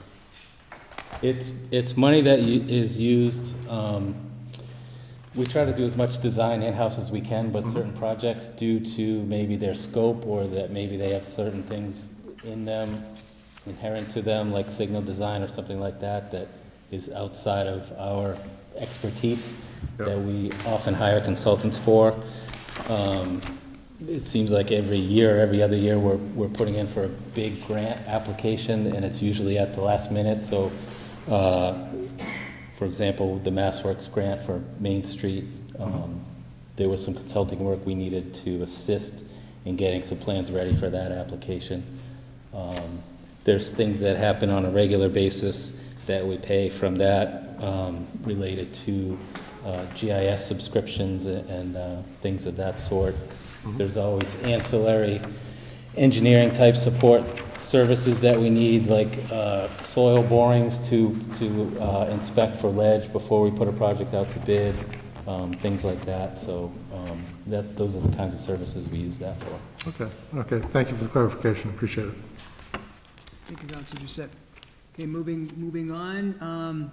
Next item, snow and ice. Oh, sorry, Councilor Warren. And I just had a couple questions, just on the line item 57, it's on page 87, 57830, the environmental compliance for your NIPDs, NPDES. What caused it to go up 10,000? Is there need for more contractual work or yard time? Yeah, so as we go through the landfill permitting. That's what it is. Okay. And it's going to be in perpetuity, really. It's sampling there that we have to do, groundwater and surface water sampling at the landfill. Is that expected to go up in future years? Are we? It may. I know it's a loaded question. Yeah, I mean, it could, yeah. That doesn't include any of the reshaping considerations of future No, this is engineering just ongoing monitoring that we have to do and that we'll continue to have to do. And one other question, just on temporary part-time help. I presume that's your summertime help that you, the 10th, I'm sorry, line item 51240, the page prior, 86. It's the same, I just wanted to make sure I knew what that was. That is what it's your for. Summertime help? Correct. Okay, thank you, that's all. Thank you, Mr. Chair. Thank you, Councilor Warren. Moving on, next item is the snow and ice, page 88. Any questions in regards to that item? Mr. Chair? Councilor? I asked the magical question of our city engineer. So did we come in at 500,000 as we were walking in? And I knew the answer wasn't that, but, and I know every municipality under budgets this line item, but, I say this every year, we just don't truly budget it, but I guess it's the way of the world. No one truly budgets it in Massachusetts. And is there a benefit to that? I mean, if you know you're gonna have maybe an average of 1.5 million extra a year required? I think if you budget it too high, you can't, it's a problem. It goes to free It's better cash. just to leave it low. Okay. I know it's been done that way A for... little bit more than last year, this year. Yeah, so 53 inches, I believe I read, we had this year. So, again, I always ask the question. I might as well keep my routine up, but thank you very much. Thank you, Mr. Chair. Thank you, Councilor. Moving on to streets, page 90. Discussion there.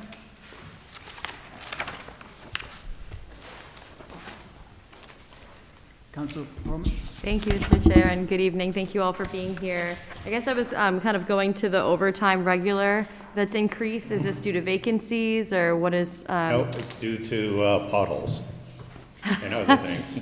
Potholes, you said. Potholes. And also the bigger holes, which are catch basins that from the salt and the bricks decompose. So we just did one on East Main Street on Saturday. So doing work, especially on the weekend when you can get at streets that you can't get during the week. So. And is this because there's so many currently, or we're anticipating even more coming down the line? Or both? Yeah, we both.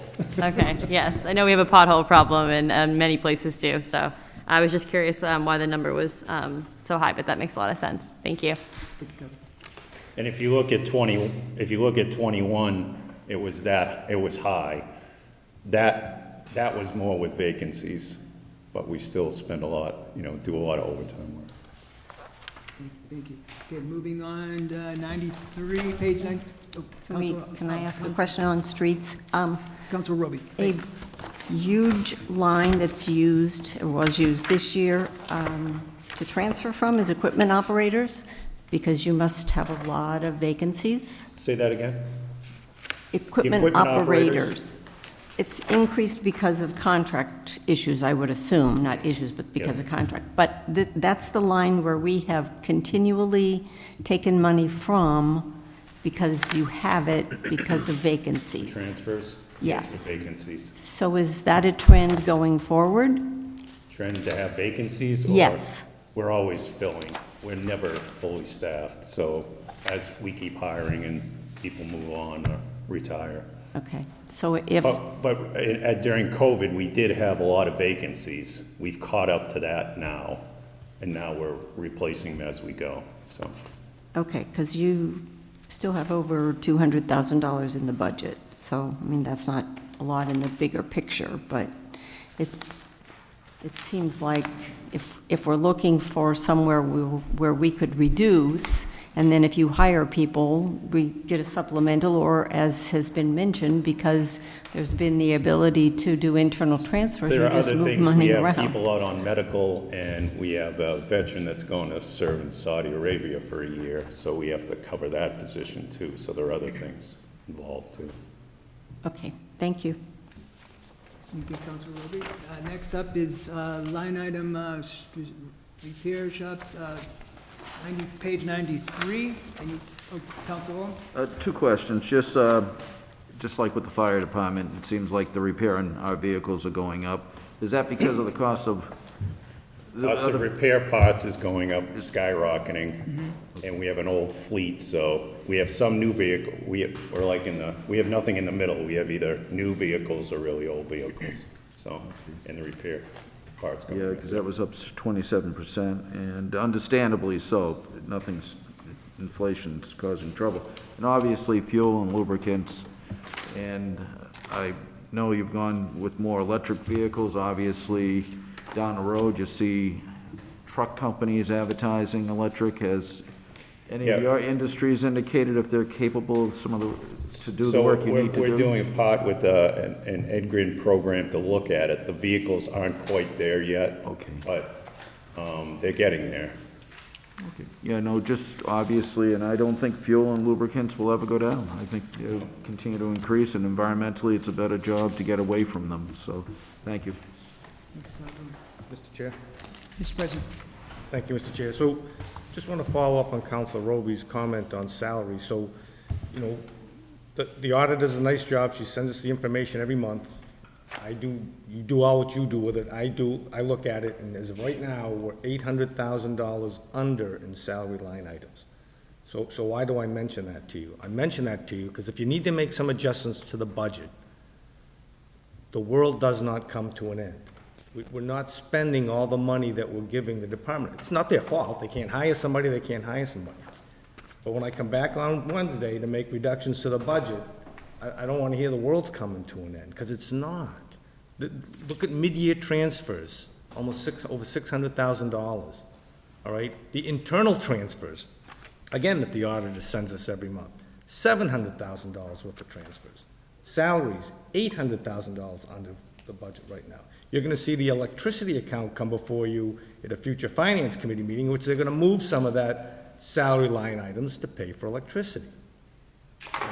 So again, I try to encourage the councils, when you look at the budget, look at it from what you want the tax rate to be and how much you think we, because there's plenty of money. It's $181 million in the budget. All right, that's a lot of money. And so when we sit there and say we're gonna cut 100,000 out of electricity or something else, trust me, the world's gonna go, if they run out of money in electricity, just like they're doing right now, they're gonna come back before us with a request to transfer. All right? Thank you, Mr. Chair. Thank you, Mr. President.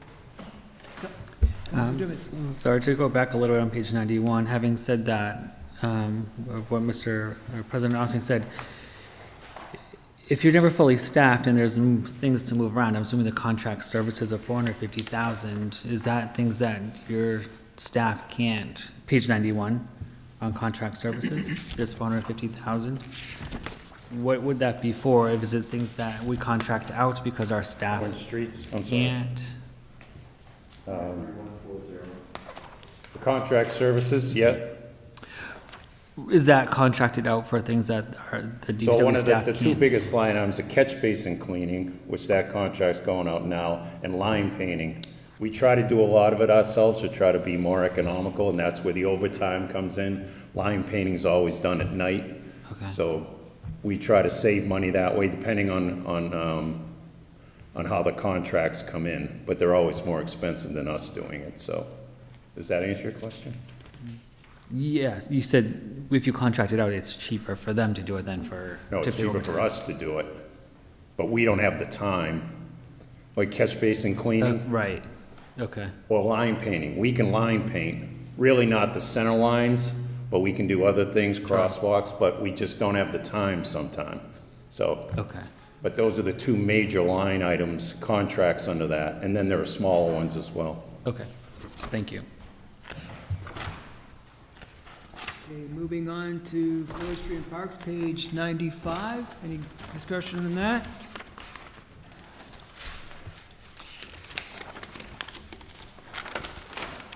Seeing none. Next one would be rubbish recycling, page 98.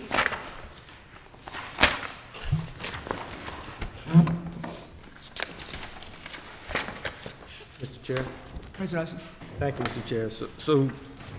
So rubbish recycling, so we're moving some money again, 38,000, 82,000 would transfer and to cover electricity costs. Is it an issue that we're doing better? I'm assuming it's not rates don't Sure. go down. It's So not that rubbish, simple. the 38,000 came from, if we can all remember, the fall when the Republic didn't pick up the leaf bags. Oh, yeah. And so I said, that's it, and we did it. And I charged them. And that's where the 38 comes from. The recycling comes from, about 42 comes from grant money from DEP that I was saving to put forward to a piece of equipment, but that's not gonna happen. So we're allowed to, any recycling costs over $50 a ton, which ours are at 95, single stream recycling, I can use that grant money, so that $42 I use in grant is savings, and the other 40,000 is money we got credited for our cardboard and metal recycling. Cardboard went up to $125 a ton at one point, it's down to 85 again. The metal was a lot, and it's come down a little bit. Will that credit always be there? I don't know, but that's where that money came from. No, I'm good. Thank you, Ted. Okay, moving on, sewer service. Mr. Chair, just one quick question over here. Just on the overtime regular, what's causing that to go up 50%? It's page 99, line item 5. Overtime regular, right now, we're trying to, we're understaffed there, we're trying to fill a position where we're looking to make it's out internally, we may have a candidate, so that is other streets people or the foreman working overtime. Remember, the drop-off center is open 6 days a week, 9 hours a day, So regular working time just doesn't make it. So that's why that's increased. And did you project that for this year, or? Once the position, we always have the need for overtime because you have that many hours. But we're trying to staff that, and hopefully it will get better. Okay. But we'll always have the need for overtime there, just by the amount of hours we're open, more than anywhere else around. Do you need the 50% increase is my question. That's what we projected. Yeah, you're projecting that, okay. I mean, So what's happened is, because we're understaffed, we have a foreman working there 54 hours. We need to give him a break. We need to, and we staff it with a streets person working overtime that's trained, or the equipment operator that's gonna be hired there to work the overtime. and I'm not doubting you, you have more knowledge of the place than I do, but, so you're basing this on past experience, you know, because we're projecting into next year that we're gonna need overtime at a 50% increase. Yeah, you don't see it on here, but if you look at the transfers, we transferred money in there this year. It doesn't show on this sheet, because we've just taken over the transfer station, and then it was funded under another source, so you only see 2022 in here, so. Just trying to base it on, is it on past issues, or is it just an estimate? So, thank you. Thank you. Okay, moving on to the next item, sewer service fund, page 140. Any discussion on that? Seeing none. Going to next item, east waste water treatment, page 143.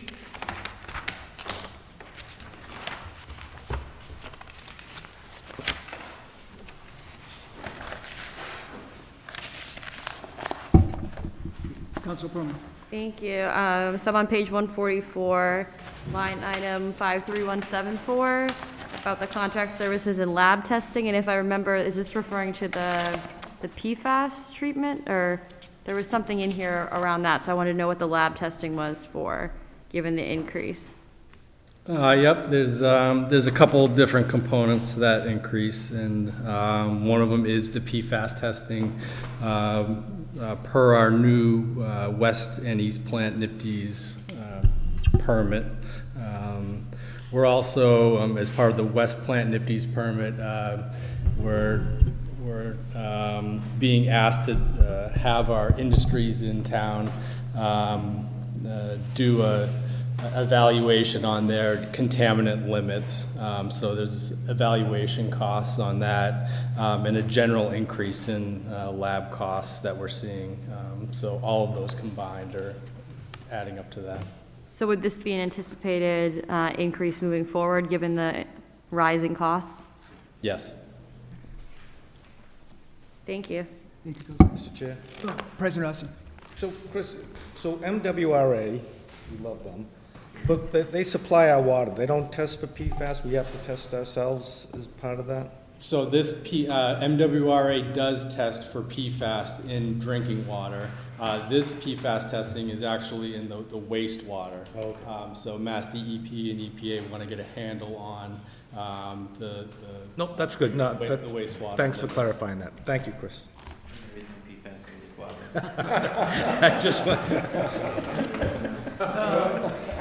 Moving on to the next item, the west wastewater treatment, page 146. Any discussion on that? Seeing none, we're moving on to the next one, solid waste, page 149.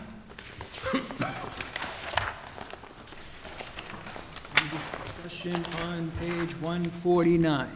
Mr. Chair? Perlman. Thank you.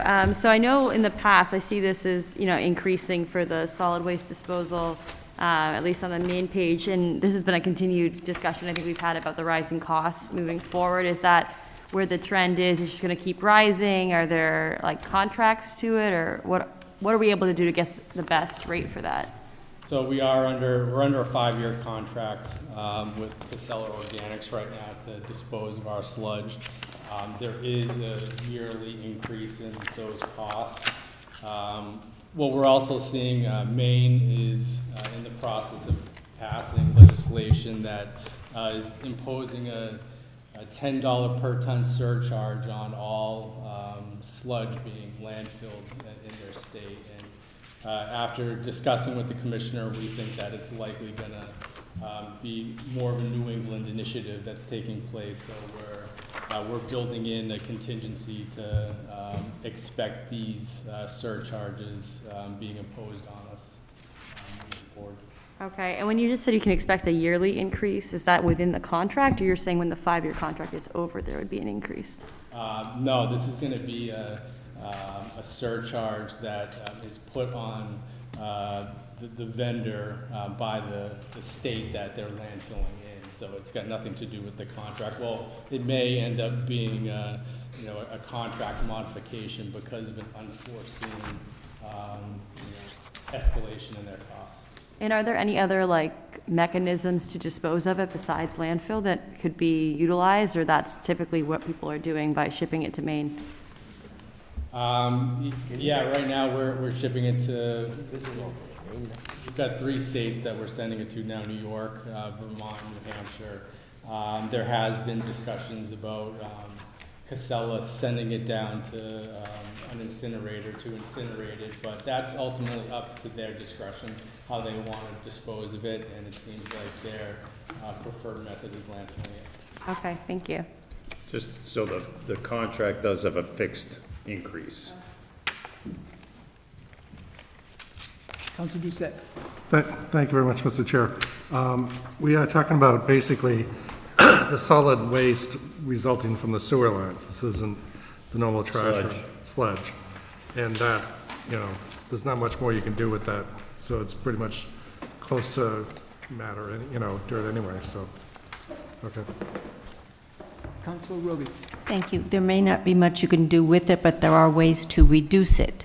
So what are we doing to get people to compost? This is sludge This from is the other wastewater sludge. treatment It's, plant. but Not solid waste, this is from the wastewater treatment But it's plant. going down the garbage disposal. Doesn't that go to the sewer treatment plant? It is ultimately, the product that's being formed, though, isn't conducive to using as a compost. But if people don't use their garbage disposal but compost that material, there could be less going down from, there's the toilet, that's another issue, that you can't really do anything with that, but there's the leftovers, there's the food waste. Absolutely. I would much prefer that those food scraps, organic waste, go into the solid waste stream as opposed to down the sanitary sewer system and then end up in our treatment plants as sludge. Actually, not the solid waste stream, the composting stream. The garbage disposal. Right, yeah, because once it goes into the water system, whether it's from the toilet or your kitchen sink, it's wastewater, right? Mm-hmm. And you got to clean it and then do something with it. So, and I know that there is throughout the city, you can do a contract with a composting company, but it would be nice to have the city push for more of that, or figure out a way to do their own. I mean, I've got relatives that live in Seattle. They can't put anything in their garbage disposal, and they go through their trash and make sure that people are doing that. No, I don't know. So we'll put a plug in that we do have Black Earth. You can pay, the DPW does provide the bins like you have, and the compostable bags, the starter kit, and you can pay to have it picked up at your curbside. If you go to the drop-off facility, we have the containers there. You can bring your food waste down there for free and just drop it in the containers. It's right when you drive in, right near the battery and bulb shack, so. Thank you for that public service announcement. We gotta advertise it more. Because people don't know that if they don't want to have to pay, I mean, it is a pain to take it to the transfer station. Black Earth is now in Framingham, just over the line. They have one of their sites, so it's more convenient for us and them. Thank you. Mr. Chair, I was just going to put in a plug that I use the compost, and it's wonderful. I have less than a bag of trash every pickup cycle. All of it goes into the food waste, so highly recommend it, and I know that that's an increasing program, and I'm glad that the city is offering it. Thank you, Councilor Brown. Okay, the last item up is the Water Service Fund, page 166. Any discussion on that?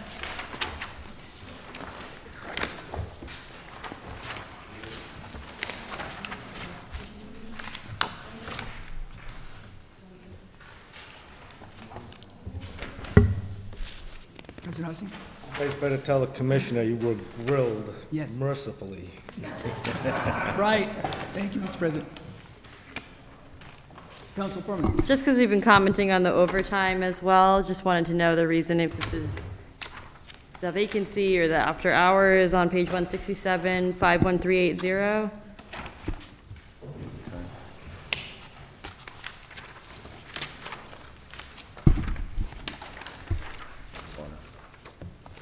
Yeah, I'd say we're generally using more officers to be present at our repairs that we're making in the roadway. And I think you're gonna see more of that with the Route 20 job. That's a water line job going in there. Okay, so this line item is taking into account that particular job as well? Or no, that's a Yes, separate? the 51380, that one? Yes. Yes. Okay, thank you. Thank you, Council Foreman. Council Foreman. Not on, after you're done with this, I just want to go back to one note, and that's it, just one question on the DPW budget. Absolutely, Okay to do it now? absolutely. The commissioner had noted, and I am so glad to see this, but I didn't know if it was built into the budget. I've been dealing with the traffic commission, installing flashing beacons on Hudson Street where the rail trail crosses. Tom, you're available. You know about this too. Is that built into next year's budget? It was a goal for FY '23, but in the commissioner's letter, but I didn't know if it was in there. We got some funding for that, for the pedestrian lights there. So it will be done in this fall? Be done within the month. Very good. Thank you, Mr. We Chair. just got the equipment in, so we'll be going in the next few weeks, yeah. Give you a lot of thank you. Mark Gibbs is happy because he runs through there twice a week. That's why I'm asking. He asked me to ask for it. Thank you. His whistle works just as good, but. Mr. Chair, I know we mentioned earlier bringing up conservation briefly, if possible, just before we close. Sure. For Absolutely, Council Foreman. That was, I believe, is that page 63, I think, Council Foreman? Yes, I'm on the supplemental as well, but thank you all. I don't think there's any other. But just, President Mr. Chair, just so that they don't think they're totally off the hook, we need maintenance of school and public facilities on Wednesday. On Wednesday evening, thank you, Mr. President. Yes, and we'll look forward, and thank you so much for your help in staying around this evening. I appreciate it. The salary comes up on 64. Was that on page 63? Yes, I Council don't mean Foreman? to bring you up, but. Thanks, Ted.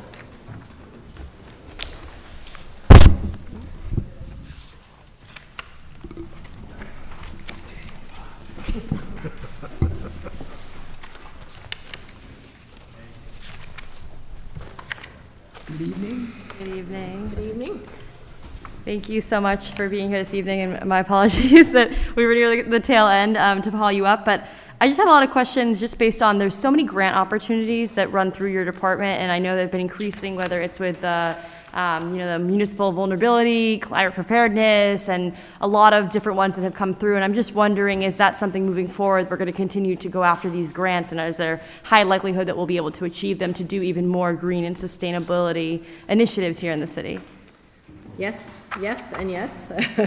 And I work with a lot of departments. The MVP, municipal vulnerability, is sort of housed under DPW, but I work with them too, and green communities I work with, but, so, and with DPW. So we're definitely going after whatever grants we can to help move us faster along.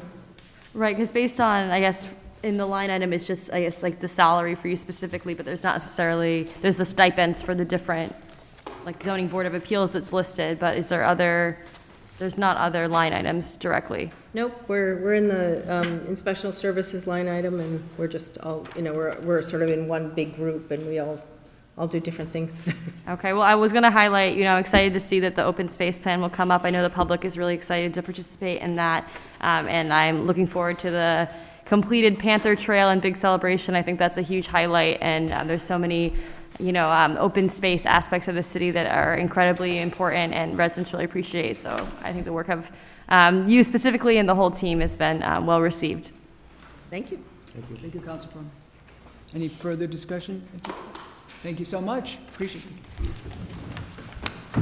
Okay, well, that concludes that portion of the review, and I will ask the Finance Committee to make a motion. We have a lot of things to be continuing on May 4th for that next meeting on Wednesday. Council Furman. A motion to continue the discussion to May 4th and to adjourn? And if I may, at 6 PM? That is at 6 PM, Councilwoman. Just so we have the time. And just to repeat the items that will be up for discussion that remain, Absolutely. So we still have the financial services with Director Jones, public facilities. Still may have some things in regards to DPW. So I believe that was the last couple of items that we had on there. okay. So- So, yeah. So if I can, Mr. Chair, so it's all the things that are Xed out on this sheet are the ones we're going to be talking about with the exception of public facilities. Thank you. And Mr. Chairman, I can be here from 6 to 7, just so you know. After that point, I do have to leave, so I'll try to put in an hour's worth of participation. Thank you. Could you repeat what? So I made a motion to continue until Wednesday and then to adjourn. And adjourn. I will say. Counselor, just a question. Are all department heads required to come back Wednesday night? I would So they say. have some directive? I would say not, just we need, no, absolutely not, Auditor Smith. We need Director Jones, obviously, and I know Commissioner. Departments we Yep, haven't taken up. Yep, and Director Duval would be, Commissioner Duval. Well, I'd like a show of hands, because I think they all want to come back. But, And I appreciate everyone staying, believe me. but...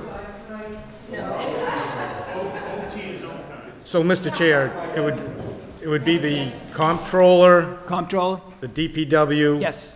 And he should be able to handle everything, the mayor with the rest, and if the mayor will tell the department heads what to do, but you can say that we do not need them. Thank you very much. And I We will- vote on that I will motion? second that motion. All in favor? All in favor, Counselor? Mark? All in favor? Thank you. We are adjourned at 10:17 PM. Thank you.